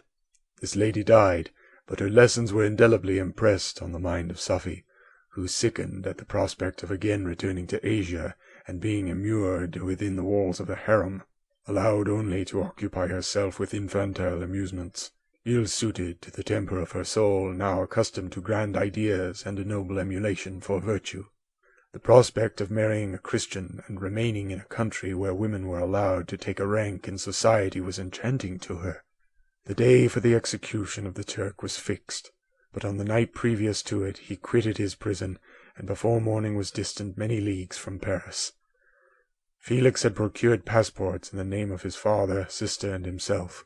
He had previously communicated his plan to the former, who aided the deceit by quitting his house under the pretence of a journey, and concealed himself, with his daughter, in an obscure part of Paris. Felix conducted the fugitives through France to Lyons, and across Mont Cenis to Leghorn, where the merchant had decided to wait a favorable opportunity of passing into some part of the Turkish dominions. Safie resolved to remain with her father until the moment of his departure, before which time the Turk renewed his promise that she should be united to his deliverer, and Felix remained with them in expectation of that event. And in the meantime he enjoyed the society of the Arabian, who exhibited towards him the simplest and tenderest affection. They conversed with one another through the means of an interpreter, and sometimes with the interpretation of looks, and Safie sang to him the divine airs of her native country. The Turk allowed this intimacy to take place and encouraged the hopes of the youthful lovers, while in his heart he had formed far other plans. He loathed the idea that his daughter should be united to a Christian, but he feared the resentment of Felix if he should appear lukewarm, for he knew that he was still in the power of his deliverer, if he should choose to betray him to the Italian state which they inhabited. He revolved 1,000 plans by which he should be enabled to prolong the deceit until it might be no longer necessary, and secretly to take his daughter with him when he departed. His plans were facilitated by the news which arrived from Paris. The government of France were greatly enraged at the escape of their victim, and spared no pains to detect and punish his deliverer. The plot of Felix was quickly discovered, and De Lacy and Agatha were thrown into prison. The news reached Felix, and roused him from his dream of pleasure. His blind and aged father and his gentle sister lay in a noisome dungeon, while he enjoyed the free air and the society of her whom he loved. This idea was torture to him. He quickly arranged with the Turk that if the latter should find a favorable opportunity for escape before Felix could return to Italy, Safie should remain as a boarder at a convent at Leghorn. And then, quitting the lovely Arabian, he hastened to Paris, and delivered himself up to the vengeance of the law, hoping to free De Lacy and Agatha by this proceeding. He did not succeed. They remained confined for 5 months before the trial took place, the result of which deprived them of their fortune, and condemned them to a perpetual exile from their native country. They found a miserable asylum in the cottage in Germany, where I discovered them. Felix soon learned that the treacherous Turk, for whom he and his family endured such unheard-of oppression, on discovering that his deliverer was thus reduced to poverty and ruin, became a traitor to good feeling and honour, and had quitted Italy with his daughter, insultingly sending Felix a pittance of money to aid him, as he said, in some plan of future maintenance. Such were the events that preyed on the heart of Felix, and rendered him, when I first saw him, the most miserable of his family. He could have endured poverty, and while this distress had been the meed of his virtue, he gloried in it, but the ingratitude of the Turk and the loss of his beloved Safie were misfortunes more bitter and irreparable. The arrival of the Arabian now infused new life into his soul. When the news reached Leghorn that Felix was deprived of his wealth and rank, the merchant commanded his daughter to think no more of her lover, but to prepare to return to her native country. The generous nature of Sophy was outraged by this command. She attempted to expostulate with her father, but he left her angrily, reiterating his tyrannical mandate. A few days after, the Turk entered his daughter's apartment and told her hastily that he had reason to believe that his residence at Leghorn had been divulged, and that he should speedily be delivered up to the French government. He had consequently hired a vessel to convey him to Constantinople, for which city he should sail in a few hours. He intended to leave his daughter under the care of a confidential servant to follow at her leisure with the greater part of his property, which had not yet arrived at Leghorn. When alone, Sophy resolved in her own mind the plan of conduct that it would become her to pursue in this emergency. A residence in Turkey was abhorrent to her. Her religion and her feelings were alike averse to it. By some papers of her father which fell into her hands, she heard of the exile of her lover, and learnt the name of the spot where he then resided. She hesitated some time, but at length she formed her determination. Taking with her some jewels that belonged to her and a sum of money, she quitted Italy with an attendant, a native of Leghorn, but who understood the common language of Turkey, and departed for Germany. She arrived in safety at a town about 20 leagues from the cottage of de Lacy, when her attendant fell dangerously ill. Sophy nursed her with the most devoted affection, but the poor girl died, and the Arabian was left alone. Unacquainted with the language of the country, and utterly ignorant of the customs of the world, she fell, however, into good hands. The Italian had mentioned the name of the spot for which they were bound, and after her death the woman of the house in which they had lived took care that Sophy should arrive in safety at the cottage of her lover. End of chapter 14. Chapter 15. Such was the history of my beloved cottagers. It impressed me deeply. I learned, from the views of social life which it developed, to admire their virtues and to deprecate the vices of mankind. As yet I looked upon crime as a distant evil. Benevolence and generosity were ever present before me, inciting within me a desire to become an actor in the busy scene where so many admirable qualities were called forth and displayed. But in giving an account of the progress of my intellect, I must not omit a circumstance which occurred in the beginning of the month of August of the same year. One night, during my accustomed visit to the neighboring wood, where I collected my own food and brought home firing for my protectors, I found on the ground a leathern portmanteau, containing several articles of dress and some books. I eagerly seized the prize and returned with it to my hovel. Fortunately, the books were written in the language, the elements of which I had acquired at the cottage.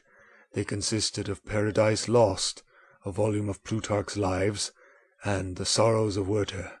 The possession of these treasures gave me extreme delight. I now continually studied and exercised my mind upon these histories, whilst my friends were employed in their ordinary occupations. I can hardly describe to you the effect of these books. They produced in me an infinity of new images and feelings that sometimes raised me to ecstasy, but more frequently sunk me into the lowest dejection. In The Sorrows of Werther, besides the interest of its simple and affecting story, so many opinions are canvassed and so many lights thrown upon what had hitherto been to me obscure subjects that I found in it a never-ending source of speculation and astonishment.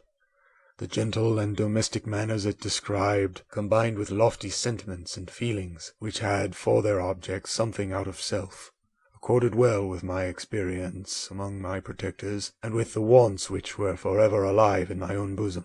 But I thought Werther himself a more divine being than I had ever beheld or imagined.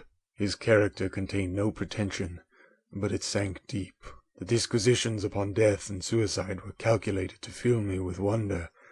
I did not pretend to enter into the merits of the case, yet I inclined towards the opinions of the hero, whose extinction I wept, without precisely understanding it. As I read, however, I applied much personally to my own feelings and condition. I found myself similar, yet at the same time strangely unlike, to the beings concerning whom I read, and to whose conversation I was a listener. I sympathized with and partly understood them, but I was unformed in mind. I was dependent on none and related to none. The path of my departure was free, and there was none to lament my annihilation. My person was hideous, and my stature gigantic. What did this mean? Who was I? What was I? Whence did I come? What was my destination? These questions continually recurred, but I was unable to solve them. The volume of Plutarch's Lives which I possessed contained the histories of the first founders of the ancient republics. This book had a far different effect upon me from the Sorrows of Werther. I learned from Werther's imagination despondency and gloom, but Plutarch taught me high thoughts. He elevated me above the wretched sphere of my own reflections, to admire and love the heroes of past ages. Many things, I read, surpassed my understanding and experience. I had a very confused knowledge of kingdoms, wide extents of country, mighty rivers, and boundless seas, but I was perfectly unacquainted with towns and large assemblages of men. The cottage of my protectors had been the only school in which I had studied human nature, but this book developed new and mightier scenes of action. I read of men concerned in public affairs, governing or massacring their species. I felt the greatest ardor for virtue rise within me, and abhorrence for vice, as far as I understood the signification of those terms, relative as they were, as I applied them, to pleasure and pain alone. Induced by these feelings, I was of course led to admire peaceable lawgivers, Numa, Solon, and Lycurgus, in preference to Romulus and Theseus. The patriarchal lives of my protectors caused these impressions to take a firm hold on my mind. Perhaps, if my first introduction to humanity had been made by a young soldier, burning for glory and slaughter, I should have been imbued with different sensations. But Paradise Lost excited different and far deeper emotions. I read it, as I had read the other volumes which had fallen into my hands, as a true history. It moved every feeling of wonder and awe that the picture of an omnipotent God warring with his creatures was capable of exciting. I often referred the several situations, as their similarity struck me, to my own. Like Adam, I was apparently united by no link to any other being in existence, but his state was far different from mine in every other respect. He had come forth from the hands of God, a perfect creature, happy and prosperous, guarded by the especial care of his Creator. He was allowed to converse with and acquire knowledge from beings of a superior nature. But I was wretched, helpless, and alone. Many times I considered Satan as the fitter emblem of my condition, for often, like him, when I viewed the bliss of my protectors, the bitter gall of envy rose within me. Another circumstance strengthened and confirmed these feelings. Soon after my arrival in the hovel, I discovered some papers in the pocket of the dress which I had taken from your laboratory. At first I had neglected them, but now that I was able to decipher the characters in which they were written, I began to study them with diligence. It was your journal of the 4 months that preceded my creation. You minutely described in these papers every step you took in the progress of your work. This history was mingled with accounts of domestic occurrences. You doubtless recollect these papers. Here they are. Everything is related in them which bears reference to my accursed origin. The whole detail of that series of disgusting circumstances which produced it is set in view. The minutest description of my odious and loathsome person is given, in language which painted your own horrors and rendered mine indelible. I sickened as I read. "Hateful day when I received life!" I exclaimed in agony. "Accursed Creator! Why did you form a monster so hideous that even you turned from me in disgust? God in pity made man beautiful and alluring after his own image, but my form is a filthy type of yours, more horrid even from the very resemblance. Satan had his companions, fellow devils, to admire and encourage him, but I am solitary and abhorred."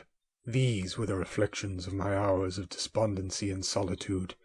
But when I contemplated the virtues of the cottagers, their amiable and benevolent dispositions, I persuaded myself that when they should become acquainted with my admiration of their virtues, they would compassionate me and overlook my personal deformity. Could they turn from their door one, however monstrous, who solicited their compassion and friendship? I resolved at least not to despair, but in every way to fit myself for an interview with them which would decide my fate. I postponed this attempt for some months longer, for the importance attached to its success inspired me with a dread lest I should fail. Besides, I found that my understanding improved so much with every day's experience that I was unwilling to commence this undertaking until a few more months should have added to my sagacity.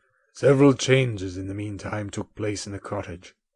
The presence of Safie diffused happiness among its inhabitants, and I also found that a greater degree of plenty resigned there.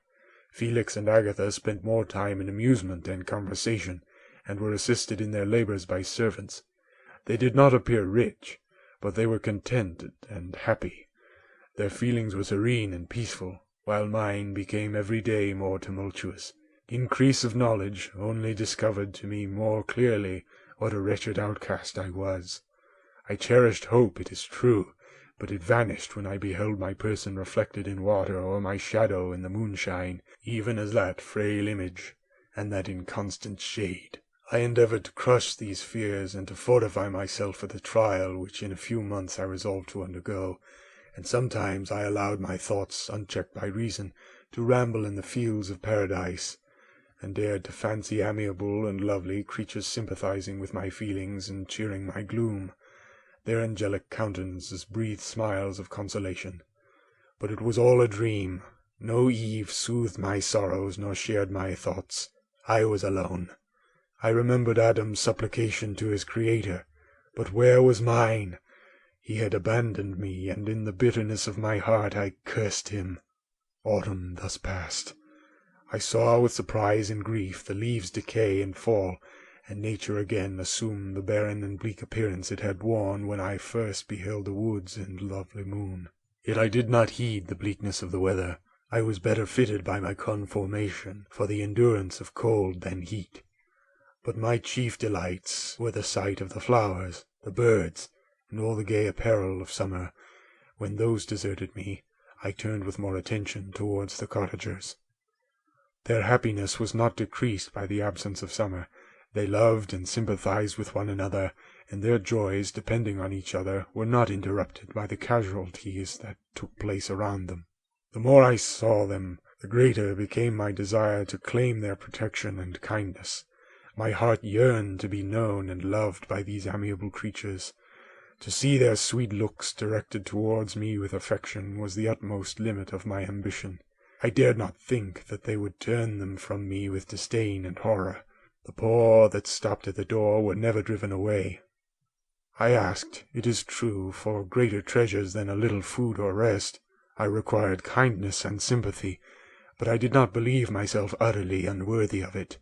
The winter advanced, and an entire revolution of the seasons had taken place since I awoke into life. My attention at this time was solely directed towards my plan of introducing myself into the cottage of my protectors.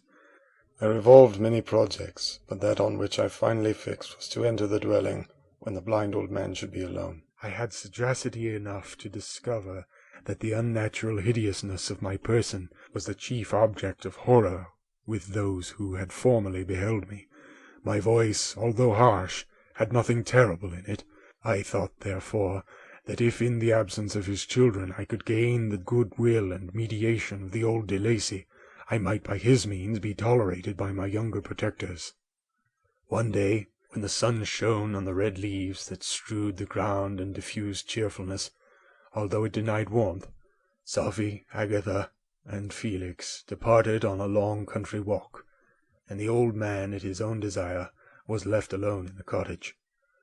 When his children had departed, he took up his guitar and played several mournful but sweet airs, more sweet and mournful than I had ever heard him play before.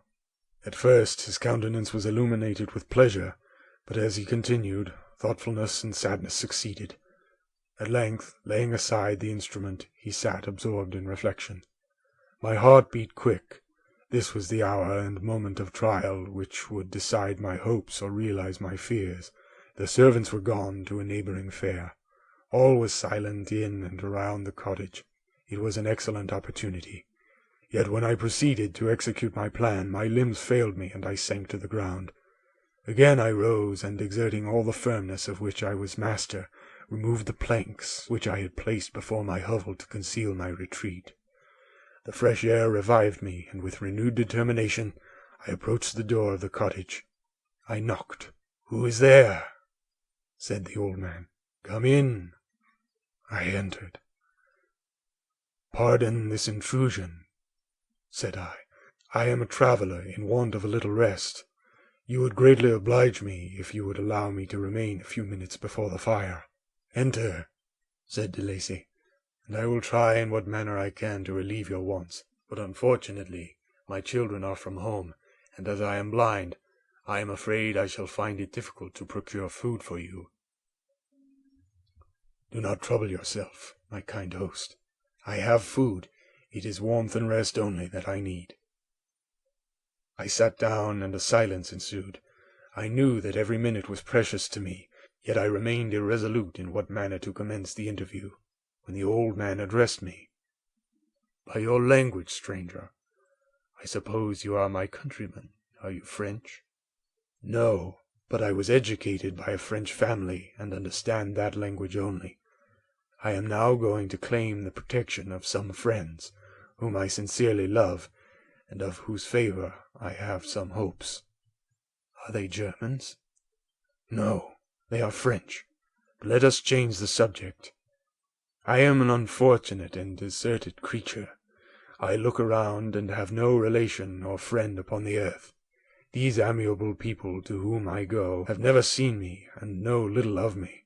I am full of fears, for if I fail there, I am an outcast in the world forever." "Do not despair. To be friendless is indeed to be unfortunate, but the hearts of men, when unprejudiced by any obvious self-interest, are full of brotherly love and charity. Rely therefore on your hopes, and if these friends are good and amiable, do not despair." "They are kind. They are the most excellent creatures in the world, but unfortunately they are prejudiced against me. I have good dispositions, my life has been hitherto harmless, and in some degree beneficial, but a fatal prejudice clouds their eyes, and where they ought to see a feeling and a kind friend, they behold only a detestable monster." "That is indeed unfortunate, but if you are really blameless, cannot you undeceive them?"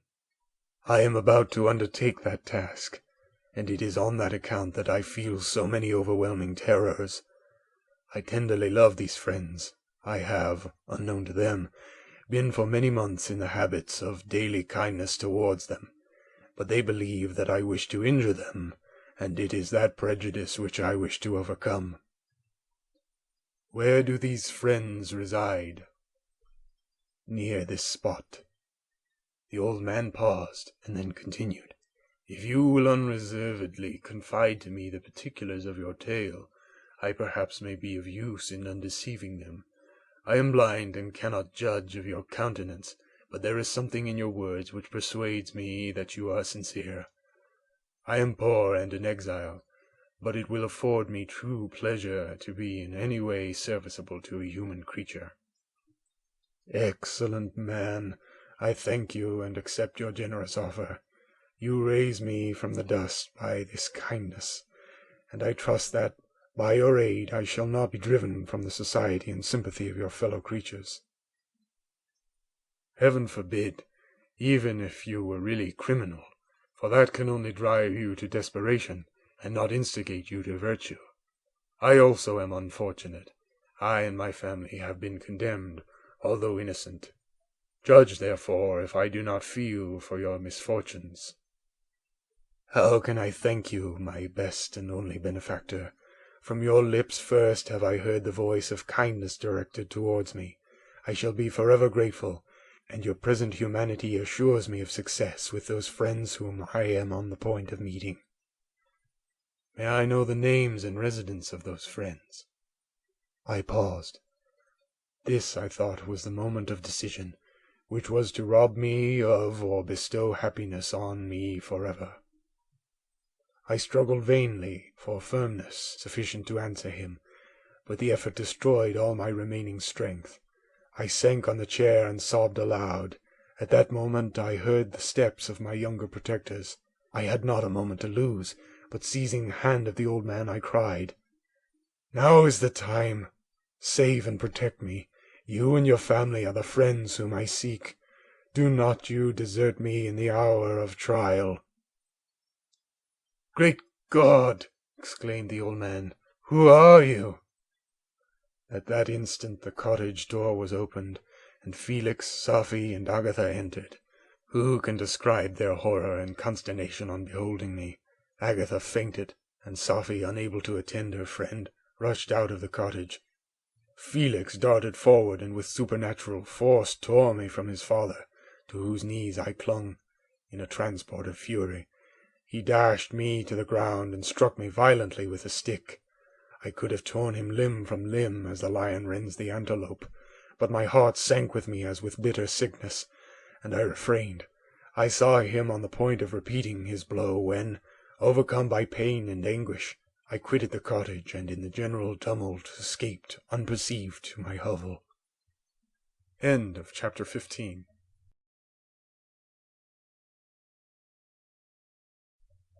Chapter 16. Cursed Creator! Why did I live?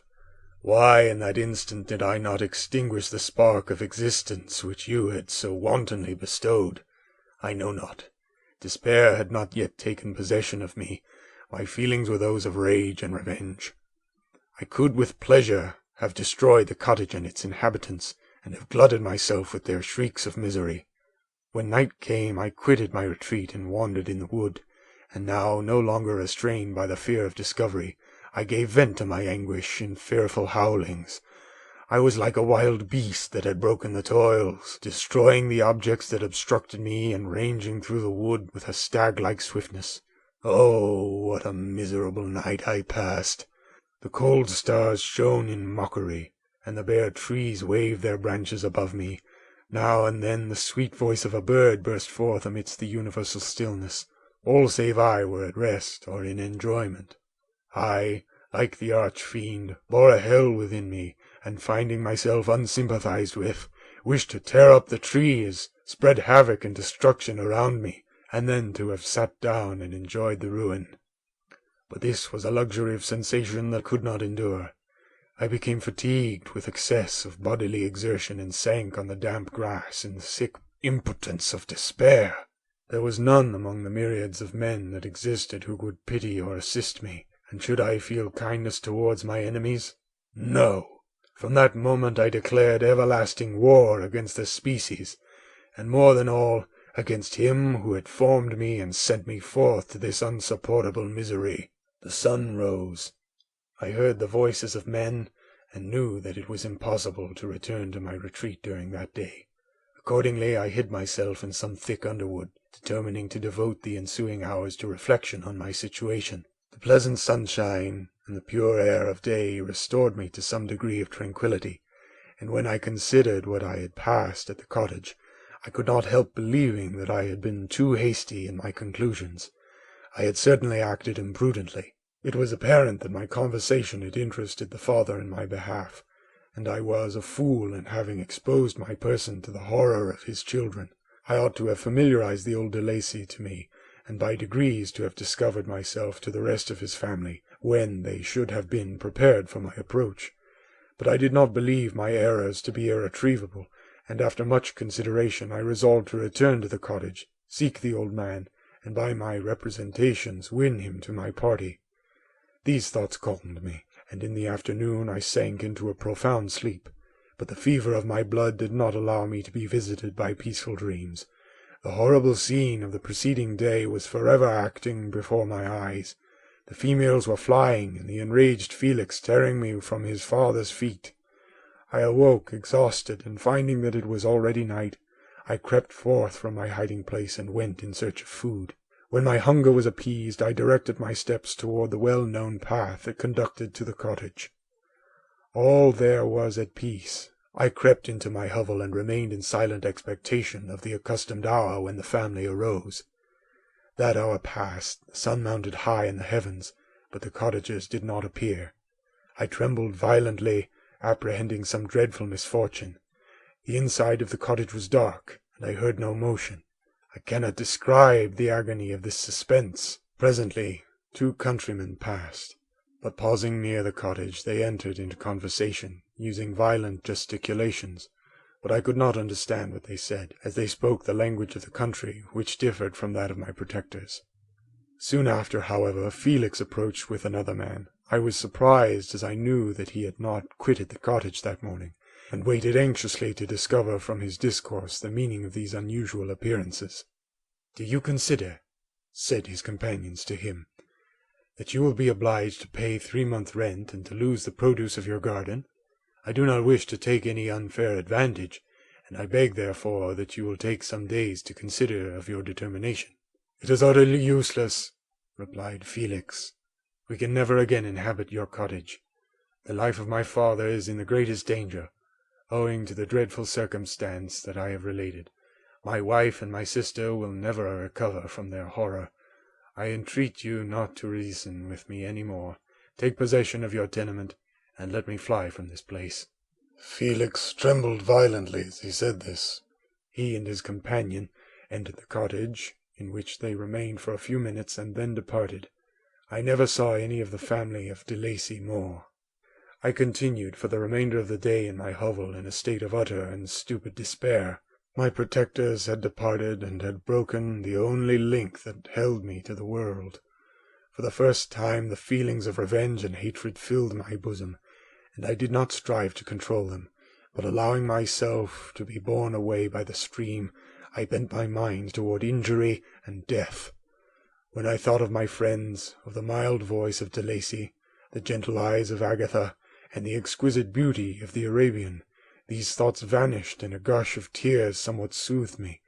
But again, when I reflected that they had spurned and deserted me, anger returned. A rage of anger, and unable to injure anything human, I turned my fury towards inanimate objects. As night advanced, I placed a variety of combustibles around the cottage, and after having destroyed every vestige of cultivation in the garden, I waited with forced impatience until the moon had sunk to commence my operations. As the night advanced, a fierce wind arose from the woods, and quickly dispersed the clouds that had loitered in the heavens. The blast tore along like a mighty avalanche, and produced a kind of insanity in my spirits that burst all bounds of reason and reflection. I lighted the dry branch of a tree, and danced with fury around the devoted cottage, my eyes still fixed on the western horizon, the edge of which the moon nearly touched.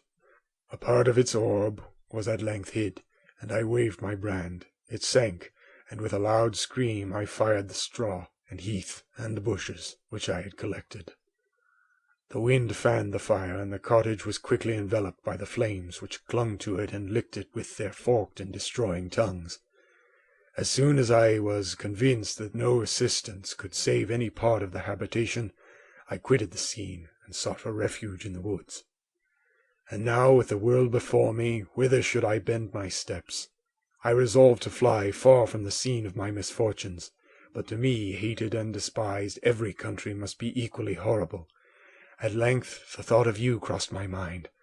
I learned from your papers that you were my father, my creator, and to whom could I apply with more fitness than to him who had given me life? Among the lessons that Felix had bestowed upon Safie, geography had not been omitted. I had learned from these the relative situations of the different countries of the earth. You had mentioned Geneva as the name of your native town, and towards this place I resolved to proceed. But how was I to direct myself? I knew that I must travel in a southwesterly direction to reach my destination, but the sun was my only guide. I did not know the names of the towns that I was to pass through, nor could I ask information from a single human being, but I did not despair. From you only could I hope for succor, although towards you I felt no sentiment but that of hatred. Unfeeling, heartless creator, you had endowed me with perceptions and passions, and then cast me abroad an object for the scorn and horror of mankind. But on you only had I any claim for pity and redress, and from you I determined to seek that justice which I vainly attempted to gain from any other being that wore the human form. My travels were long, and the sufferings I endured intense. It was late in autumn when I quitted the district where I had so long resided. I travelled only at night, fearful of encountering the visage of a human being. Nature decayed around me, and the sun became heatless. Rain and snow poured around me. Mighty rivers were frozen. The surface of the earth was hard and chill and bare, and I found no shelter. O earth! How often did I imprecate curses on the cause of my being! The mildness of my nature had fled, and all within me was turned to gall and bitterness. The nearer I approached to your habitation, the more deeply did I feel the spirit of revenge enkindled in my heart. Snow fell, and the waters were hardened, but I rested not. A few incidents now and then directed me, and I possessed a map of the country. But I often wandered wide from my path. The agony of my feelings allowed me no respite. No incident occurred from which my rage and misery could not extract its food. But a circumstance that happened when I arrived on the confines of Switzerland, when the sun had recovered its warmth and the earth again began to look green, confirmed in an especial manner the bitterness and horror of my feelings. I generally rested during the day, and travelled only when I was secured by night from the view of man. One morning, however, finding that my path lay through a deep wood, I ventured to continue my journey after the sun had risen. The day, which was one of the first of spring, cheered even me by the loveliness of its sunshine and the balminess of the air. I felt emotions of gentleness and pleasure, that had long appeared dead, revive within me. Half surprised by the novelty of these sensations, I allowed myself to be borne away by them, and forgetting my solitude and deformity, dared to be happy. Soft tears again bedewed my cheeks, and I even raised my humid eyes with thankfulness towards the blessed sun, which bestowed such joy upon me. I continued to wind among the paths of the wood until I came to its boundary, which was skirted by a deep and rapid river, into which many of the trees bent their branches, now budding with the fresh spring. Here I paused, not exactly knowing what path to pursue, when I heard the sound of voices that induced me to conceal myself under the shade of a cypress. I was scarcely hid when a young girl came running towards the spot where I was concealed, laughing, as if she ran from someone in sport. She continued her course along the precipitous sides of the river, when suddenly her foot slipped, and she fell into the rapid stream. I rushed from my hiding place, and with extreme labour, from the force of the current, saved her and dragged her to shore. She was senseless, and I endeavoured by every means in my power to restore animation, when I was suddenly interrupted by the approach of a rustic, who was probably the person from whom she had playfully fled.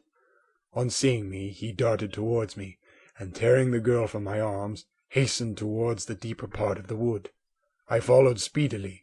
I hardly knew why, but when the man saw me draw near, he aimed a gun which he carried at my body and fired. I sank to the ground, and my injurer, with increased swiftness, escaped into the wood. This was then the reward of my benevolence? I had saved a human being from destruction, and as a recompense I now writhed under the miserable pain of a wound which shattered the flesh and bone. The feelings of kindness and gentleness which I had entertained but a few moments before gave place to hellish rage and gnashing of teeth. Inflamed by pain, I vowed eternal hatred and vengeance to all mankind, but the agony of my wound overcame me. My pulses paused, and I fainted. For some weeks I led a miserable life in the woods, endeavouring to cure the wound which I had received. The ball had entered my shoulder, and I knew not whether it had remained there or passed through. At any rate, I had no means of extracting it. My sufferings were augmented also by the oppressive sense of the injustice and ingratitude of their infliction. My daily vows rose for revenge, a deep and deadly revenge, such as would alone compensate for the outrages and anguish I had endured. After some weeks my wound healed, and I continued my journey. The labours I endured were no longer to be alleviated by the bright sun or gentle breezes of spring. All joy was but a mockery which insulted my desolate state, and made me feel more painfully that I was not made for the enjoyment of pleasure. But my toils now drew near a close, and in 2 months from this time I reached the environs of Geneva. It was evening when I arrived, and I retired to a hiding place among the fields that surround it to meditate on what manner I should apply to you. I was oppressed by fatigue and hunger, and far too unhappy to enjoy the gentle breezes of evening, or the prospect of the sun setting behind the stupendous mountains of Jura. At this time a slight sleep relieved me from the pain of reflection, which was disturbed by the approach of a beautiful child, who came running into the recess I had chosen, with all the sportiveness of infancy. Suddenly, as I gazed on him, an idea seized me that this little creature was unprejudiced, and had lived too short a time to have imbibed a horror of deformity. If, therefore, I could seize him and educate him as my companion and friend, I should not be so desolate in this peopled earth. Urged by this impulse, I seized on the boy as he passed and drew him towards me. As soon as he beheld my form, he placed his hands before his eyes and uttered a shrill scream. I drew his hand forcibly from his face and said, "Child, what is the meaning of this? I do not intend to hurt you. Listen to me." He struggled violently. "Let me go," he cried. "Monster! Ugly wretch! You wish to eat me and tear me to pieces. You are an ogre. Let me go, or I will tell my papa." "Boy, you will never see your father again. You must come with me." "Hideous monster! Let me go. My papa is a syndic. He is Monsieur Frankenstein. He will punish you. You dare not keep me." "Frankenstein! You belong then to my enemy, to him towards whom I have sworn eternal revenge. You shall be my first victim." The child struggled and loaded me with epithets which carried despair to my heart. I grasped his throat to silence him, and in a moment he lay dead at my feet. I gazed on my victim, and my heart swelled with exultation and hellish triumph. Clapping my hands, I exclaimed, "I, too, can create desolation. My enemy is not invulnerable. This death will carry despair to him, and 1,000 other miseries shall torment and destroy him." As I fixed my eyes on the child, I saw something glittering on his breast. I took it. It was a portrait of a most lovely woman. In spite of my malignity, it softened and attracted me. For a few moments I gazed with delight on her dark eyes, fringed by deep lashes, and her lovely lips, but presently my rage returned. I remembered that I was forever deprived of the delights that such beautiful creatures could bestow, and that she whose resemblance I contemplated would, in regarding me, have changed that air of divine benignity to one expressive of disgust and affright. Can you wonder that such thoughts transported me with rage? I only wonder that at that moment, instead of venting my sensations in exclamations and agony, I did not rush among mankind and perish in the attempt to destroy them. While I was overcome by these feelings, I left the spot where I had committed the murder, and seeking a more secluded hiding place, I entered a barn which had appeared to me to be empty. A woman was sleeping on some straw. She was young, not indeed so beautiful as her whose portrait I held, but of an agreeable aspect, and blooming in the loveliness of youth and health. Here, I thought, is one of those whose joy-imparting smiles are bestowed on all but me, and then I bent over her and whispered, "Awake, fairest, thy lover is near, he who would give his life but to obtain one look of affection from thine eyes. My beloved, awake." The sleeper stirred. A thrill of terror ran through me. Should she indeed awake and see me and curse me and denounce the murderer? Thus would she assuredly act, if her darkened eyes opened and she beheld me. The thought was madness. It stirred the fiend within me. Not I, but she shall suffer. The murder I have committed because I am forever robbed of all that she could give me. She shall atone. The crime had its source in her. Be hers the punishment. Thanks to the lessons of Felix and the sanguinary laws of man, I had learned now to work mischief. I bent over her and placed the portrait securely in one of the folds of her dress. She moved again, and I fled. For some days I haunted the spot where these scenes had taken place, sometimes wishing to see you, sometimes resolved to quit the world and its miseries forever. At length I wandered towards these mountains, and have ranged through their immense recesses, consumed by a burning passion which you alone can gratify. We may not part until you have promised to comply with my requisition. I am alone and miserable. Man will not associate with me, but one as deformed and horrible as myself would not deny herself to me. My companion must be of the same species and have the same defects. This being you must create. End of chapter 16. Chapter 17. The being finished speaking, and fixed his looks upon me in the expectation of a reply, but I was bewildered, perplexed, and unable to arrange my ideas sufficiently to understand the full extent of his proposition. He continued, You must create a female for me with whom I can live in the interchange of those sympathies necessary for my being. This you alone can do, and I demand it of you as a right which you must not refuse to concede. The latter part of his tale had kindled anew in me the anger that had died away while he narrated his peaceful life among the cottagers, and as he said this I could no longer suppress the rage that burned within me.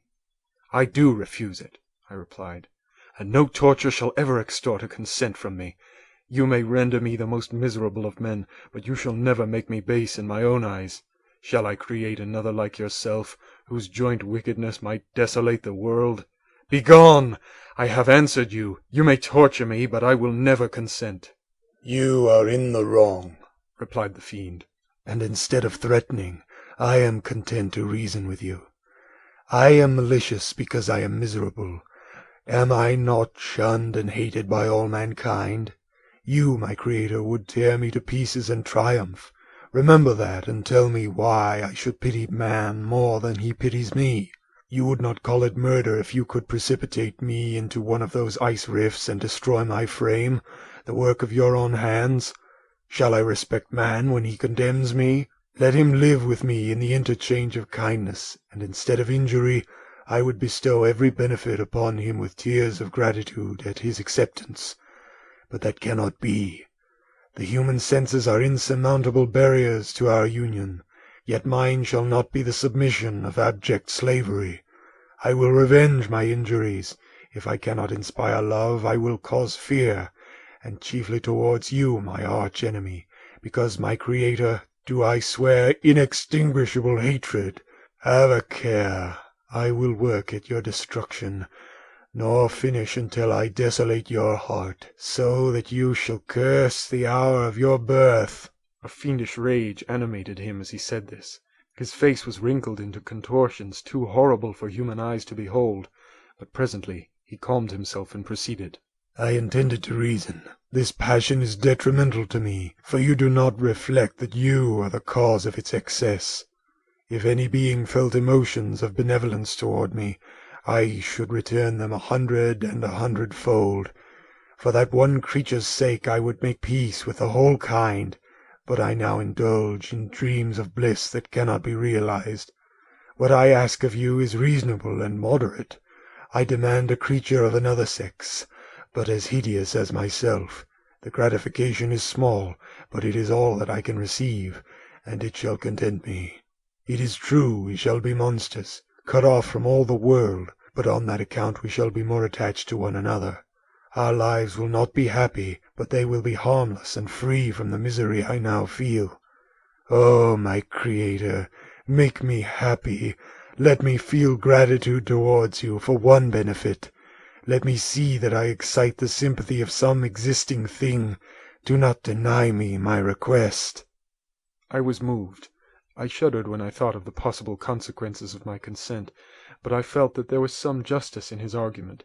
His tale and the feelings he now expressed proved him to be a creature of fine sensations, and did I not as his Maker owe him all the portion of happiness that it was in my power to bestow? He saw my change of feeling and continued, "If you consent, neither you nor any other human being shall ever see us again. I will go to the vast wilds of South America. My food is not that of man. I do not destroy the lamb and the kid to glut my appetite. Acorns and berries afford me sufficient nourishment. My companion will be of the same nature as myself, and will be content with the same fare. We shall make our bed of dried leaves. The sun will shine on us as on man, and will ripen our food. The picture I present to you is peaceful and human, and you must feel that you could deny it only in the wantonness of power and cruelty. Pitiless as you have been towards me, I now see compassion in your eyes. Let me seize the favourable moment, and persuade you to promise what I so ardently desire." "You propose," replied I, "to fly from the habitations of man, to dwell in those wilds where the beasts of the field will be your only companions. How can you, who long for the love and sympathy of man, persevere in this exile? You will return and again seek their kindness, and you will meet with their detestation. Your evil passions will be renewed, and you will then have a companion to aid you in the task of destruction. This may not be. Cease to argue the point, for I cannot consent." "How inconsistent are your feelings! But a moment ago you were moved by my representations, and why do you again harden yourself to my complaints? I swear to you by the earth which I inhabit, and by you that made me, that with the companion you bestow I will quit the neighbourhood of man, and dwell, as it may chance, in the most savage of places. My evil passions will have fled, for I shall meet with sympathy. My life will flow quietly away, and in my dying moments I shall not curse my Maker." His words had a strange effect upon me. I compassionated him, and sometimes felt a wish to console him, but when I looked upon him, when I saw the filthy mass that moved and talked, my heart sickened and my feelings were altered to those of horror and hatred.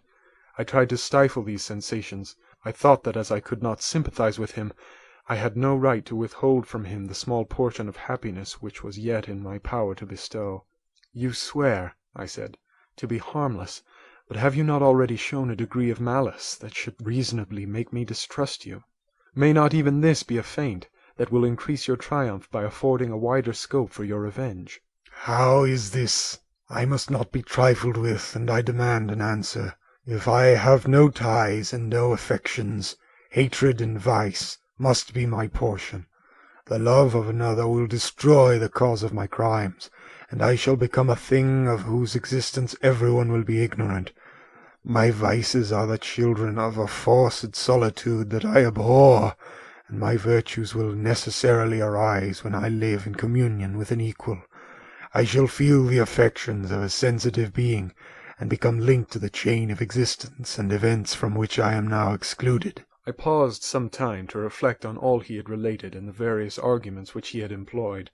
I thought of the promise of virtues which he had displayed on the opening of his existence, and the subsequent blight of all kindly feelings by the loathing and scorn which his protectors had manifested towards him.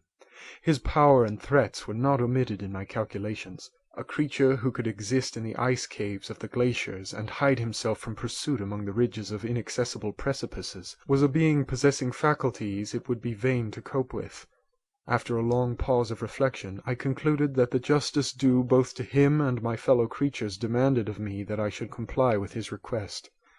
Turning to him, therefore, I said, "I consent to your demand, on your solemn oath to quit Europe forever, and every other place in the neighbourhood of man, as soon as I shall deliver into your hands a female who will accompany you in your exile."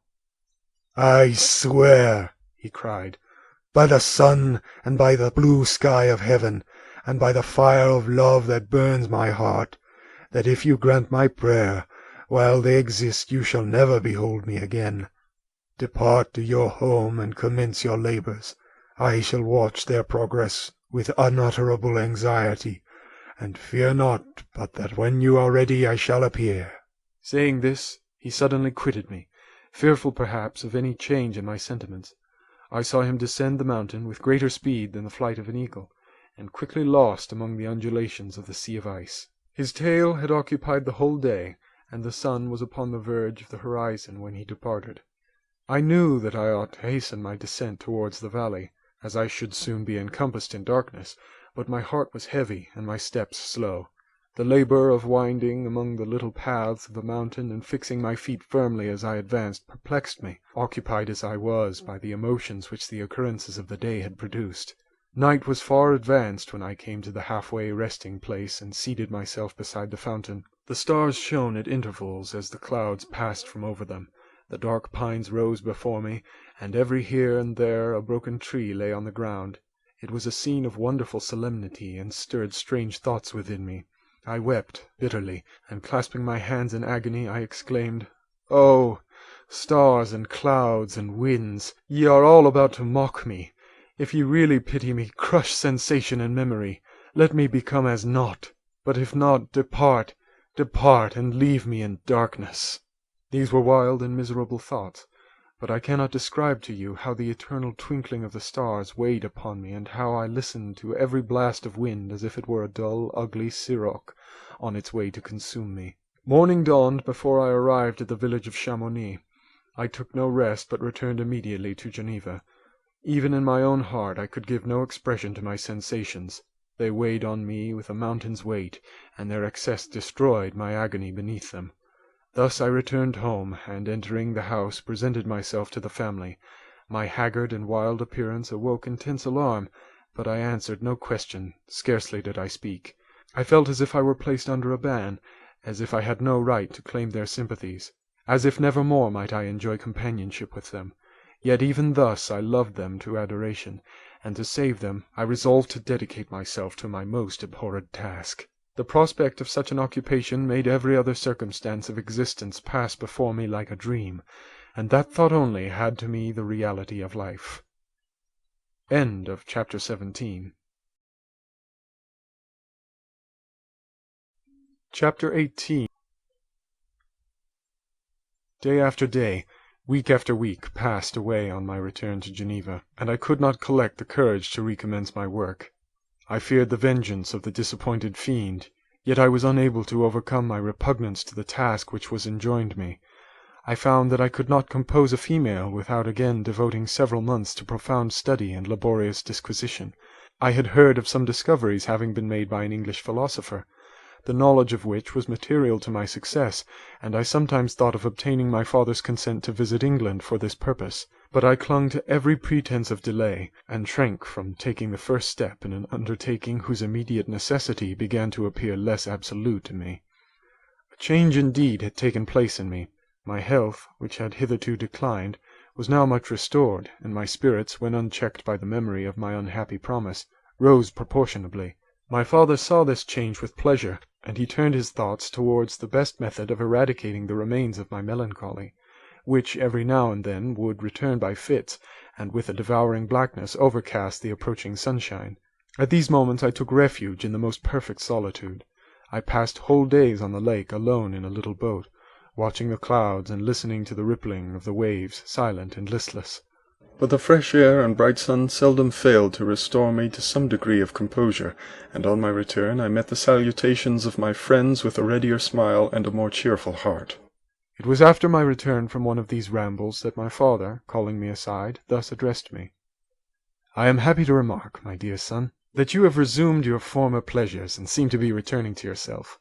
And yet you are still unhappy, and still avoid our society. For some time I was lost in conjecture as to the cause of this, but yesterday an idea struck me, and if it is well founded, I conjure you to avow it. Reserve on such a point would be not only useless, but draw down treble misery on us all." I trembled violently at his exordium, and my father continued, "I confess, my son, that I have always looked forward to your marriage with our dear Elizabeth, as the tie of our domestic comfort, and the stay of my declining years. You were attached to each other from your earliest infancy. You studied together, and appeared in dispositions and tastes entirely suited to one another. But so blind is the experience of man, that what I conceive to be the best assistance to my plan may have entirely destroyed it.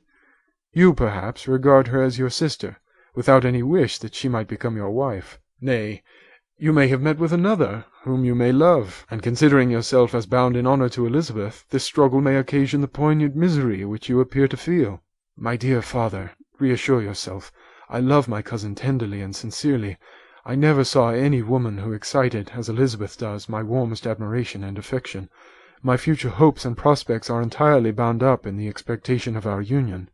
The expression of your sentiments of this subject, my dear Victor, gives me more pleasure than I have for some time experienced. If you feel thus, we shall assuredly be happy, however present events may cast a gloom over us.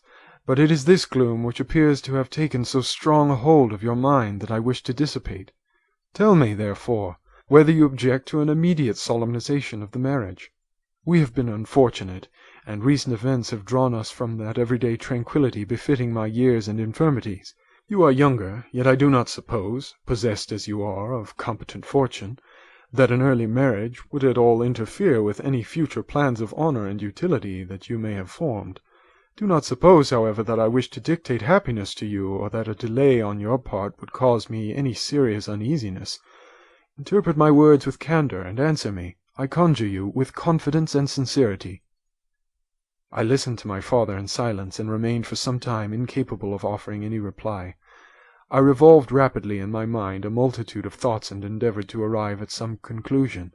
Alas! To me the idea of an immediate union with my Elizabeth was one of horror and dismay. I was bound by a solemn promise which I had not yet fulfilled, and dared not break, or if I did, what manifold miseries might not impend over me and my devoted family. Could I enter into a festival with this deadly weight yet hanging round my neck and bowing me to the ground? I must perform my engagement and let the monster depart with his mate before I allowed myself to enjoy the delight of a union from which I expected peace. I remembered also the necessity imposed upon me of either journeying to England or entering into a long correspondence with those philosophers of that country whose knowledge and discoveries were of indispensable use to me in my present undertaking. The latter method of obtaining the desired intelligence was dilatory and unsatisfactory. Besides, I had an insurmountable aversion to the idea of engaging myself in my loathsome task in my father's house, while in habits of familiar intercourse with those I loved. I knew that 1,000 fearful accidents might occur, the slightest of which could disclose a tale to thrill all connected with me with horror. I was aware also that I should often lose all self-command, all capacity of hiding the harrowing sensations that would possess me during the progress of my unearthly occupation. I must absent myself from all I loved while thus employed. Once commenced, it would quickly be achieved, and I might be restored to my family in peace and happiness. My promise fulfilled, the monster would depart forever, or, so my fond fancy imaged, some accident might meanwhile occur to destroy him and put an end to my slavery forever. These feelings dictated my answer to my father. I expressed a wish to visit England, but concealing the true reasons of this request, I clothed my desires under a guise which excited no suspicion, while I urged my desire with an earnestness that easily induced my father to comply. After so long a period of an absorbing melancholy that resembled madness in its intensity and effects, he was glad to find that I was capable in taking pleasure in the idea of such a journey, and he hoped that change of scene and varied amusement would, before my return, have restored me entirely to myself. The duration of my absence was left to my own choice. A few months, or at most a year, was the period contemplated. One paternal kind precaution he had taken to ensure my having a companion. Without previously communicating with me, he had, in concert with Elizabeth, arranged that Clerval should join me at Strasbourg. This interfered with the solitude I coveted for the prosecution of my task, yet at the commencement of my journey the presence of my friend could in no way be an impediment, and truly I rejoiced that thus I should be saved many hours of lonely, maddening reflection. Nay, Henry might stand between me and the intrusion of my foe. If I were alone, would he not at times force his abhorred presence on me to remind me of my task or to contemplate its progress? To England, therefore, I was bound, and it was understood that my union with Elizabeth should take place immediately on my return.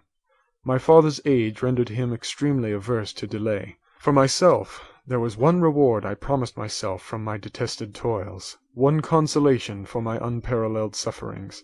It was the prospect of that day when, enfranchised from my miserable slavery, I might claim Elizabeth and forget the past in my union with her. I now made arrangements for my journey, but one feeling haunted me which filled me with fear and agitation.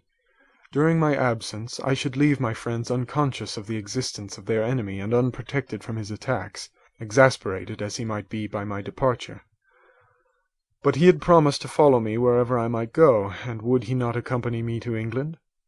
This imagination was dreadful in itself, but soothing inasmuch as it supposed the safety of my friends. I was agonized with the idea of the possibility that the reverse of this might happen, But through the whole period during which I was the slave of my creature, I allowed myself to be governed by the impulses of the moment, and my present sensations strongly intimated that the fiend would follow me and exempt my family from the danger of his machinations. It was in the latter end of September that I again quitted my native country. My journey had been my own suggestion, and Elizabeth therefore acquiesced, but she was filled with disquiet at the idea of my suffering, away from her, the inroads of misery and grief. It had been her care which provided me a companion in Clerval, and yet a man is blind to 1,000 minute circumstances which call forth a woman's sedulous attention. She longed to bid me hasten my return. 1,000 conflicting emotions rendered her mute as she bade me a tearful silent farewell. I threw myself into the carriage that was to convey me away, hardly knowing whither I was going, and careless of what was passing around. I remembered only, and it was with a bitter anguish that I reflected on it, to order that my chemical instruments should be packed to go with me. Filled with dreary imaginations, I passed through many beautiful and majestic scenes, but my eyes were fixed and unobserving. I could only think of the bourne of my travels, and the work which was to occupy me whilst they endured. After some days spent in listless indolence, during which I traversed many leagues, I arrived at Strasbourg, where I waited 2 days for Clerval. He came. Alas, how great was the contrast between us! He was alive to every new scene, joyful when he saw the beauties of the setting sun, and more happy when he beheld it rise and recommence a new day. He pointed out to me the shifting colours of the landscape and the appearance of the sky. "This is what it is to live," he cried. "How I enjoy existence! But you, my dear Frankenstein, wherefore are you desponding and sorrowful?" In truth, I was occupied by gloomy thoughts, and neither saw the descent of the evening star nor the golden sunrise reflected in the Rhine. And you, my friend, would be far more amused with the journey of Clerval, who observed the scenery with an eye of feeling and delight, than in listening to my reflections. I, a miserable wretch, haunted by a curse that shut up every avenue to enjoyment. We had agreed to descend the Rhine in a boat from Strasbourg to Rotterdam, whence we might take shipping for London. During this voyage we passed many willowy islands and saw several beautiful towns. We stayed a day at Mannheim, and on the 5th from our departure from Strasbourg arrived at Mainz. The course of the Rhine below Mainz becomes much more picturesque. The river descends rapidly and winds between hills, not high but steep, and of beautiful forms. We saw many ruined castles standing on the edges of precipices, surrounded by black woods, high and inaccessible. This part of the Rhine, indeed, presents a singularly variegated landscape. In one spot you view rugged hills, ruined castles overlooking tremendous precipices, with the dark Rhine rushing beneath, and on the sudden turn of a promontory, flourishing vineyards with green sloping banks and a meandering river and populous towns occupy the scene. We travelled at the time of the vintage, and heard the song of the labourers as we glided down the stream. Even I, depressed in mind, and my spirits continually agitated by gloomy feelings, even I was pleased. I lay at the bottom of the boat, and as I gazed on the cloudless blue sky, I seemed to drink in a tranquillity to which I had long been a stranger. And if these were my sensations, who can describe those of Henry? He felt as if he had been transported to fairyland, and enjoyed a happiness seldom tasted by man. "I have seen," he said, "the most beautiful scenes of my own country. I have visited the lakes of Lucerne and Uri, where the snowy mountains descend almost perpendicularly to the water, casting black and impenetrable shades, which would cause a gloomy and mournful appearance, were it not for the most verdant islands that belie the eye by their gay appearance. I have seen this lake agitated by a tempest, when the wind tore up whirlwinds of water and gave you an idea of what the waterspout must be on the great ocean. And the waves dash with fury the base of the mountain, where the priest and his mistress were overwhelmed by an avalanche, and where their dying voices are still said to be heard amid the pauses of the nightly wind. I have seen the mountains of La Valais and the Pays de Vaud. But this country, Victor, pleases me more than all those wonders. The mountains of Switzerland are more majestic and strange, but there is a charm in the banks of this divine river that I never before saw equalled. Look at that castle which overhangs yon precipice, and that also on the island, almost concealed amongst the foliage of those lovely trees.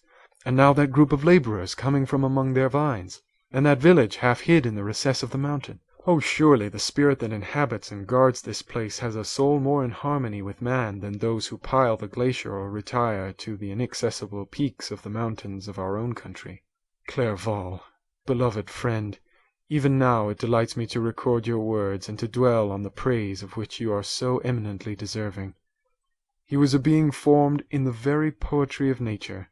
His wild and enthusiastic imagination was chastened by the sensibility of his heart. His soul overflowed with ardent affections, and his friendship was of that devoted and wondrous nature that the world-minded teach us to look for only in the imagination.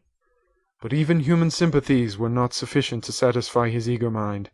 The scenery of external nature, which others regard only with admiration, he loved with ardor. The sounding cataract haunted him like a passion, the tall rock, the mountain, and the deep and gloomy wood. Their colours and their forms were then to him an appetite, a feeling, and a love, that had no need of a remoter charm, by thought supplied or any interest, unborrowed from the eye. And where does he now exist? Is this gentle and lovely being lost forever? Has his mind, so replete with ideas, imaginations, fanciful and magnificent, which formed a world whose existence depended on the life of its creator, has this mind perished? Does it now only exist in my memory? No, it is not thus. Your form, so divinely wrought and beaming with beauty, has decayed, but your spirit still visits and consoles your unhappy friend. Pardon this gush of sorrow.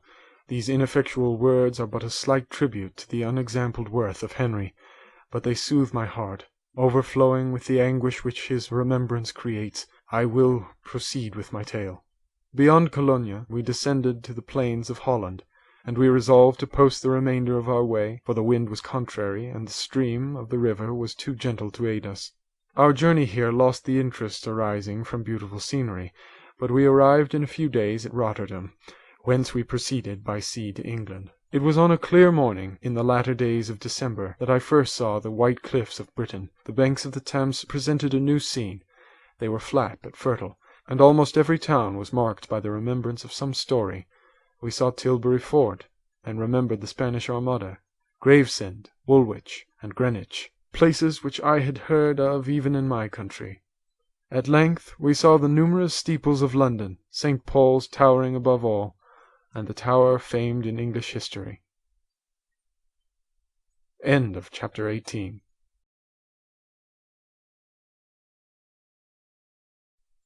Chapter 19. London was our present point of rest. We determined to remain several months in this wonderful and celebrated city. Clerval desired the intercourse of the men of genius and talent who flourished at this time, but this was with me a secondary object. I was principally occupied with the means of obtaining the information necessary for the completion of my promise, and quickly availed myself of the letters of introduction that I had brought with me, addressed to the most distinguished natural philosophers. If this journey had taken place during my days of study and happiness, it would have afforded me inexpressible pleasure, but a blight had come over my existence, and I only visited these people for the sake of the information they might give me on the subject in which my interest was so terribly profound. Company was irksome to me. When alone, I could fill my mind with the sights of heaven and earth. The voice of Henry soothed me, and I could thus cheat myself into a transitory peace. But busy, uninteresting, joyous faces brought back despair to my heart. I saw an insurmountable barrier placed between me and my fellow men. This barrier was sealed with the blood of William and Justine, and to reflect on the events connected with those names filled my soul with anguish. But in Clerval I saw the image of my former self. He was inquisitive and anxious to gain experience and instruction. The difference of manners which he observed was to him an inexhaustible source of instruction and amusement. He was also pursuing an object he had long had in view. His design was to visit India, in the belief that he had in his knowledge of its various languages, and in the views he had taken of its society, the means of materially assisting the progress of European colonization and trade. In Britain only could he further the execution of his plan. He was forever busy, and the only check to his enjoyment was my sorrowful and dejected mind. I tried to conceal this as much as possible, that I might not debar him from the pleasures natural to one who was entering on a new scene of life, undisturbed by any care or bitter recollection. I often refused to accompany him, alleging another engagement, that I might remain alone.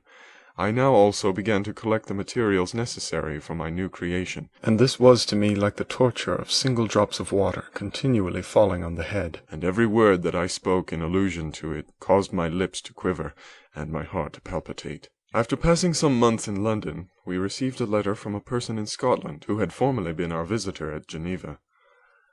He mentioned the beauties of his native country, and asked us if those were not sufficient allurements to induce us to prolong our journey as far north as Perth, where he resided. Clerval eagerly desired to accept his invitation, and I, although I abhorred society, wished to view again mountains and streams, and all the wondrous works with which nature adorns her chosen dwelling places. We had arrived in England at the beginning of October, and it was now February. We accordingly determined to commence our journey towards the north at the expiration of another month. In this expedition we did not intend to follow the great road to Edinburgh, but to visit Windsor, Oxford, Matlock, and the Cumberland Lakes. Resolving to arrive at the completion of this tour about the end of July, I packed up my chemical instruments and the materials I had collected, resolving to finish my labours in some obscure nook in the northern Highlands of Scotland. We quitted London on the 27th of March, and remained a few days at Windsor, rambling in its beautiful forest. This was a new scene to us mountaineers. The majestic oaks, the quantity of game, and the herds of stately deer were all novelties to us. From thence we proceeded to Oxford. As we entered this city, our minds were filled with the remembrance of the events that had transacted there more than a century and a half before. It was here that Charles I had collected his forces. This city had remained faithful to him, after the whole nation had forsaken his cause to join the standard of Parliament and liberty. The memory of that unfortunate king and his companions, the amiable Falkland, the insolent Goring, his queen, and son, gave a peculiar interest to every part of the city which they might be supposed to have inhabited. The spirit of elder days found a dwelling here, and we delighted to trace its footsteps. If these feelings had not found an imaginary gratification, the appearance of the city had yet in itself sufficient beauty to obtain our admiration. The colleges are ancient and picturesque, the streets are almost magnificent, and the lovely Isis, which flows beside it through meadows of exquisite verdure, is spread forth into a placid expanse of waters, which reflects its majestic assemblage of flowers and spires and domes, embosomed among aged trees. I enjoyed this scene, and yet my enjoyment was embittered both by the memory of the past and the anticipation of the future. I was formed for peaceful happiness. During my youthful days, discontent never visited my mind, and if I was ever overcome by ennui, the sight of what is beautiful in nature, or the study of what is excellent and sublime in the productions of man, could always interest my heart and communicate elasticity to my spirits. But I am a blasted tree. The bolt has entered my soul, and I felt then that I should survive to exhibit what I shall soon cease to be, a miserable spectacle of wretched humanity, pitiable to others and intolerable to myself. We passed a considerable period at Oxford, rambling among its environs and endeavouring to identify every spot which might relate to the most animating epoch of English history. Our little voyages of discovery were often prolonged by the successive objects that presented themselves. We visited the tomb of the illustrious Hampden, and the field on which that patriot fell. For a moment my soul was elevated from its debasing and miserable fears to contemplate the divine ideas of liberty and self-sacrifice, of which these sights were the monuments and the remembrancers. For an instant I dared to shake off my chains and look around me with a free and lofty spirit, but the iron had eaten into my flesh, and I sank again, trembling and hopeless, into my miserable self. We left Oxford with regret and proceeded to Matlock, which was our next place of rest. The country in the neighbourhood of this village resembled, to a greater degree, the scenery of Switzerland, but everything is on a lower scale, and the green hills want the crown of distant white Alps, which always attend on the piny mountains of my native country. We visited the wondrous cave and the little cabinets of natural history, where the curiosities are disposed in the same manner as in the collections of Cerveau and Chamonix. The latter name made me tremble when pronounced by Henry, and I hastened to quit Matlock, with which that terrible scene was thus associated. From Derby, still journeying northwards, we passed 2 months in Cumberland and Westmoreland. I could now almost fancy myself among the Swiss mountains.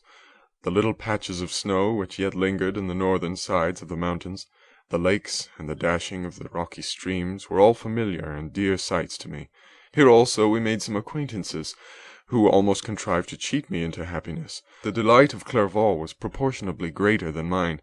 His mind expanded in the company of men of talent, and he found in his own nature greater capacities and resources than he could have imagined himself to have possessed while he associated with his inferiors. "I could pass my life here," he said to me, "and among these mountains I should scarcely regret Switzerland and the Rhine." But he found that a traveller's life is one that includes much pain amidst its enjoyments. His feelings are forever on the stretch, and when he begins to sink into repose, he finds himself obliged to quit that on which he rests in pleasure for something new, which again engages his attention, and which also he forsakes for other novelties. We had scarcely visited the various lakes of Cumberland and Westmoreland, and conceived an affection for some of the inhabitants, when the period of our appointment with our Scotch friend approached, and we left then to travel on. For my own part I was not sorry. I had now neglected my promise for some time, and I feared the effects of the demon's disappointment. He might remain in Switzerland and wreak his vengeance on my relatives. This idea pursued me and tormented me at every moment from which I might otherwise have snatched repose and peace. I waited for my letters with feverish impatience. If they were delayed, I was miserable, and overcome by 1,000 fears. And when they arrived, and I saw the superscription of Elizabeth or my father, I hardly dared to read and ascertain my fate. Sometimes I thought that the fiend followed me and might expedite my remissness by murdering my companion. When these thoughts possessed me, I would not quit Henry for a moment, but followed him as his shadow, to protect him from the fancied rage of his destroyer. I felt as if I had committed some great crime, the consciousness of which haunted me. I was guiltless, but I had indeed drawn down a horrible curse upon my head, as mortal as that of crime. I visited Edinburgh with languid eyes and mind, and yet that city might have interested the most unfortunate being. Clerval did not like it so well as Oxford, for the antiquity of the latter city was more pleasing to him, but the beauty and regularity of the new town of Edinburgh, its romantic castle and its environs, the most delightful in the world, Arthur's Seat, St. Bernard's Well, and the Pentland Hills compensated him for the change and filled him with cheerfulness and admiration. But I was impatient to arrive at the termination of my journey. We left Edinburgh in a week, passing through Coupar, St. Andrews, and along the banks of the Tay, to Perth, where our friend expected us. But I was in no mood to laugh and talk with strangers, or enter into their feelings or plans with the good humour expected from a guest, and accordingly I told Clerval that I wished to make the tour of Scotland alone. "Do you?" said I. "Enjoy yourself, and let this be our rendezvous. I may be absent a month or two, but do not interfere with my motions, I entreat you. Leave me to peace and solitude for a short time, and when I return I hope it will be with a lighter heart, more congenial to your own temper." Henry wished to dissuade me, but seeing me bent on this plan, ceased to remonstrate. He entreated me to write often. "I had rather be with you," he said, "in your solitary rambles, than with these Scotch people, whom I do not know. Hasten then, my dear friend, to return, that I may again feel myself somewhat at home, which I cannot do in your absence." Having parted from my friend, I determined to visit some remote spot of Scotland and finish my work in solitude. I did not doubt but that the monster followed me, and would discover himself to me when I should have finished, that he might receive his companion. With this resolution, I traversed the northern highlands, and fixed on one of the remotest of the Orkneys as the scene of my labours. It was a place fitted for such a work, being hardly more than a rock whose high sides were continually beaten upon by the waves. The soil was barren, scarcely affording pasture for a few miserable cows, and oatmeal for its inhabitants, which consisted of 5 persons, whose gaunt and scraggy limbs gave tokens of their miserable fare. Vegetables and bread, when they indulged in such luxuries, and even fresh water, was to be procured from the mainland, which was about 5 miles distant. On the whole island there were but 3 miserable huts, and one of these was vacant when I arrived. This I hired. It contained but 2 rooms, and these exhibited all the squalidness of the most miserable penury. The thatch had fallen in, the walls were unplastered, and the door was off its hinges. I ordered it to be repaired, bought some furniture, and took possession, an incident which would doubtless have occasioned some surprise, had not all the senses of the cottagers been benumbed by want and squalid poverty. As it was, I lived ungazed at and unmolested, hardly thanked for the pittance of food and clothes which I gave, so much does suffering blunt even the coarsest sensations of men. In this retreat I devoted the morning to labor, but in the evening, when the weather permitted, I walked on the stony beach of the sea to listen to the waves as they roared and dashed at my feet. It was a monotonous yet ever-changing scene. I thought of Switzerland. It was far different from this desolate and appalling landscape. Its hills are covered with vines, and its cottages are scattered thickly in the plains. Its fair lakes reflect a blue and gentle sky, and when troubled by the winds, their tumult is but as the play of a lively infant when compared to the roarings of a giant ocean. In this manner I distributed my occupations when I first arrived, but as I proceeded in my labor, it became every day more horrible and irksome to me. Sometimes I could not prevail on myself to enter my laboratory for several days, and at other times I toiled day and night in order to complete my work. It was indeed a filthy process in which I was engaged. During my first experiment, a kind of enthusiastic frenzy had blinded me to the horror of my employment. My mind was intently fixed on the consummation of my labor, and my eyes were shut to the horror of my proceedings. But now I went to it in cold blood, and my heart often sickened at the work of my hands. Thus situated, employed in the most detestable occupation, immersed in a solitude where nothing could for an instant call my attention from the actual scene in which I was engaged, my spirits became unequal. I grew restless and nervous. Every moment I feared to meet my persecutor. Sometimes I sat with my eyes fixed to the ground, fearing to raise them lest I should encounter the object which I so much dreaded to behold. I feared to wander from the sight of my fellow creatures, lest when alone he should come to claim his companion.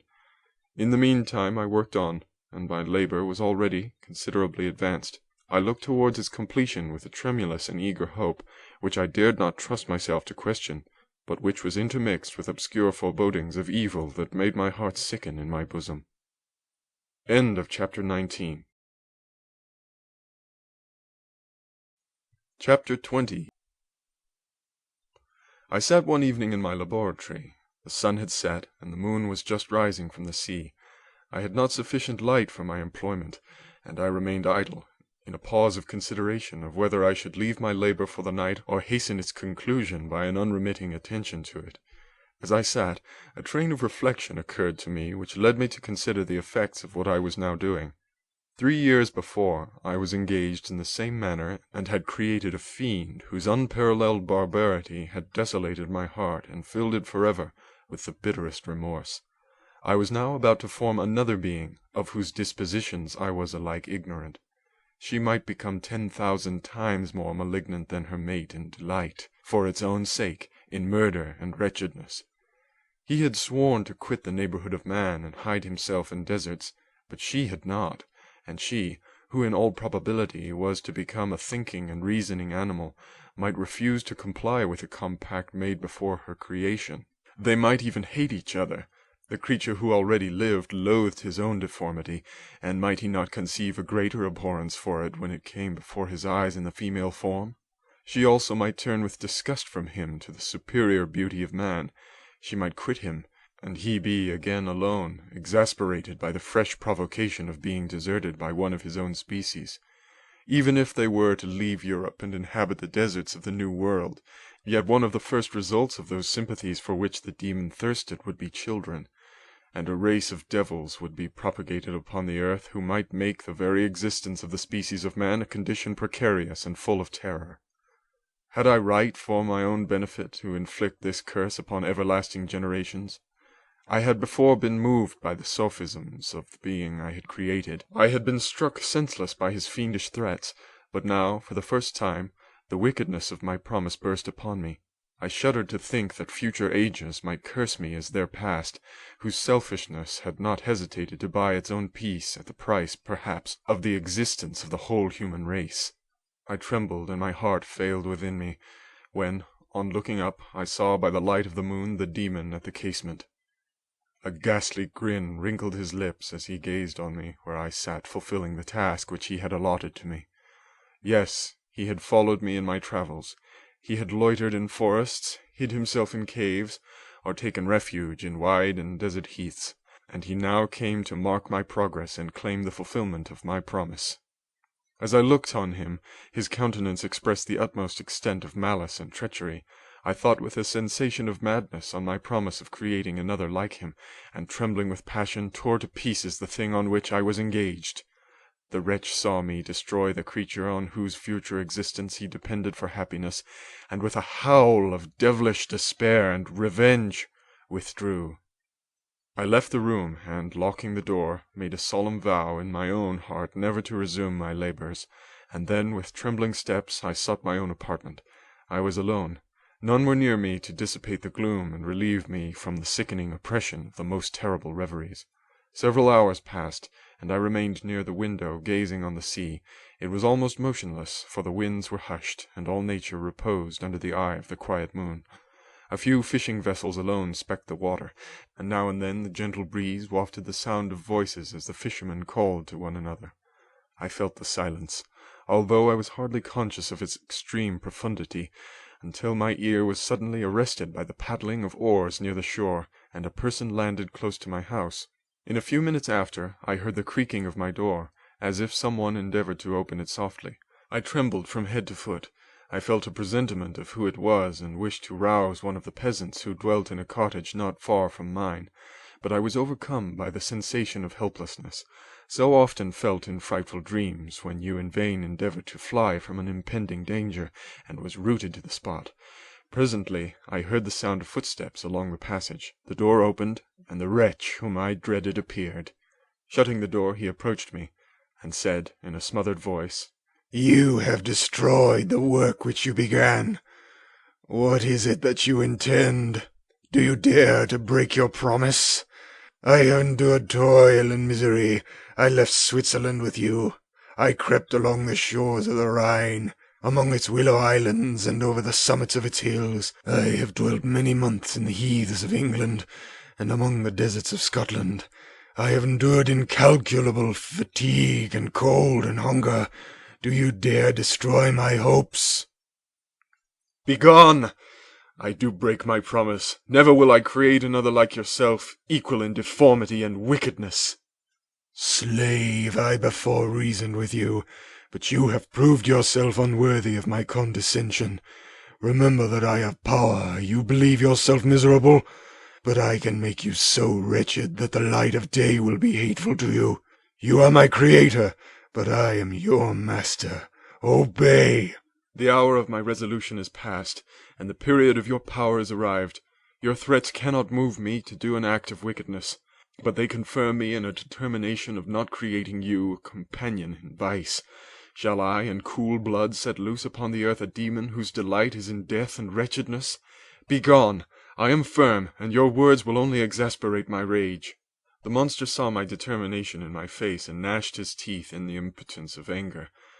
"Shall each man," cried he, "find a wife for his bosom, and each beast have his mate, and I be left alone? I had feelings of affection, and they were requited by detestation and scorn. Man, you may hate, but beware. Your hours will pass in dread and misery, and soon the bolt will fall which must ravish from you your happiness forever. Are you to be happy while I grovel in the intensity of my wretchedness? You can blast my other passions, but revenge remains. Revenge! Henceforth, dearer than light or food, I may die, but first you, my tyrant and tormentor, shall curse the sun that gazes on your misery. Beware, for I am fearless and therefore powerful.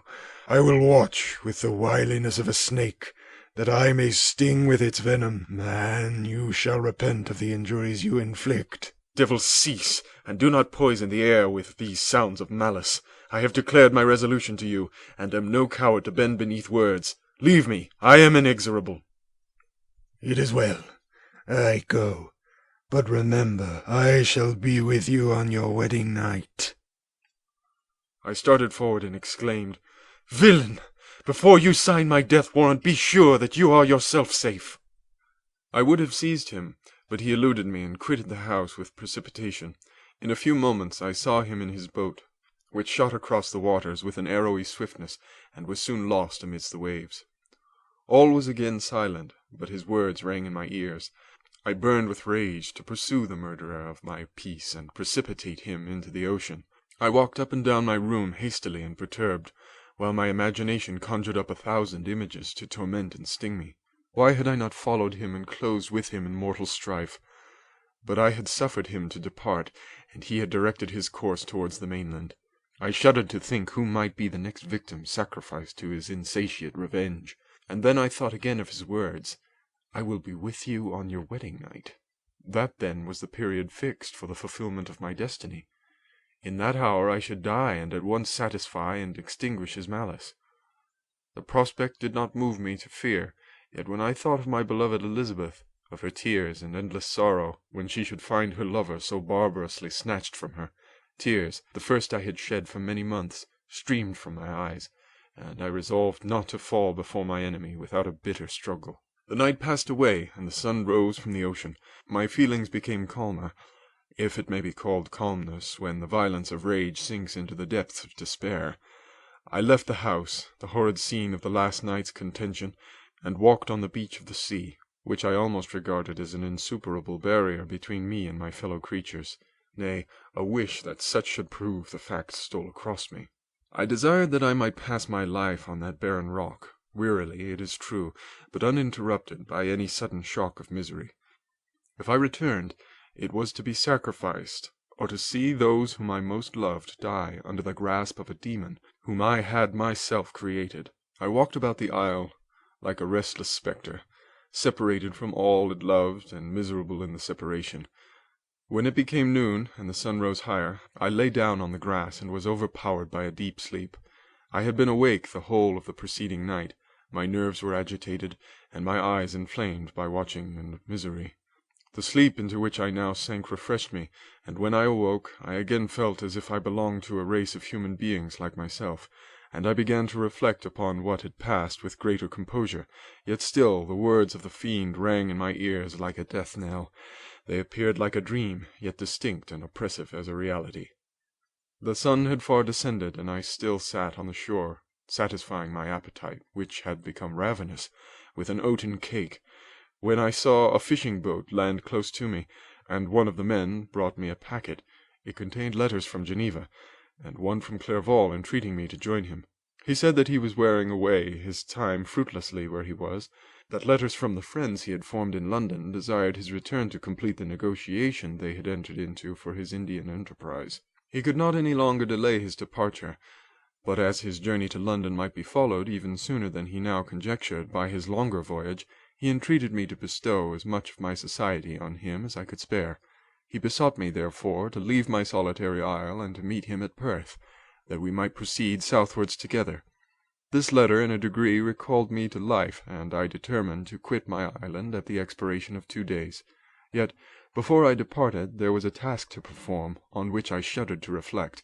I must pack up my chemical instruments, and for that purpose I must enter the room which had been the scene of my odious work, and I must handle those utensils, the sight of which was sickening to me. The next morning, at daybreak, I summoned sufficient courage and unlocked the door of my laboratory. The remains of the half-finished creature whom I had destroyed lay scattered on the floor, and I almost felt as if I had mangled the living flesh of a human being. I paused to collect myself and then entered the chamber. With trembling hand I conveyed the instruments out of the room, but I reflected that I ought not to leave the relics of my work to excite the horror and suspicion of the peasants, and I accordingly put them into a basket with a great quantity of stones, and laying them up, determined to throw them into the sea that very night. And in the meantime I sat upon the beach, employed in cleaning and arranging my chemical apparatus. Nothing could be more complete than the alteration that had taken place in my feelings since the night of the appearance of the demon. I had before regarded my promise with a gloomy despair as a thing that, with whatever consequences, must be fulfilled, but I now felt as if a film had been taken from before my eyes, and that I for the first time saw clearly.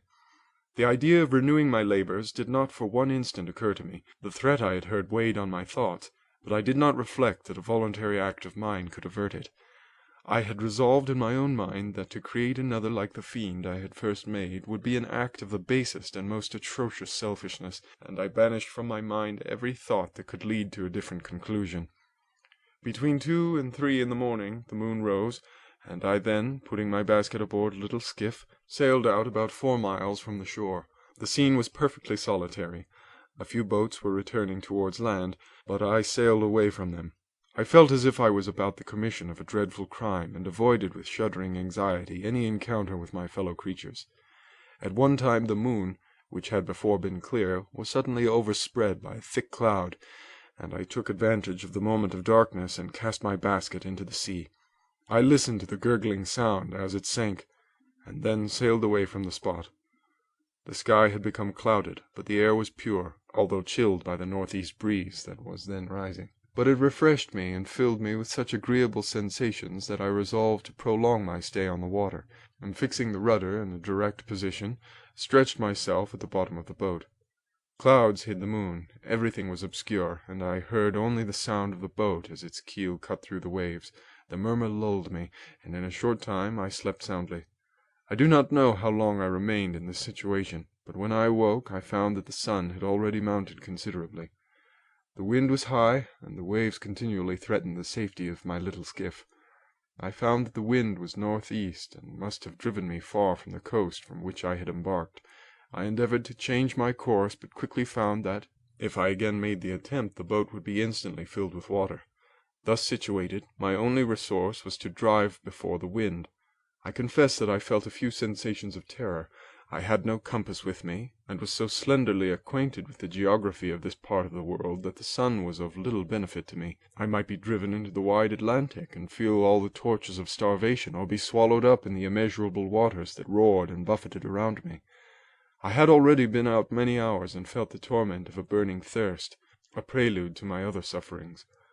I looked on the heavens, which were covered by clouds that flew before the wind, only to be replaced by others. I looked upon the sea. It was to be my grave. "Fiend!" I exclaimed, "your task is already fulfilled." I thought of Elizabeth, of my father, and of Clerval, all left behind, on whom the monster might satisfy his sanguinary and merciless passions. This idea plunged me into a reverie so despairing and frightful that even now, when the scene is on the point of closing before me forever, I shudder to reflect on it. Some hours passed thus, but by degrees, as the sun declined towards the horizon, the wind died away into a gentle breeze, and the sea became free from breakers. But these gave place to a heavy swell. I felt sick and hardly able to hold the rudder, when suddenly I saw a line of high land towards the south. Almost spent, as I was, by fatigue and the dreadful suspense I endured for several hours, this sudden certainty of life rushed like a flood of warm joy to my heart, and tears gushed from my eyes. How mutable are our feelings, and how strange is that clinging love we have of life, even in the excess of misery. I constructed another sail with a part of my dress, and eagerly steered my course towards the land. It had a wild and rocky appearance, but as I approached nearer I easily perceived the traces of cultivation. I saw vessels near the shore, and found myself suddenly transported back to the neighborhood of civilized man. I carefully traced the windings of the land, and hailed a steeple which I at length saw issuing from behind a small promontory. As I was in a state of extreme debility, I resolved to sail directly towards the town, as a place where I could most easily procure nourishment. Fortunately I had money with me. As I turned the promontory, I perceived a small, neat town, and a good harbour, which I entered, my heart bounding with joy at my unexpected escape. As I was occupied in fixing the boat and arranging the sails, several people crowded towards the spot. They seemed much surprised at my appearance, but instead of offering me any assistance, whispered together with gestures that at any other time might have produced in me a slight sensation of alarm. As it was, I merely remarked that they spoke English, and I therefore addressed them in that language. "My good friends," said I, "will you be so kind as to tell me the name of this town, and inform me where I am?" "You will know that soon enough," replied a man with a hoarse voice. "Maybe you are come to a place that will not prove much to your taste, but you will not be consulted as to your quarters, I promise you." I was exceedingly surprised on receiving so rude an answer from a stranger, and was also disconcerted on perceiving the frowning and angry countenances of his companions. "Why do you answer me so roughly?" I replied. "Surely it is not the custom of Englishmen to receive strangers so inhospitably." "I do not know," said the man, "what the custom of the English may be, but it is the custom of the Irish to hate villains. While this strange dialogue continued, I perceived the crowd rapidly increase. Their faces expressed a mixture of curiosity and anger, which annoyed and in some degree alarmed me. I inquired the way to the inn, but no one replied. I then moved forward, and a murmuring sound arose from the crowd as they followed and surrounded me, when an ill-looking man approached, tapped me on the shoulder, and said, "Come, sir, you must follow me to Mr. Curwen's to give an account of yourself." "Who is Mr. Curwen? Why am I to give an account of myself? Is not this a free country?" "Ay, sir, free enough for honest folks. Mr. Curwen is the magistrate, and you are to give an account of the death of a gentleman who was found murdered here last night." This answer startled me, but I presently recovered myself. I was innocent. That could easily be proved. Accordingly, I followed my conductor in silence, and was led to one of the best houses in the town. I was ready to sink from fatigue and hunger, but being surrounded by a crowd, I thought it politic to rouse all my strength, that no physical debility might be construed into apprehension or conscious guilt. Little did I expect the calamity that was in a few moments to overwhelm me and extinguish in horror and despair all fear of ignominy or death. I must pause here, for it requires all my fortitude to recall the memory of the frightful events which I am about to relate, in proper detail, to my recollection. End of Chapter 20. Chapter 21. I was soon introduced into the presence of the magistrate, an old benevolent man with calm and mild manners. He looked upon me, however, with some degree of severity, and then, turning towards my conductors, he asked who appeared as witnesses on this occasion. About half a dozen men came forward, and one, being selected by the magistrate, he deposed that he had been out fishing the night before with his son and brother-in-law, Daniel Nugent, when, about 10 o'clock, they observed a strong northerly blast rising, and they accordingly put in for port. It was a very dark night, as the moon had not yet risen. They did not land at the harbour, but, as they had been accustomed, at a creek about 2 miles below. He walked on first, carrying a part of the fishing tackle, and his companions followed him at some distance. As he was proceeding along the sands, he struck his foot against something, and fell at his length on the ground. His companions came up to assist him, and by the light of their lantern they found that he had fallen on the body of a man, who was to all appearance dead. Their first supposition was that it was the corpse of some person who had been drowned and was thrown on shore by the waves, but on examination they found that the clothes were not wet, and even that the body was not then cold. They instantly carried it to the cottage of an old woman near the spot, and endeavoured, but in vain, to restore it to life. It appeared to be a handsome young man, about 25 years of age. He had apparently been strangled, for there was no sign of any violence except the black mark of fingers on his neck. The first part of this deposition did not in the least interest me, but when the mark of the fingers was mentioned, I remembered the murder of my brother, and felt myself extremely agitated. My limbs trembled, and a mist came over my eyes, which obliged me to lean on a chair for support.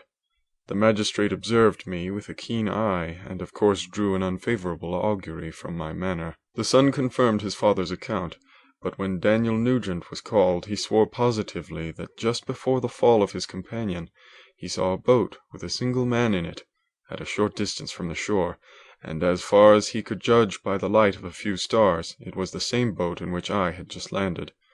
A woman deposed that she lived near the beach, and was standing at the door of her cottage, waiting for the return of the fisherman, about an hour before she heard of the discovery of the body, when she saw a boat with only one man in it push off from that part of the shore where the corpse was afterwards found. Another woman confirmed the account of the fisherman having brought the body into her house. It was not cold. They put it into a bed and rubbed it, and Daniel went to the town for an apothecary, but life was quite gone. Several other men were examined concerning my landing, and they agreed that, with the strong north wind that had arisen during the night, it was very probable that I had beaten about for many hours, and had been obliged to return nearly to the same spot from which I had departed. Besides, they observed that it appeared that I had brought the body from another place, and it was likely that as I did not appear to know the shore, I might have put into the harbour, ignorant of the distance of the town of undisclosed name from the place where I had deposited the corpse. Mr. Curwen, on hearing this evidence, desired that I should be taken into the room where the body lay for interment, that it might be observed what effect the sight of it would produce upon me. This idea was probably suggested by the extreme agitation I had exhibited when the mode of the murder had been described. I was accordingly conducted by the magistrate and several other persons to the inn. I could not help being struck by the strange coincidences that had taken place during this eventful night, but knowing that I had been conversing with several persons in the island I had inhabited about the time that the body had been found, I was perfectly tranquil as to the consequences of the affair. I entered the room where the corpse lay, and was led up to the coffin. How can I describe my sensations in beholding it? I feel yet parched with horror, nor can I reflect on that terrible moment without shuddering in agony. The examination, the presence of the magistrate and witnesses, passed like a dream from my memory when I saw the lifeless form of Henry Clerval stretched before me. I gasped for breath, and throwing myself on the body, I exclaimed, "Have my murderous machinations deprived you also, my dearest Henry, of life? Two I have already destroyed. Other victims await their destiny, but you, Clerval, my friend, my benefactor." The human frame could no longer support the agonies that I endured, and I was carried out of the room in strong convulsions. A fever succeeded to this. I lay for 2 months on the point of death. My ravings, as I afterwards heard, were frightful. I called myself the murderer of William, of Justine, and of Clerval. Sometimes I entreated my attendants to assist me in the destruction of the fiend by whom I was tormented, and at others I felt the fingers of the monster already grasping my neck, and screamed aloud with agony and terror.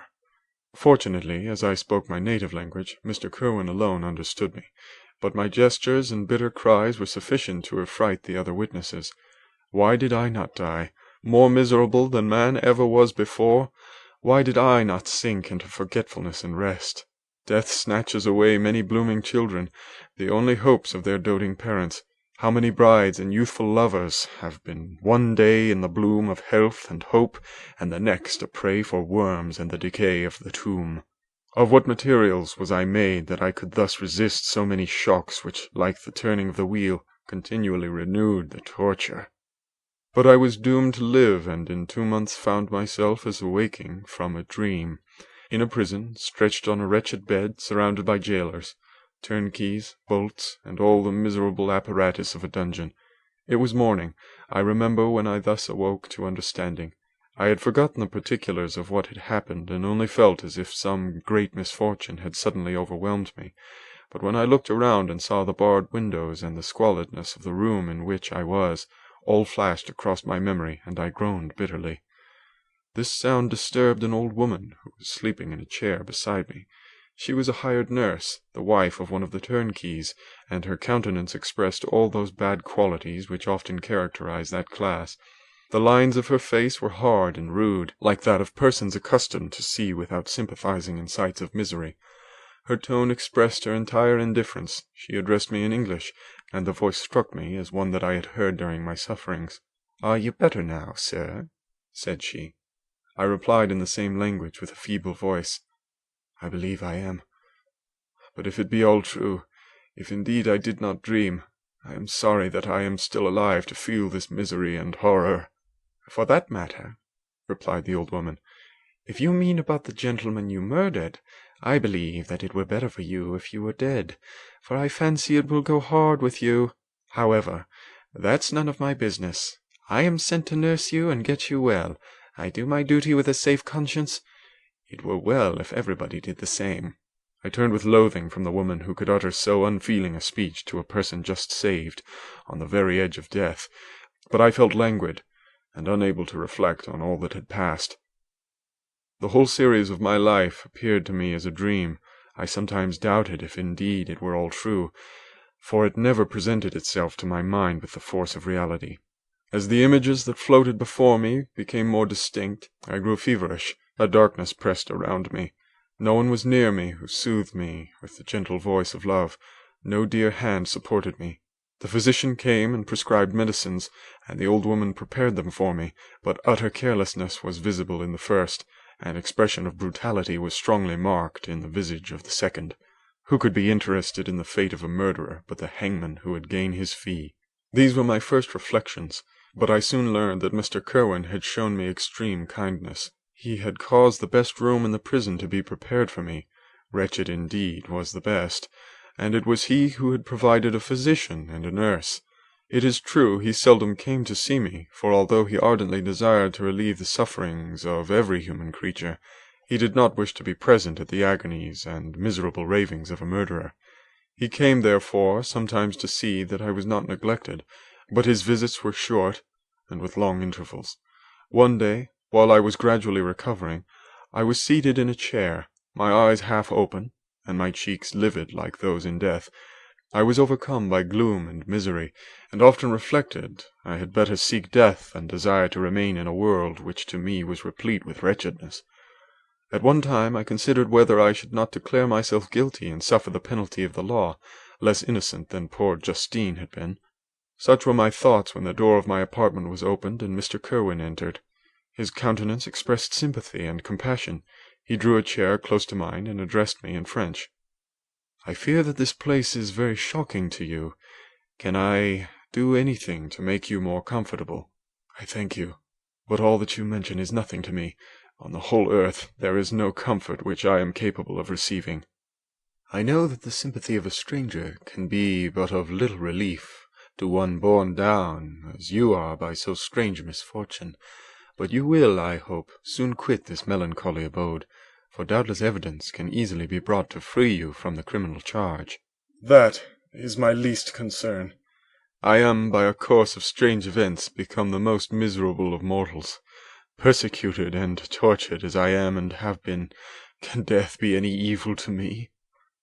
Nothing indeed could be more fortunate and agonizing than the strange chances that have lately occurred. You were thrown, by some surprising accident, on this shore, renowned for its hospitality, seized immediately, and charged with murder. The first sight that was presented to your eyes was the body of your friend, murdered in so unaccountable a manner, and placed, as it were, by some fiend across your path." As Mr. Kirwin said this, notwithstanding the agitation I endured on this retrospect of my sufferings, I also felt considerable surprise at the knowledge he seemed to possess concerning me. I suppose some astonishment was exhibited in my countenance, for Mr. Kirwin hastened to say, "Immediately upon your being taken ill, all the papers that were on your person were brought me, and I examined them that I might discover some trace by which I could send to your relations on account of your misfortune and illness. I found several letters, and among others, one which I discovered from its commencement to be from your father. I instantly wrote to Geneva. Nearly 2 months have elapsed since the departure of my letter, but you are ill. Even now you tremble. You are unfit for agitation of any kind. This suspense is 1,000 times worse than the most horrible event. Tell me what new scene of death has been acted, and whose murder I am now to lament." "Your family is perfectly well," said Kirwin with gentleness, "and someone, a friend, is come to visit you." I know not by what chain of thought the idea presented itself, but it instantly darted into my mind that the murderer had come to mock at my misery and taunt me with the death of Clerval, as a new incitement for me to comply with his hellish desires. I put my hand before my eyes and cried out in agony, "Oh, take him away! I cannot see him. For God's sake, do not let him enter." Mr. Kirwin regarded me with a troubled countenance. He could not help regarding my exclamation as a presumption of my guilt, and said in rather a severe tone, "I should have thought, young man, that the presence of your father would have been welcome instead of inspiring such violent repugnance." "My father!" cried I, while every feature and every muscle was relaxed from anguish to pleasure. "Is my father indeed come? How kind, how very kind! But where is he? Why does he not hasten to me?" My change of manner surprised and pleased the magistrate. Perhaps he thought that my former exclamation was a momentary return of delirium, and now he instantly resumed his former benevolence. He rose and quitted the room with my nurse, and in a moment my father entered it. Nothing at this moment could have given me greater pleasure than the arrival of my father. I stretched out my hand to him and cried, "Are you then safe? And Elizabeth and Ernest?" My father calmed me with assurances of their welfare, and endeavoured, by dwelling on these subjects so interesting to my heart, to raise my desponding spirits. But he soon felt that a prison cannot be the abode of cheerfulness. "What place is this that you inhabit, my son?" said he, looking mournfully at the barred windows and wretched appearance of the room. "You travel to seek happiness, but a fatality seems to pursue you.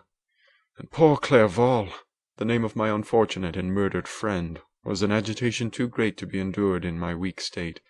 I shed tears. "Alas! yes, my father," replied I. "Some destiny of the most horrible kind hangs over me, and I must live to fulfill it, or surely I should have died on the coffin of Henry." We were not allowed to converse for any length of time, for the precarious state of my health rendered every precaution necessary that could ensure tranquillity. Mr. Kirwin came in, and insisted that my strength should not be exhausted by too much exertion, but the appearance of my father was to me like that of my good angel, and I gradually recovered my health. As my sickness quitted me, I was absorbed by a gloomy and black melancholy that nothing could dissipate. The image of Clerval was forever before me, ghastly and murdered. More than once the agitation into which these reflections threw me made my friends dread a dangerous relapse. Alas! why did they preserve so miserable and detested a life? It was surely that I might fulfill my destiny, which is now drawing to a close. Soon, oh very soon, will death extinguish these throbbings and relieve me from the mighty weight of anguish that bears me to the dust. And in executing the award of justice, I shall also sink to rest. Then the appearance of death was distant, although the wish was ever present to my thoughts, and I often sat for hours, motionless and speechless, wishing for some mighty revolution that might bury me and my destroyer in its ruins. The season of the assizes approached. I had already been 3 months in prison, and although I was still weak and in continual danger of relapse, I was obliged to travel nearly 100 miles to the country town where the court was held. Mr. Kirwin charged himself with every care of collecting witnesses and arranging my defence. I was spared the disgrace of appearing publicly as a criminal, as the case was not brought before the court that decides on life and death. The grand jury rejected the bill, on its being proved that I was on the Orkney Islands at the hour the body of my friend was found, and a fortnight after my removal I was liberated from prison. My father was enraptured on finding me freed from the vexations of a criminal charge, that I was again allowed to breathe the fresh atmosphere and permitted to return to my native country. I did not participate in these feelings, for to me the walls of a dungeon or a palace were alike hateful. The cup of life was poisoned forever, and although the sun shone upon me, as upon the happy and gay of heart, I saw around me nothing but a dense and frightful darkness, penetrated by no light but the glimmer of 2 eyes that glared upon me. Sometimes they were the expressive eyes of Henry, languishing in death, the dark orbs nearly covered by the lids and the long black lashes that fringed them. Sometimes it was the watery, clouded eyes of the monster, as I first saw them in my chamber at Ingolstadt. My father tried to awaken in me the feelings of affection. He talked of Geneva, which I should soon visit, of Elizabeth and Ernest, but these words only drew deep groans from me. Sometimes, indeed, I felt a wish for happiness, and thought with melancholy delight of my beloved cousin, or longed, with a devouring maladie du pays, to see once more the blue lake and rapid Rhone that had been so dear to me in early childhood. But my general state of feeling was a torpor in which prison was as welcome a residence as the divinest scene in nature, and these fits were seldom interrupted but by paroxysms of anguish and despair. At these moments I often endeavoured to put an end to the existence I loathed, and it required unceasing attendance and vigilance to restrain me from committing some dreadful act of violence. Yet one duty remained to me, the recollection of which finally triumphed over my selfish despair. It was necessary that I should return without delay to Geneva, there to watch over the lives of those I so fondly loved, and to lie in wait for the murderer, that if any chance led me to the place of his concealment, or if he dared again to blast me by his presence, I might, with unfailing aim, put an end to the existence of the monstrous image which I had endued with the mockery of a soul still more monstrous. My father still desired to delay our departure, fearful that I could not sustain the fatigues of a journey, for I was a shattered wreck, the shadow of a human being. My strength was gone, I was a mere skeleton, and fever night and day preyed upon my wasted frame. Still, as I urged our leaving Ireland with such inquietude and impatience, my father thought it best to yield. We took our passage on board a vessel bound for Havre de Grace, and sailed with a fair wind from the Irish shores. It was midnight. I lay on the deck, looking at the stars and listening to the dashing of the waves. I hailed the darkness that shut Ireland from my sight, and my pulse beat with a feverish joy when I reflected that I should soon see Geneva. The past appeared to me in the light of a frightful dream, yet the vessel in which I was, the wind that blew me from the detested shore of Ireland, and the sea which surrounded me, told me too forcibly that I was deceived by no vision, and that Clerval, my friend and dearest companion, had fallen a victim to me and the monster of my creation. I repassed in my memory my whole life, my quiet happiness while residing with my family in Geneva, the death of my mother, and my departure for Ingolstadt. I remembered, shuddering, the mad enthusiasm that hurried me on to the creation of my hideous enemy, and I called to mind the night in which he first lived. I was unable to pursue the train of thought. 1,000 feelings pressed upon me, and I wept bitterly. Ever since my recovery from the fever, I had been in the custom of taking every night a small quantity of laudanum, for it was by means of this drug only that I was enabled to gain the rest necessary for the preservation of life. Oppressed by the recollection of my various misfortunes, I now swallowed double my usual quantity, and soon slept profoundly. But sleep did not afford my respite from thought and misery. My dreams presented 1,000 objects that scared me. Towards morning I was possessed by a kind of nightmare. I felt the fiend's grasp in my neck, and could not free myself from it. Groans and cries rang in my ears. My father, who was watching over me, perceiving my restlessness, awoke me. The dashing waves were around, the cloudy sky above. The fiend was not here.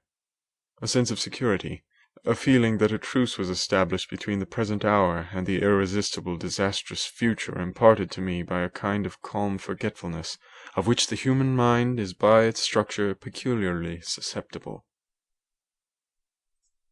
End of chapter 21. Chapter 22. The voyage came to an end. We landed and proceeded to Paris. I soon found that I had overtaxed my strength, and that I must repose before I could continue my journey. My father's care and attentions were indefatigable, but he did not know the origin of my sufferings, and sought erroneous methods to remedy the incurable ill.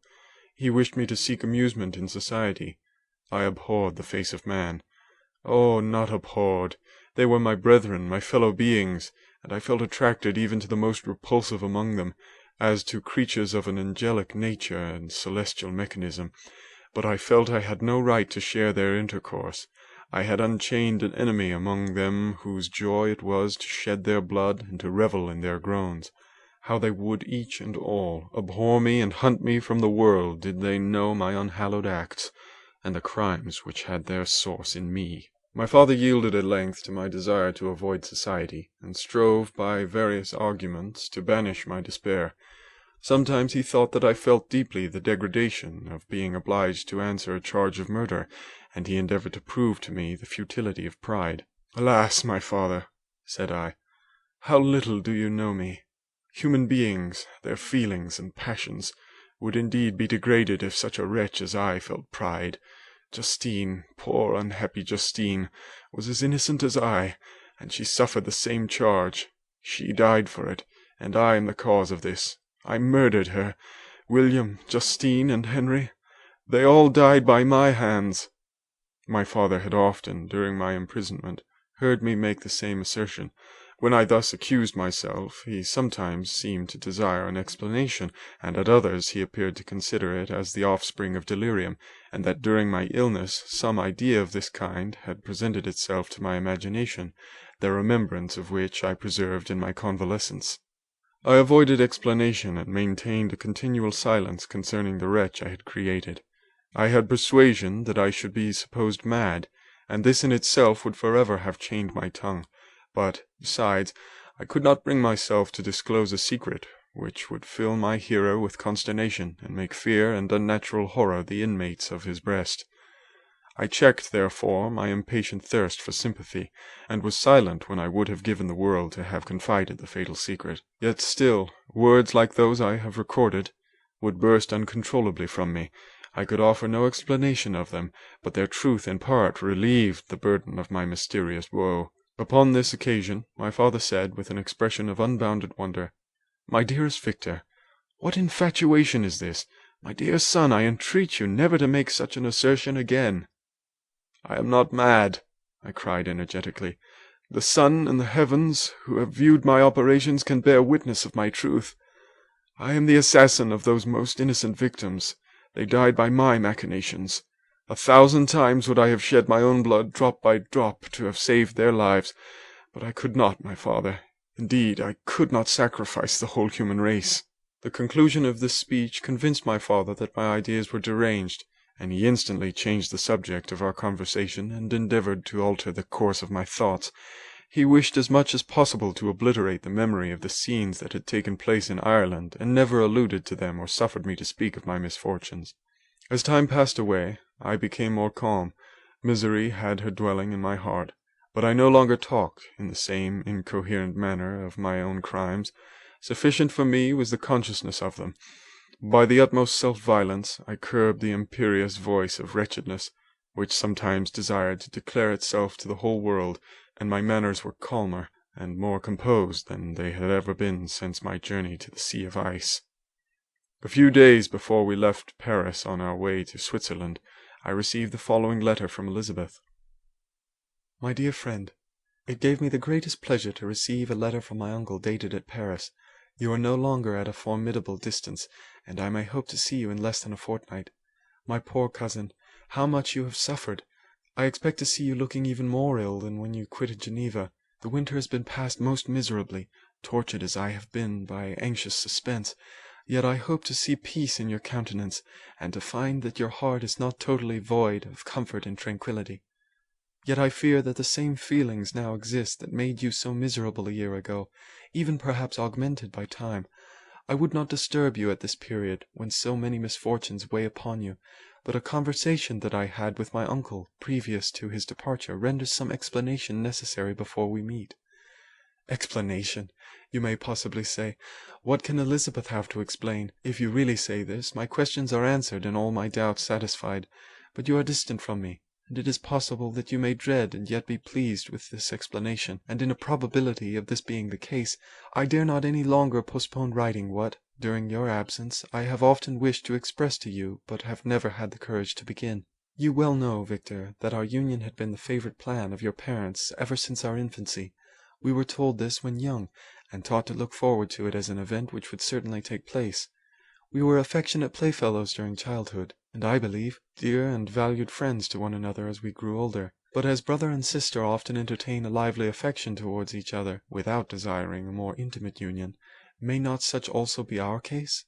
Tell me, dearest Victor, answer me, I conjure you by our mutual happiness, with simple truth, do you not love another? You have travelled, you have spent several years of your life at Ingolstadt, and I confess to you, my friend, that when I saw you last autumn so unhappy, flying to solitude from the society of every creature, I could not help supposing that you might regret our connection, and believe yourself bound in honour to fulfil the wishes of your parents, although they oppose themselves to your inclinations.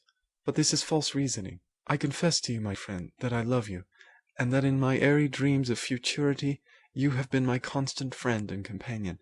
But it is your happiness I desire as well as my own when I declare to you that our marriage would render me eternally miserable unless it were the dictate of your own free choice. Even now I weep to think that, borne down as you are by the cruellest misfortunes, you may stifle by the word honour all hopes of that love and happiness which would alone restore you to yourself. I, who have so disinterested an affection for you, may increase your miseries tenfold by being an obstacle to your wishes. Ah, Victor, be assured that your cousin and playmate has too sincere a love for you not to be made miserable by this supposition. Be happy, my friend, and if you obey me in this one request, remain satisfied that nothing on earth will have the power to interrupt my tranquillity. Do not let this letter disturb you. Do not answer tomorrow, or the next day, or even until you come, if it will give you pain. My uncle will send me news of your health, and if I see but one smile on your lips when we meet, occasioned by this or any other exertion of mine, I shall need no other happiness. Elizabeth Lavenza, Geneva, May 18th, at an undisclosed time in the 1700s. This letter revived in my memory what I had before forgotten, the threat of the fiend, "I will be with you on your wedding night." Such was my sentence, and on that night would the demon employ every art to destroy me and tear me from the glimpse of happiness which promised partly to console my sufferings. On that night he had determined to consummate his crimes by my death. Well, be it so. A deadly struggle would then assuredly take place, in which, if he were victorious, I should be at peace, and his power over me be at an end. If he were vanquished, I should be a free man. Alas, what freedom! Such as the peasant enjoys when his family have been massacred before his eyes, his cottage burnt, his lands laid waste, and he is turned adrift, homeless, penniless, and alone, but free. Such would be my liberty, except that in my Elizabeth I possessed a treasure, alas, balanced by those horrors of remorse and guilt which would pursue me until death. Sweet and beloved Elizabeth! I read and reread her letter, and some softened feeling stole into my heart, and dared to whisper paradisiacal dreams of love and joy. But the apple was already eaten, and the angel's arm bared to drive me from all hope. Yet I would die to make her happy. If the monster executed his threat, death was inevitable. Yet, again, I considered whether my marriage would hasten my fate. My destruction might indeed arrive a few months sooner, but if my torturer should suspect that I postponed it, influenced by his menaces, he would surely find other and perhaps more dreadful means of revenge. He had vowed to be with me on my wedding night, yet he did not consider that threat as binding him to peace in the meantime, for as if to show me that he was not yet satiated with blood, he had murdered Clerval immediately after the enunciation of his threats. I resolved, therefore, that if my immediate union with my cousin would conduce either to hers or my father's happiness, my adversary's designs against my life should not retard it a single hour. In this state of mind I wrote to Elizabeth. My letter was calm and affectionate. "I fear, my beloved girl," I said, "little happiness remains for us on earth, yet all that I may one day enjoy is centered in you. Chase away your idle fears. To you alone do I consecrate my life and my endeavors for contentment. I have one secret, Elizabeth, a dreadful one. When revealed to you, it will chill your frame with horror, and then, far from being surprised at my misery, you will only wonder that I survive what I have endured. I will confide this tale of misery and terror to you the day after our marriage shall take place, for, my sweet cousin, there must be perfect confidence between us, but until then, I conjure you, do not mention or allude to it. This I most earnestly entreat, and I know you will comply." In about a week after the arrival of Elizabeth's letter, we returned to Geneva. The sweet girl welcomed me with warm affection, yet tears were in her eyes as she beheld my emaciated frame and feverish cheeks. I saw a change in her also. She was thinner, and had lost much of that heavenly vivacity that had before charmed me, but her gentleness and soft looks of compassion made her a more fit companion for one blasted and miserable as I was. The tranquillity which I now enjoyed did not endure. Memory brought madness with it, and when I thought of what had passed, a real insanity possessed me. Sometimes I was furious and burnt with rage, sometimes low and despondent. I neither spoke nor looked at anyone, but sat motionless, bewildered by the multitude of miseries that overcame me. Elizabeth alone had the power to draw me from these fits. Her gentle voice would soothe me when transported by passion, and inspire me with human feelings when sunk in torpor. She wept with me and for me. When reason returned, she would remonstrate and endeavour to inspire me with resignation. Ah, it is well for the unfortunate to be resigned, but for the guilty there is no peace. The agonies of remorse poison the luxury there is otherwise sometimes found in indulging the excess of grief. Soon after my arrival, my father spoke of my immediate marriage with Elizabeth. I remained silent. "Have you, then, some other attachment?" "None on earth. I love Elizabeth, and I look forward to our union with delight. Let the day therefore be fixed, and on it I will consecrate myself, in life or death, to the happiness of my cousin." "My dear Victor, do not speak thus. Heavy misfortunes have befallen us, but let us only cling closer to what remains and transfer our love for those whom we have lost to those who yet live.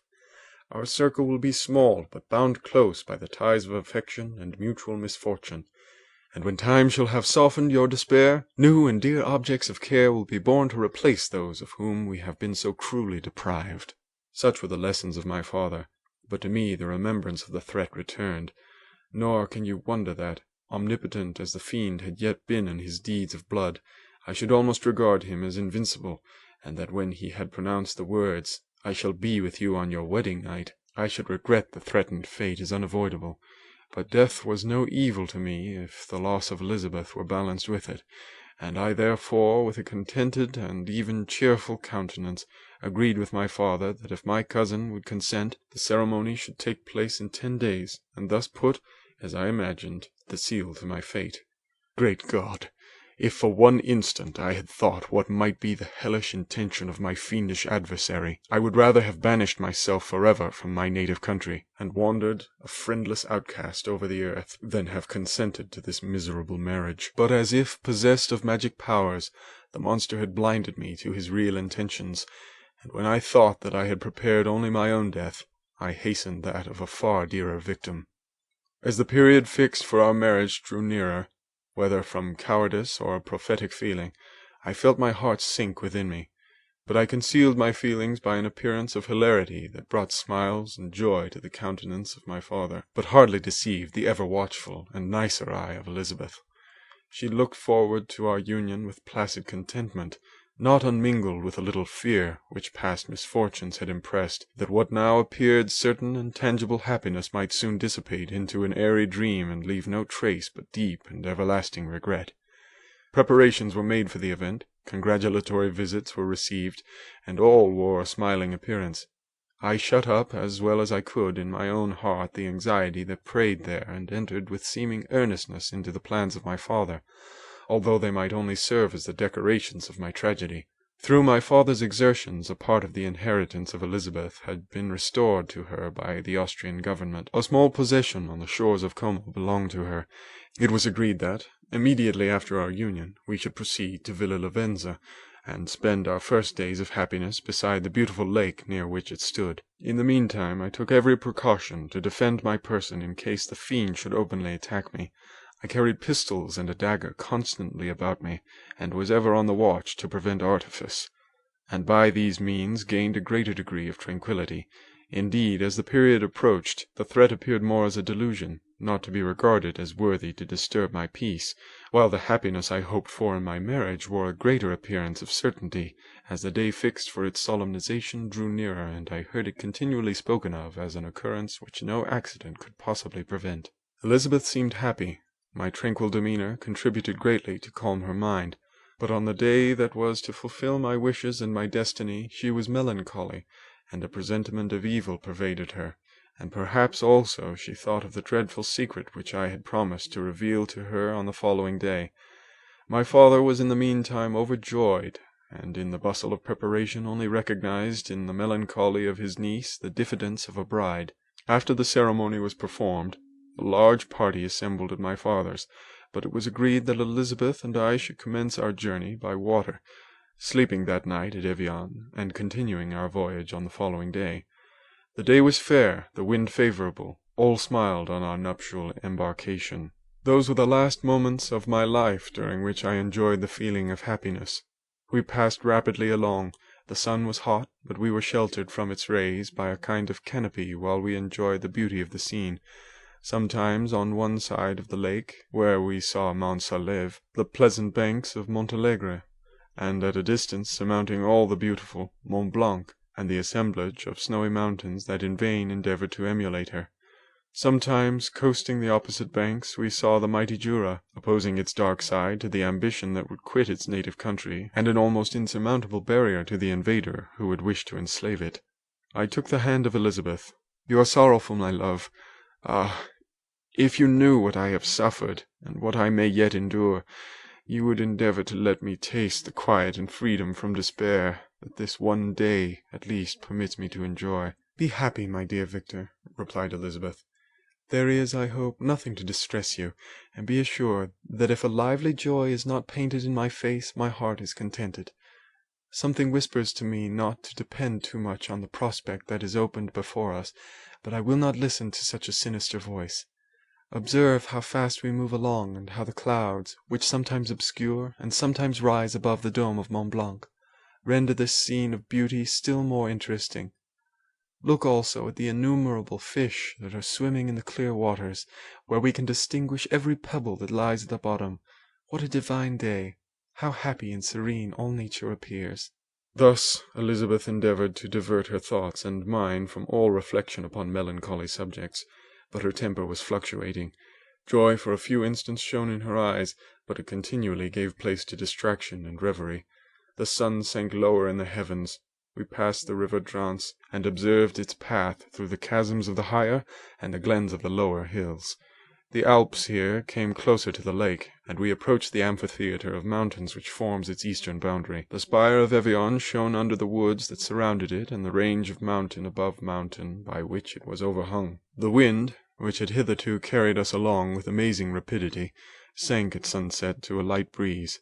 The soft air just ruffled the water and caused a pleasant motion among the trees as we approached the shore, from which it wafted the most delightful scent of flowers and hay.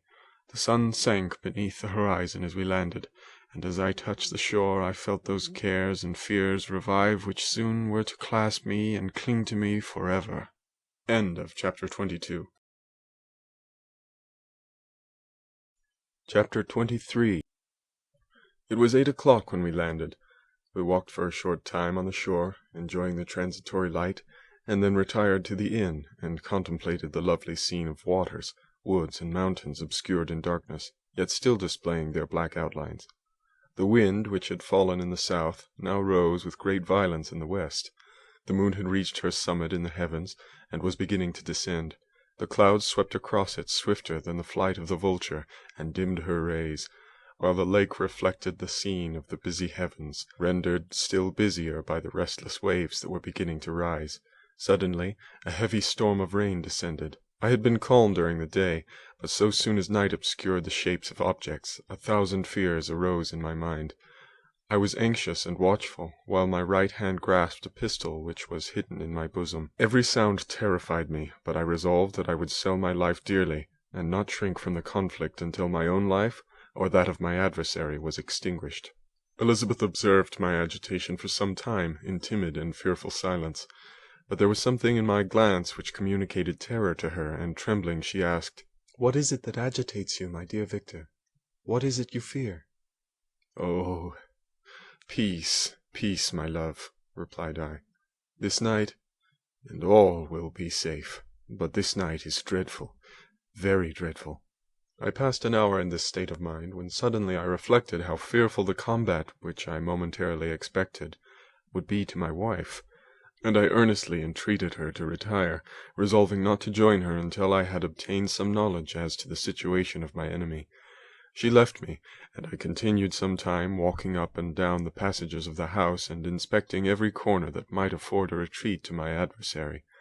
But I discovered no trace of him, and was beginning to conjecture that some fortunate chance had intervened to prevent the execution of his menaces, when suddenly I heard a shrill and dreadful scream.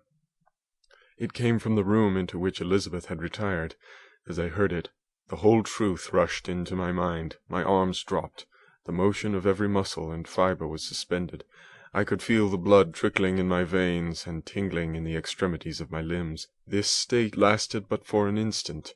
The scream was repeated, and I rushed into the room. Great God, why did I not then expire? Why am I here to relate the destruction of the best hope and the purest creature on earth? She was there, lifeless and inanimate, thrown across the bed, her head hanging down and her pale and distorted features half covered by her hair. Everywhere I turn I see the same figure, her bloodless arms and her relaxed form flung by the murderer on its bridal bier. Could I behold this and live? Alas, life is obstinate and clings closest where it is most hated. For a moment only did I lose recollection. I fell senseless on the ground. When I recovered, I found myself surrounded by the people of the inn. Their countenances expressed a breathless terror, but the horror of others appeared only as a mockery, a shadow of the feelings that oppressed me. I escaped from them to the room where lay the body of Elizabeth, my love, my wife, so lately living, so dear, so worthy. She had been moved from the posture in which I had first beheld her, and now, as she lay, her head upon her arm and a handkerchief thrown across her face and neck, I might have supposed her asleep. I rushed towards her and embraced her with ardour, but the deadly languor and coldness of the limbs told me that what I now held in my arms had ceased to be the Elizabeth whom I had loved and cherished. The murderous mark of the fiend's grasp was on her neck, and the breath had ceased to issue from her lips. While I still hung over her in the agony of despair, I happened to look up. The windows of the room had before been darkened, and I felt a kind of panic on seeing the pale yellow light of the moon illuminate the chamber. The shutters had been thrown back, and with a sensation of horror not to be described, I saw at the open window a figure the most hideous and abhorred. A grin was on the face of the monster. He seemed to jeer, as with his fiendish finger he pointed towards the corpse of my wife. I rushed towards the window, and drawing a pistol from my bosom, fired, but he eluded me, leaped from his station, and running with the swiftness of lightning, plunged into the lake. The report of the pistol brought a crowd into the room. I pointed to the spot where he had disappeared, and we followed the track with boats. Nets were cast, but in vain. After passing several hours, we returned hopeless, most of my companions believing it to have been a form conjured up by my fancy. After having landed, they proceeded to search the country, parties going in different directions among the woods and vines. I attempted to accompany them, and proceeded a short distance from the house, but my head whirled round. My steps were like those of a drunken man. I fell at last in a state of utter exhaustion. A film covered my eyes, and my skin was parched with the heat of fever. In this state I was carried back and placed on a bed, hardly conscious of what had happened. My eyes wandered round the room as if to seek something that I had lost. After an interval I arose, and, as if by instinct, crawled into the room where the corpse of my beloved lay. There were women weeping around. I hung over it, and joined my sad tears to theirs. All this time no distinct idea presented itself to my mind, but my thoughts rambled to various subjects, reflecting confusedly on my misfortunes and their cause. I was bewildered in a cloud of wonder and horror. The death of William, the execution of Justine, the murder of Clerval, and lastly of my wife. Even at that moment I knew not that my only remaining friends were safe from the malignity of the fiend. My father even now might be writhing under his grasp, and Ernest might be dead at his feet. This idea made me shudder and recalled me to action. I started up and resolved to return to Geneva with all possible speed. There were no horses to be procured, and I must return by the lake, but the wind was unfavourable, and the rain fell in torrents. However, it was hardly morning, and I might reasonably hope to arrive by night. I hired men to row, and took an oar myself, for I had always experienced relief from mental torment in bodily exercise. But the overflowing misery I now felt, and the excess of agitation that I endured, rendered me incapable of any exertion. I threw down the oar, and leaning my head upon my hands, gave way to every gloomy idea that arose. If I looked up, I saw scenes which were familiar to me in my happier time, and which I had contemplated but the day before in the company of her who was now but a shadow and a recollection. Tears streamed from my eyes. The rain had ceased for a moment, and I saw the fish play in the waters as they had done a few hours before. They had then been observed by Elizabeth. Nothing is so painful to the human mind as a great and sudden change. The sun might shine or the clouds might lower, but nothing could appear to me as it had done the day before. A fiend had snatched from me every hope of future happiness. No creature had ever been so miserable as I was. So frightful an event is single in the history of man. But why should I dwell upon the incidents that followed this last overwhelming event? Mine has been a tale of horrors. I have reached their acme, and what I must now relate can but be tedious to you. Know that, one by one, my friends were snatched away.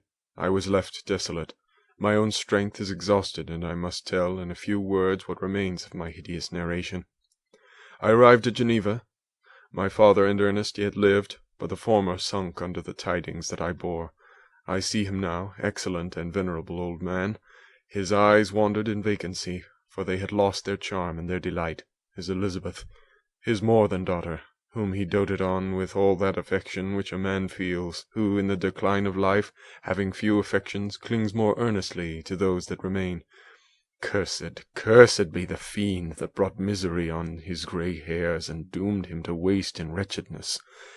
He could not live under the horrors that were accumulated around him. The springs of existence suddenly gave way. He was unable to rise from his bed, and in a few days he died in my arms. What then became of me?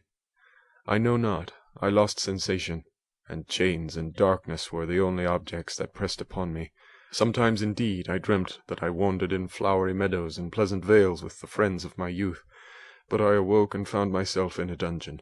Melancholy followed, but by degrees I gained a clear conception of my miseries and situation, and was then released from my prison, for they had called me mad, and during many months, as I understood, a solitary cell had been my habitation.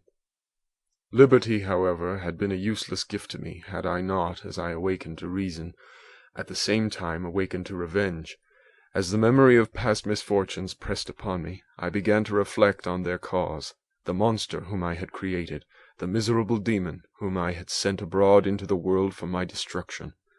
I was possessed by a maddening rage when I thought of him, and desired and ardently prayed that I might have him within my grasp to wreak a great and signal revenge on his cursed head. Nor did my hate long confine itself to useless wishes.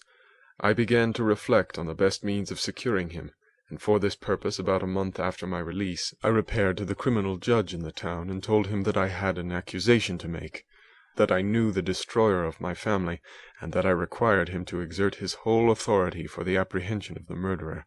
The magistrate listened to me with attention and kindness. "Be assured, sir," said he, "no pains or exertions on my part shall be spared to discover the villain." "I thank you," replied I. "Listen, therefore, to the deposition that I have to make. It is indeed a tale so strange that I should fear you would not credit it, were there not something in truth which, however wonderful, forces conviction. The story is too connected to be mistaken for a dream, and I have no motive for falsehood." My manner, as I thus addressed him, was impressive but calm.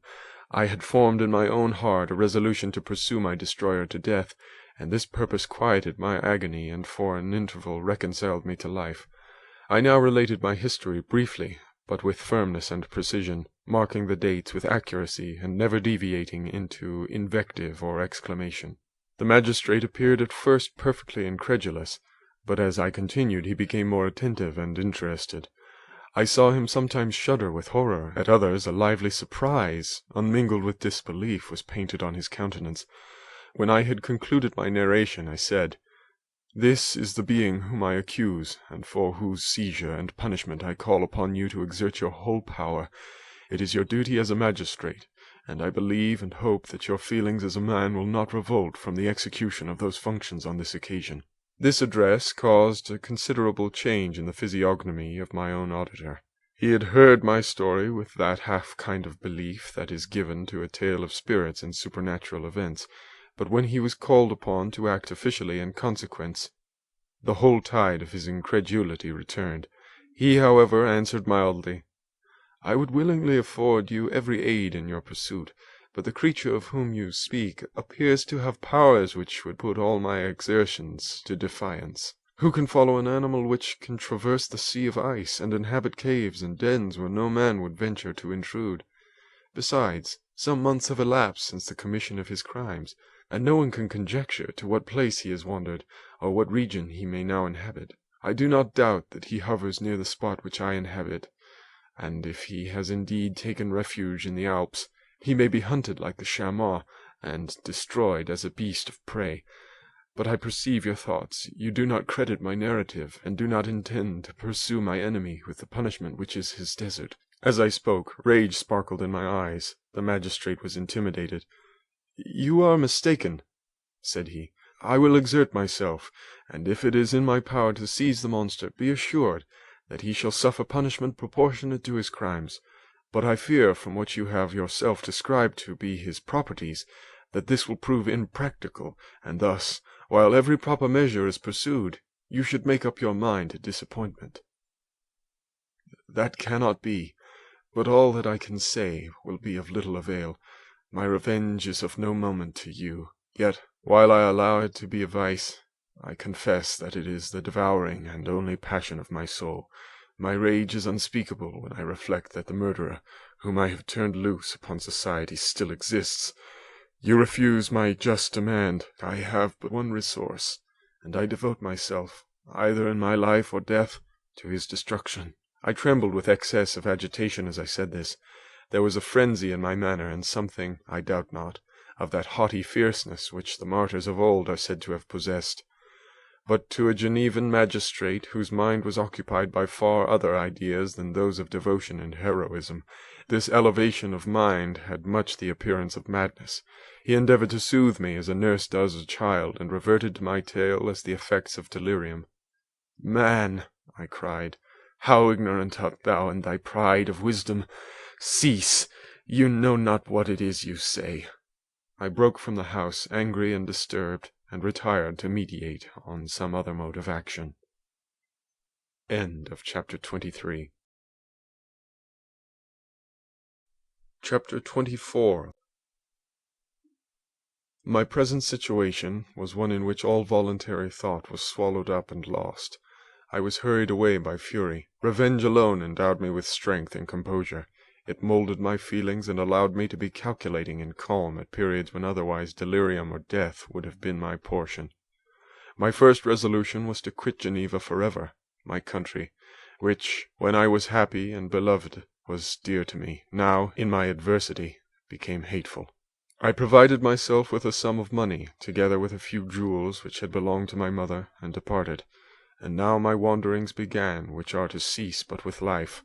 I have traversed vast portions of the earth, and have endured all the hardships which travellers in deserts and barbarous countries are wont to meet. How I have lived I hardly know. Many times have I stretched my failing limbs upon the sandy plain and prayed for death, but revenge kept me alive. I dared not die and leave my adversary in being. When I quitted Geneva, my first labour was to gain some clue by which I might trace the steps of my fiendish enemy. But my plan was unsettled, and I wandered many hours round the confines of the town, uncertain what path I should pursue. As night approached, I found myself at the entrance of the cemetery where William, Elizabeth, and my father reposed. I entered it and approached the tomb which marked their graves. Everything was silent except the leaves of the trees, which were gently agitated by the wind. The night was nearly dark, and the scene would have been solemn and affecting, even to an uninterested observer. The spirits of the departed seemed to flit around and to cast a shadow, which was felt but not seen, around the head of the mourner. The deep grief which this scene had at first excited quickly gave way to rage and despair. They were dead, and I lived. Their murderer also lived, and to destroy him I must drag out my weary existence. I knelt on the grass and kissed the earth, and with quivering lips exclaimed, "By the sacred earth on which I kneel, by the shades that wander near me, by the deep and eternal grief that I feel, I swear, and by thee, O night, and the spirits that preside over thee, to pursue the demon who caused this misery, until he or I shall perish in mortal conflict. For this purpose I will preserve my life. To execute this dear revenge will I again behold the sun and tread the green herbage of the earth, which otherwise should vanish from my eyes forever. And I call on you, spirits of the dead, and on you, wandering ministers of vengeance, to aid and conduct me in my work. Let the cursed and hellish monster drink deep of agony. Let him feel the despair that now torments me." I had begun my adjuration with solemnity and an awe which almost assured me that the shades of my murdered friends heard and approved my devotion. But the furies possessed me as I concluded, and rage choked my utterance. I was answered through the stillness of night by a loud and fiendish laugh. It rang on my ears long and heavily. The mountains re-echoed it, and I felt as if all hell surrounded me with mockery and laughter. Surely in that moment I should have been possessed by frenzy and have destroyed my miserable existence, but that my vow was heard, and that I was reserved for vengeance. The laughter died away, when a well-known and abhorred voice, apparently close to my ear, addressed me in an audible whisper. "I am satisfied, miserable wretch. You have determined to live, and I am satisfied." I darted towards the spot from which the sound proceeded, but the devil eluded my grasp. Suddenly the broad disk of the moon arose and shone full upon his ghastly and distorted shape as he fled with more than mortal speed. I pursued him, and for many months this has been my task. Guided by a slight clue, I followed the windings of the Rhone, but vainly. The blue Mediterranean appeared, and by a strange chance I saw the fiend enter by night and hide himself in a vessel bound for the Black Sea. I took my passage in the same ship, but he escaped, I know not how. Amidst the wilds of Tartary and Russia, although he still evaded me, I have ever followed in his track. Sometimes the peasants, scared by this horrid apparition, informed me of his path. Sometimes he himself, who feared that if I lost all trace of him I should despair and die, left some mark to guide me.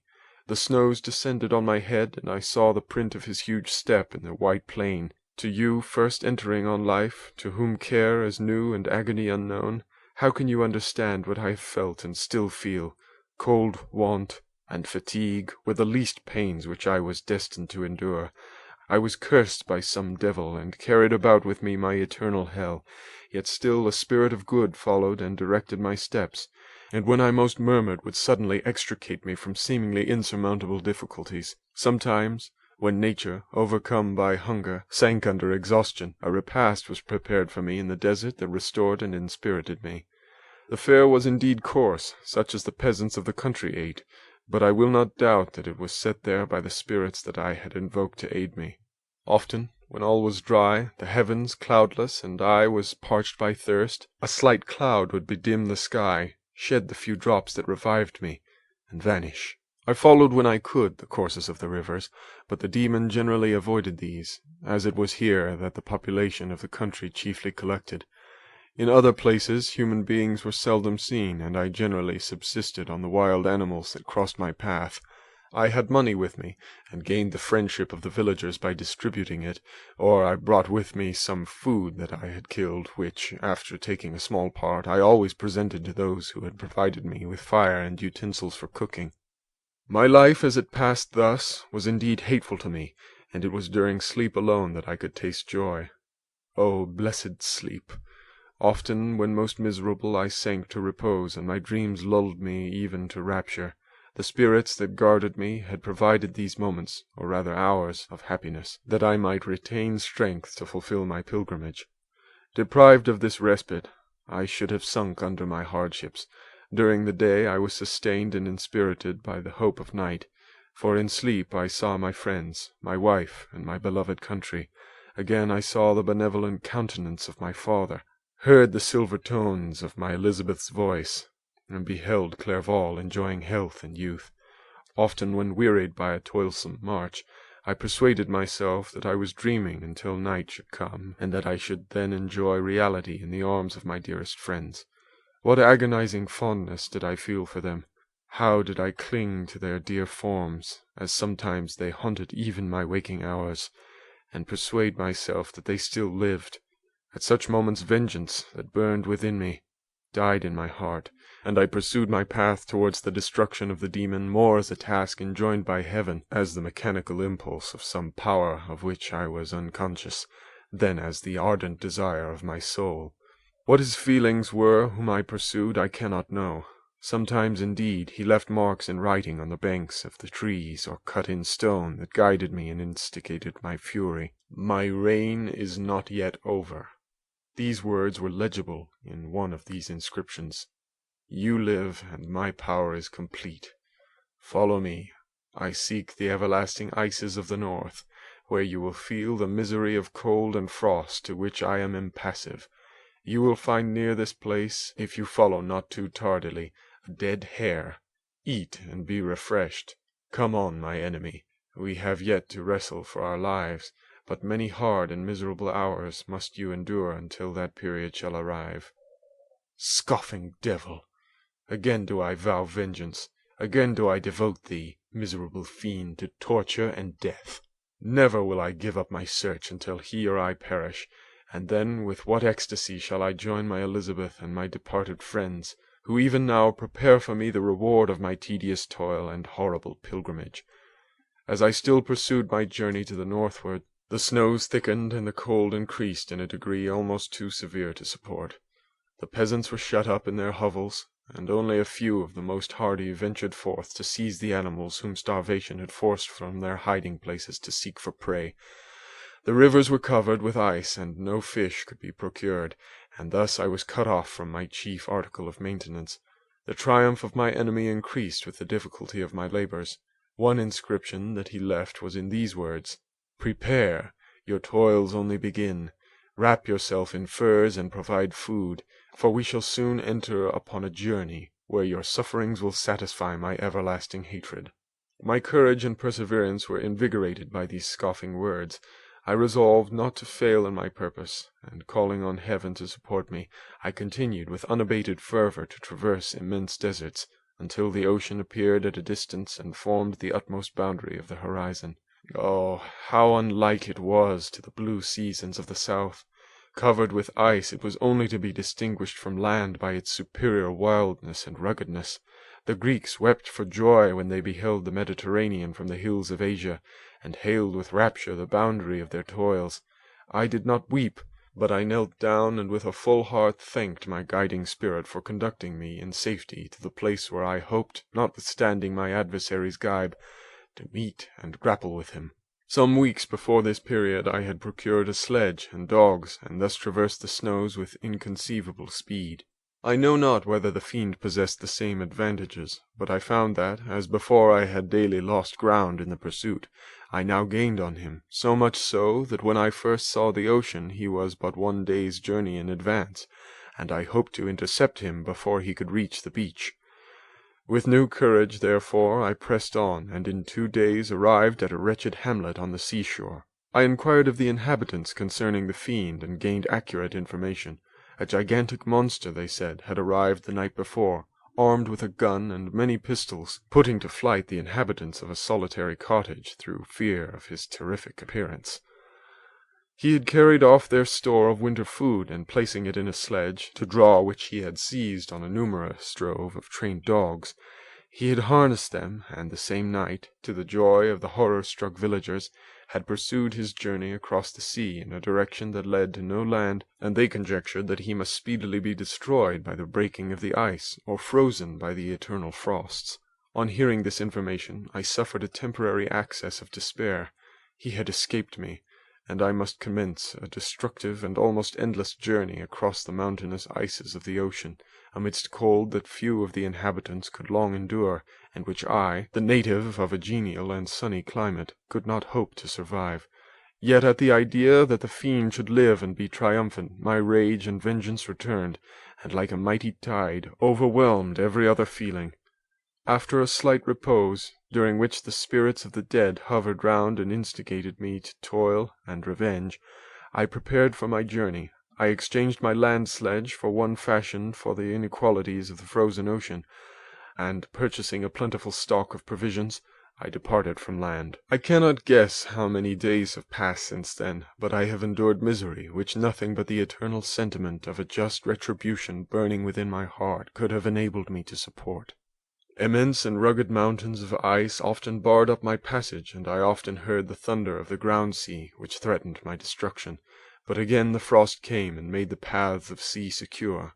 By the quantity of provision which I had consumed, I should guess that I had passed 3 weeks in this journey, and the continual protraction of hope, returning back upon the heart, often wrung bitter drops of despondency and grief from my eyes. Despair had indeed almost secured her prey, and I should soon have sunk beneath misery. Once, after the poor animals that conveyed me had with incredible toil gained the summit of a sloping ice mountain, and one, sinking under his fatigue, died, I viewed the expanse before me with anguish, when suddenly my eye caught a dark speck upon the dusky plain.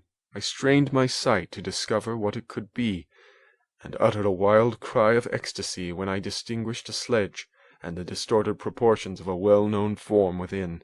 Oh, with what a burning gush did hope revisit my heart! Warm tears filled my eyes, which I hastily wiped away, that they might not intercept the view I had of the demon, but still my sight was dimmed by the burning drops, until, giving way to the emotions that oppressed me, I wept aloud. But this was not the time for delay. I disencumbered the dogs of their dead companion, gave them a plentiful portion of food, and after an hour's rest, which was absolutely necessary, and yet which was bitterly irksome to me, I continued my route. The sledge was still visible, nor did I again lose sight of it except at the moments when for a short time some ice rock concealed it with its intervening crags. I indeed perceptibly gained on it, and when, after nearly 2 days' journey, I beheld my enemy at no more than a mile distant, my heart bounded within me. But now, when I appeared almost within grasp of my foe, my hopes were suddenly extinguished, and I lost all trace of him, more utterly than I had ever done before. A ground sea was heard. The thunder of its progress, as the waters rolled and swelled beneath me, became every moment more ominous and terrific. I pressed on, but in vain. The wind arose, the sea roared, and as with the mighty shock of an earthquake, it split and cracked with a tremendous and overwhelming sound. The work was soon finished. In a few moments a tumultuous sea rolled between me and my enemy, and I was left drifting on a scattered piece of ice that was continually lessening, and thus preparing for me a hideous death. In this manner many appalling hours passed, several of my dogs died, and I myself was about to sink under the accumulation of distress, when I saw your vessel riding at anchor, and holding forth to me hopes of succor and life. I had no conception that vessels ever came so far north, and was astounded at the sight. I quickly destroyed part of my sledge to construct oars, and by these means was enabled, with infinite fatigue, to move my ice raft in the direction of your ship. I had determined, if you were going southwards, still to trust myself to the mercy of the seas rather than abandon my purpose. I hoped to induce you to grant me a boat with which I could pursue my enemy, but your direction was northwards. You took me on board when my vigour was exhausted, and I should soon have sunk under my multiplied hardships into a death which I still dread, for my task is unfulfilled. Oh, when will my guiding spirit, in conducting me to the demon, allow me the rest I so much desire? Or must I die, and he yet live? If I do, swear to me, Walton, that he shall not escape, that you will seek him and satisfy my revenge in his death. And do I dare to ask of you to undertake my pilgrimage, to endure the hardships that I have undergone? No, I am not so selfish. Yet when I am dead, if he should appear, if the ministers of vengeance should conduct him to you, swear that he shall not live, swear that he shall not triumph over my accumulated woes, and survive to add to the list of his dark crimes. He is eloquent and persuasive, and once his words had even power over my heart, but trust him not. His soul is as hellish as his form, full of treachery and fiend-like malice. Hear him not. Call on the names of William, Justine, Clerval, Elizabeth, my father, and of the wretched Victor, and thrust your sword into his heart. I will hover near and direct the steel aright. Walton, in continuation. August 26th, at an undisclosed time in the 1700s. You have read this strange and terrific story, Margaret, and do you not feel your blood congeal with horror, like that which even now curdles mine? Sometimes seized with sudden agony, he could not continue his tale. At others, his voice broken, yet piercing, uttered with difficulty the words so replete with anguish. His fine and lovely eyes were now lighted up with indignation, now subdued to downcast sorrow, and quenched in infinite wretchedness. Sometimes he commanded his countenance and tones, and related the most horrible incidents with a tranquil voice, suppressing every mark of agitation. Then, like a volcano bursting forth, his face would suddenly change to an expression of the wildest rage, as he shrieked out imprecations on his persecutor. His tale is connected, and told with an appearance of the simplest truth, yet I own to you that the letters of Felix and Safie, which he showed me, and the apparition of the monster seen from our ship, brought to me a greater conviction of the truth of his narrative than his asseverations, however earnest and connected. Such a monster has, then, really existence. I cannot doubt it, yet I am lost in surprise and admiration. Sometimes I endeavored to gain from Frankenstein the particulars of his creature's formation, but on this point he was impenetrable. "Are you mad, my friend?" said he. "Or whither does your senseless curiosity lead you? Would you also create for yourself in the world a demoniacal enemy? Peace, peace. Learn my miseries, and do not seek to increase your own." Frankenstein discovered that I made notes concerning his history. He asked to see them, and then himself corrected and augmented them in many places, but principally in giving the life and spirit to the conversations he held with his enemy.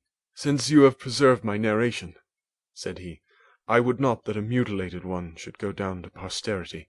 Thus has a week passed away, while I have listened to the strangest tale that ever imagination formed. My thoughts and every feeling of my soul have been drunk up by the interest for my guest which this tale and his own elevated and gentle manners have created. I wish to soothe him, yet can I counsel one so infinitely miserable, so destitute of every hope of consolation, to live? Oh no! The only joy that he can now know will be when he composes his shattered spirit to peace and death. Yet he enjoys one comfort, the offspring of solitude and delirium. He believes that when in dreams he holds converse with his friends, and derives from that communion consolation for his miseries or excitements to his vengeance, that they are not the creations of his fancy, but the beings themselves who visit him from the regions of a remote world. This faith gives a solemnity to his reveries that render them to me almost as imposing and interesting as truth. Our conversations are not always confined to his own history and misfortunes. On every point of general literature he displays unbounded knowledge and a quick and piercing apprehension. His eloquence is forcible and touching, nor can I hear him when he relates a pathetic incident or endeavors to move the passions of pity or love without tears. What a glorious creature must he have been in the days of his prosperity, when he is thus noble and godlike in ruin! He seems to feel his own worth and the greatness of his fall. "When younger," said he, "I believed myself destined for some great enterprise. My feelings are profound, but I possessed a coolness of judgment that fitted me for illustrious achievements. This sentiment of the worth of my nature supported me when others would have been oppressed, for I deemed it criminal to throw away in useless grief those talents that might be useful to my fellow creatures. When I reflected on the work I had completed, no less a one than the creation of a sensitive and rational animal, I could not rank myself with the herd of common projectors. But this thought, which supported me in the commencement of my career, now serves only to plunge me lower in the dust. All my speculations and hopes are as nothing, and like the archangel who aspired to omnipotence, I am chained in an eternal hell. My imagination was vivid, yet my powers of analysis and application were intense. By the union of these qualities, I conceived the idea and executed the creation of a man. Even now I cannot recollect without passion my reveries while the work was incomplete. I trod heaven in my thoughts, now exulting in my powers, now burning with the idea of their effects. From my infancy I was imbued with high hopes and a lofty ambition, but how am I sunk! Oh, my friend, if you had known me as I once was, you would not recognize me in this state of degradation. Despondency rarely visited my heart. A high destiny seemed to bear me on until I fell, never, never again to rise. Must I then lose this admirable being? I have longed for a friend. I have sought one who would sympathize with and love me. Behold, on these desert seas I have found such a one, but I fear I have gained him only to know his value and lose him. I would reconcile him to life, but he repulses the idea. "I thank you, Walton," he said, "for your kind intentions towards so miserable a wretch, but when you speak of new ties and fresh affections, think you that any can replace those who are gone? Can any man be to me as Clerval was, or any woman another Elizabeth? Even where the affections are not strongly moved by any superior excellence, the companions of our childhood always possess a certain power over our minds which hardly any later friend can obtain. They know our infantine dispositions, which, however they may be afterwards modified, are never eradicated, and they can judge of our actions with more certain conclusions as to the integrity of our motives. A sister or a brother can never, unless indeed such symptoms have been shown early, suspect the other of fraud or false dealing, when another friend, however strongly he may be attached, may, in spite of himself, be contemplated with suspicion. But I enjoyed friends, dear not only through habit and association, but from their own merits, and wherever I am, the soothing voice of my Elizabeth and the conversations of Clerval will be ever whispered in my ear. They are dead, and but one feeling in such a solitude can persuade me to preserve my life. If I were engaged in any high undertaking or design, fraught with extensive utility to my fellow creatures, then could I live to fulfill it. But such is not my destiny. I must pursue and destroy the being to whom I gave existence. Then my lot on earth will be fulfilled, and I may die. September 2nd. My beloved sister, I write to you, encompassed by peril, and ignorant whether I am ever doomed to see again dear England and the dearer friends that inhabit it. I am surrounded by mountains of ice, which admit of no escape, and threaten every moment to crush my vessel. The brave fellows whom I have persuaded to be my companions look towards me for aid, but I have none to bestow. There is something terribly appalling in our situation, yet my courage and hopes do not desert me. Yet it is terrible to reflect that the lives of all these men are endangered through me. If we are lost, my mad schemes are the cause. And what, Margaret, will be the state of your mind? You will not hear of my destruction, and you will anxiously await my return. Years will pass, and you will have visitings of despair, and yet be tortured by hope. Oh, my beloved sister, the sickening failing of your heartfelt expectations is, in prospect, more terrible to me than my own death. But you have a husband and lovely children. You may be happy. Heaven bless you, and make you so. My unfortunate guest regards me with the tenderest compassion. He endeavours to fill me with hope, and talks as if life were a possession which he valued. He reminds me how often the same accidents have happened to other navigators who have attempted this sea, and in spite of myself, he fills me with cheerful auguries. Even the sailors feel the power of his eloquence when he speaks. They no longer despair. He rouses their energies, and while they hear his voice, they believe these vast mountains of ice are molehills which will vanish before the resolutions of man. These feelings are transitory. Each day of expectation delayed fills them with fear, and I almost dread a mutiny caused by this despair. September 5th.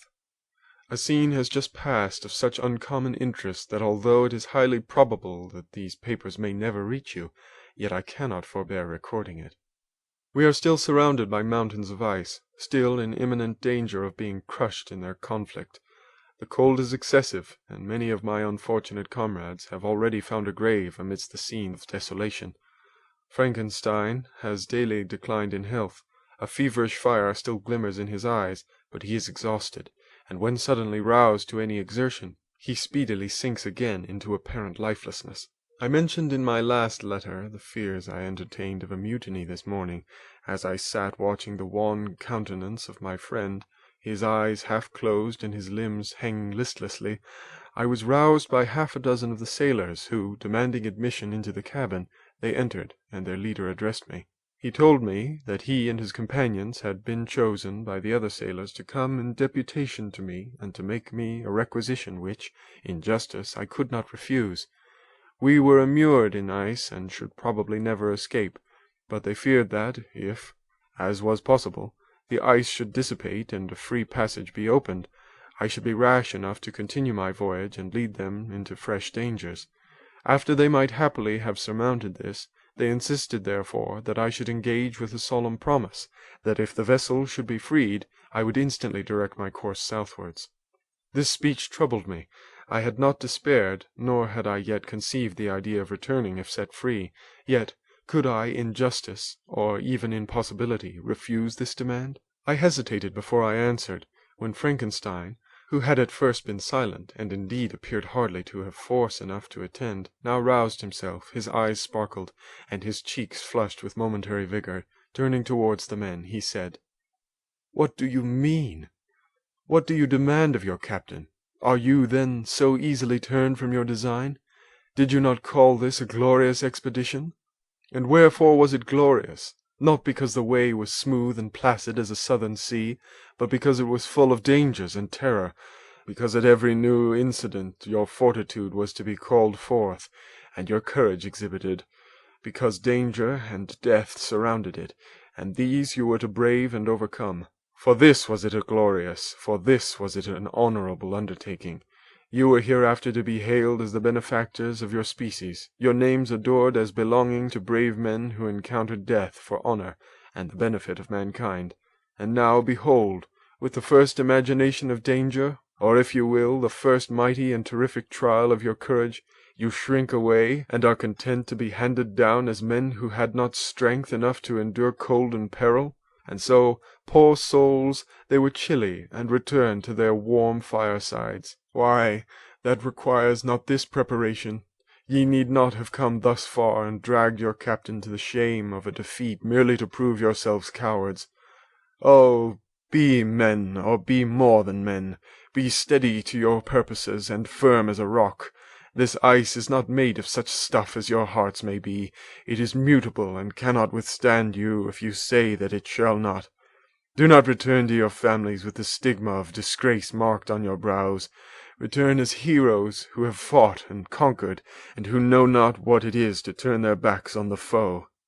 He spoke this with a voice so modulated to the different feelings expressed in his speech, with an eye so full of lofty design and heroism, that can you wonder that these men were moved? They looked at one another, and were unable to reply. I spoke. I told them to retire, and consider of what had been said, that I would not lead them farther north if they strenuously desired the contrary, but that I hoped that with reflection their courage would return. They retired, and I turned towards my friend, but he was sunk in languor and almost deprived of life. How all this will terminate I know not, but I had rather die than return shamefully, my purpose unfulfilled. Yet I fear such will be my fate. The men, unsupported by ideas of glory and honour, can never willingly continue to endure their present hardships. September 7th. The die is cast. I have consented to return if we are not destroyed. Thus are my hopes blasted by cowardice and indecision. I come back ignorant and disappointed. It requires more philosophy than I possess to bear this injustice with patience. September 12th. It is past. I am returning to England. I have lost my hopes of utility and glory. I have lost my friend, but I will endeavour to detail these bitter circumstances to you, my dear sister, and while I am wafted towards England and towards you, I will not despond. September 9th, the ice began to move, and roarings like thunder were heard at a distance as the island split and cracked in every direction. We were in the most imminent peril, but as we could only remain passive, my chief attention was occupied by my unfortunate guest, whose illness increased in such a degree that he was entirely confined to his bed. The ice cracked behind us, and was driven with force towards the north. A breeze sprang from the west, and on the 11th the passage towards the south became perfectly free. When the sailors saw this, and that their return to their native country was apparently assured, a shout of tumultuous joy broke with them, loud and long continued. Frankenstein, who was dozing, awoke, and asked the cause of the tumult. "They shout," I said, "because they will soon return to England." "Do you, then, really return?" "Alas, yes. I cannot withstand their demands. I cannot lead them unwillingly to danger, and I must return." "Do so, if you will, but I will not. You may give up your purpose, but mine is assigned to me by heaven, and I dare not. I am weak, but surely the spirits who assist my vengeance will endow me with sufficient strength." Saying this, he endeavoured to spring from the bed, but the exertion was too great for him, and he fell back and fainted. It was long before he was restored, and I often thought that life was entirely extinct. At length he opened his eyes, and breathed with difficulty, and was unable to speak. The surgeon gave him a composing draught, and ordered us to leave him undisturbed. In the meantime he told me that my friend had certainly not many hours to live. His sentence was pronounced, and I could only grieve and be patient. I sat by his bed, watching him. His eyes were closed, and I thought he slept. But presently he called to me in a feeble voice, and bidding me come near, said, "Alas, the strength I relied on is gone. I feel that I shall soon die, and he, my enemy and persecutor, may still be in being. Think not, Walton, that in the last moments of my existence I feel that burning hatred and ardent desire of revenge I once expressed, but I feel myself justified in desiring the death of my adversary. During these last days I have been occupied in examining my past conduct, nor do I find it blamable. In a fit of enthusiastic madness I created a rational creature, and was bound towards him to assure, as far as was in my power, his happiness and well-being.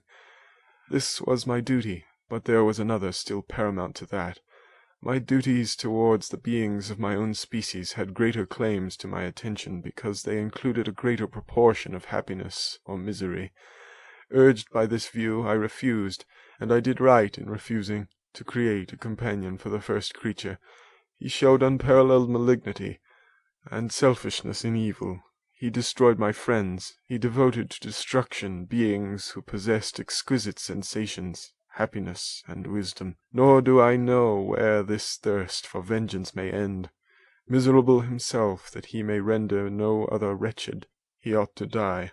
The task of this destruction was mine, but I have failed. When actuated by selfish and vicious motives, I asked you to undertake my unfinished work, and I renew this request now, when I am only induced by reason and virtue. Yet I cannot ask you to renounce your country and friends to fulfill this task, and now that you are returning to England, you will have little chance of meeting with him. But the consideration of these points, and the well-balancing of what you may esteem your duties, I leave to you. My judgment and ideas are already disturbed by the near approach of death. I dare not ask you to do what I think right, for I may still be misled by passion. That he should live to be an instrument of mischief disturbs me. In other respects, this hour, when I momentarily expect my release, is the only happy one which I have enjoyed for several years. The forms of the beloved dead flit before me, and I hasten to their arms. Farewell, Walton. Seek happiness in tranquillity, and avoid ambition, even if it be only the apparently innocent one of distinguishing yourself in science and discoveries. Yet why do I say this? I have myself been blasted in these hopes, yet another may succeed. His voice became fainter as he spoke, and at length, exhausted by his effort, he sank into silence. About half an hour afterwards he attempted again to speak, but was unable. He pressed my hand feebly, and his eyes closed forever, while the irradiation of a gentle smile passed away from his lips. Margaret, what comment can I make on the untimely extinction of this glorious spirit? What can I say that will enable you to understand the depth of my sorrow? All that I should express would be inadequate and feeble. My tears flow, my mind is overshadowed by a cloud of disappointment, but I journey towards England, and I may there find consolation. I am interrupted. What do these sounds portend? It is midnight, the breeze flows fairly, and the watch on deck scarcely stir. Again there is a sound as of a human voice, but hoarser. It comes from the cabin, where the remains of Frankenstein still lie. I must arise and examine. Good night, my sister. Great God! What a scene has just taken place! I am yet dizzy with the remembrance of it. I hardly know whether I shall have the power to detail it. Yet the tale which I have recorded would be incomplete without this final and wonderful catastrophe. I entered the cabin where lay the remains of my ill-fated and admirable friend. Over him hung a form which I cannot find words to describe, gigantic in stature, yet uncouth and distorted in its proportions.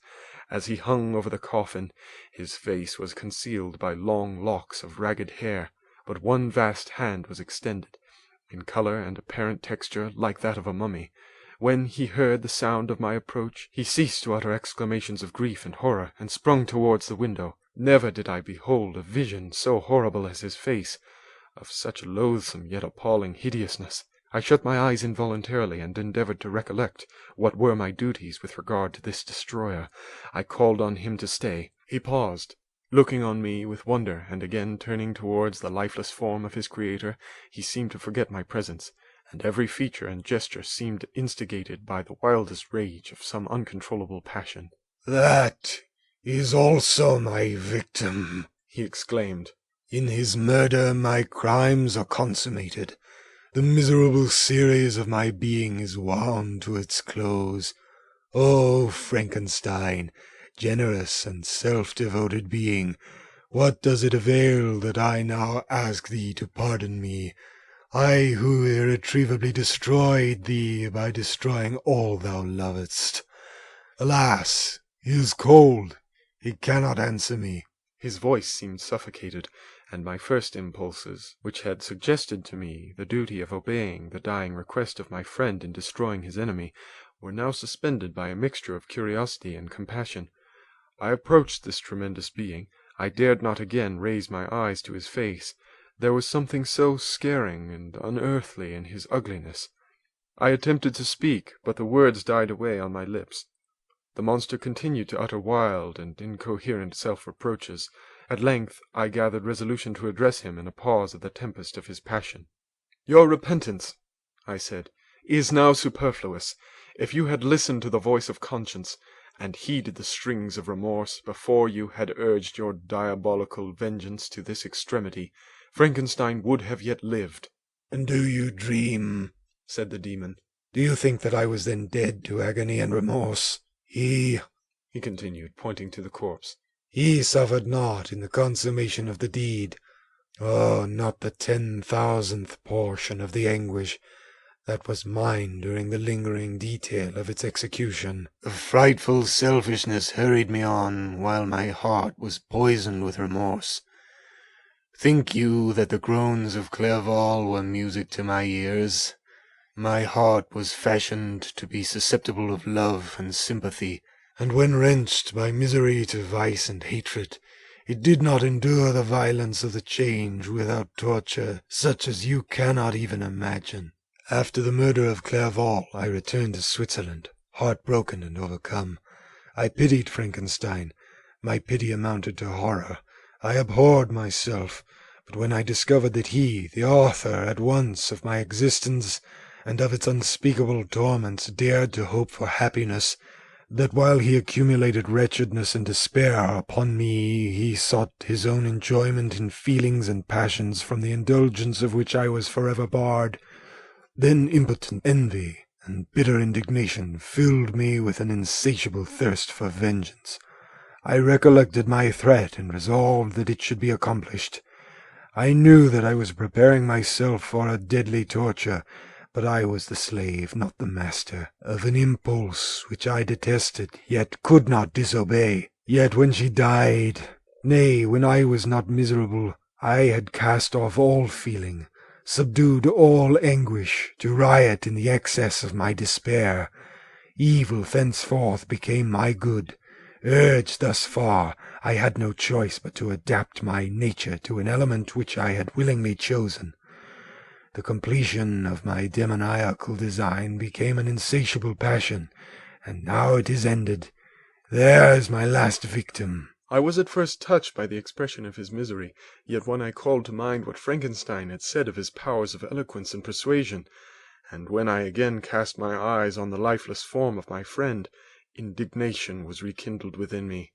"Wretch," I said, "it is well that you have come here to whine over the desolation that you have made. You throw a torch into a pile of buildings, and when they are consumed you sit among the ruins and lament the fall. Hypocritical fiend! If he whom you mourn still lived, still would he be the object, again would he become the prey, of your accursed vengeance. It is not pity that you feel. You lament only because the victim of your malignity is withdrawn from your power." "Oh, it is not thus, not thus," interrupted the being. "Yet such must be the impression conveyed to you by what appears to be the purport of my actions. Yet I seek not a fellow-feeling in my misery. No sympathy may I ever find. When I first sought it, it was the love of virtue, the feelings of happiness and affections with which my whole being overflowed, that I wished to be participated. But now that virtue has become to me a shadow, and that happiness and affection are turned into bitter and loathing despair. In what should I seek for sympathy? I am content to suffer alone while my sufferings shall endure. When I die, I am well satisfied that abhorrence and opprobrium should load my memory. Once my fancy was soothed with dreams of virtue, of fame, and of enjoyment. Once I falsely hoped to meet with beings who, pardoning my outward form, would love me for the excellent qualities which I was capable of unfolding. I was nourished with high thoughts of honor and devotion. But now crime has degraded me beneath the meanest animal. No guilt, no mischief, no malignity, no misery can be found comparable to mine. When I run over the frightful catalogue of my sins, I cannot believe that I am the same creature whose thoughts were once filled with sublime and transcendent visions of the beauty and the majesty of goodness. But it is even so. The fallen angel becomes a malignant devil, yet even that enemy of God and man had friends and associates in his desolation. I am alone. You, who call Frankenstein your friend, seem to have a knowledge of my crimes and his misfortunes, but in the detail which he gave you of them, he could not sum up the hours and months of misery which I endured wasting in impotent passions. For a while I destroyed his hopes. I did not satisfy my own desires. They were forever ardent and craving. Still I desired love and fellowship, and I was still spurned. Was there no injustice in this? Am I to be thought the only criminal when all humankind sinned against me? Why do you not hate Felix, who drove his friend from his door with contumely? Why do you not execrate the rustic, who sought to destroy the Saviour of his child? Nay, these are virtuous and immaculate beings. I, the miserable and abandoned, am an abortion, to be spurned at and kicked and trampled on. Even now my blood boils at the recollection of this injustice. But it is true that I am a wretch. I have murdered the lovely and the helpless. I have strangled the innocent as they slept, and grasped to death his throat who never injured me, or any other living thing. I have devoted my Creator, the select specimen of all that is worthy of love and admiration among men, to misery. I have pursued him even to that irremediable ruin. There he lies, white and cold in death. You hate me, but your abhorrence cannot equal that with which I regard myself. I look on the hands which executed the deed. I think on the heart in which the imagination of it was conceived, and long for the moment when these hands will meet my eyes, when that imagination will haunt my thoughts no more. Fear not that I shall be the instrument of future mischief. My work is nearly complete. Neither yours nor any man's death is needed to consummate the series of my being and accomplish that which must be done, but it requires my own. Do not think that I shall be slow to perform this sacrifice. I shall quit your vessel on the ice raft which brought me thither, and shall seek the most northern extremity of the globe. I shall collect my funeral pile, and consume to ashes this miserable frame, that its remains may afford no light to any curious and unhallowed wretch who would create such another as I have been. I shall die. I shall no longer feel the agonies which now consume me, or be the prey of feelings unsatisfied, yet unquenched. He is dead who called me into being, and when I shall be no more, the very remembrance of us both will speedily vanish. I shall no longer see the sun or stars, or feel the winds play on my cheeks.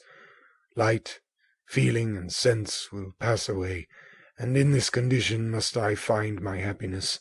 Some years ago, when the images which this world affords first opened upon me, when I felt the cheering warmth of summer, and heard the rustling of the leaves and the warbling of the birds, and these were all to me, I should have wept to die. Now it is my only consolation.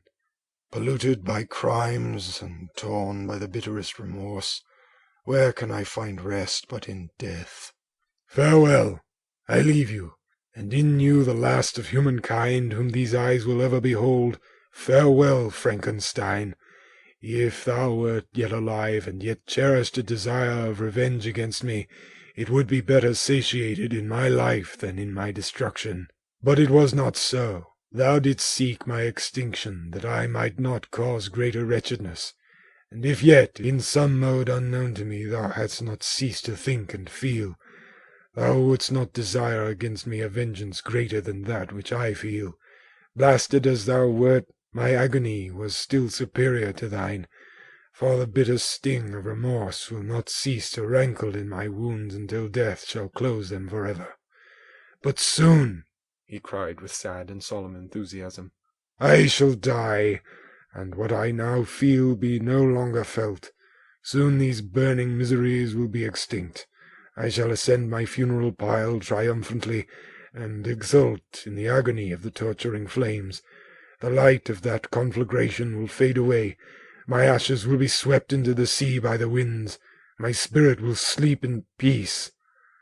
Or if it thinks, it will not surely think thus. Farewell. He sprang from the cabin window as he said this, upon the ice raft which lay close to the vessel. He was soon borne away by the waves and lost in darkness and distance. End of Frankenstein, or the Modern Prometheus.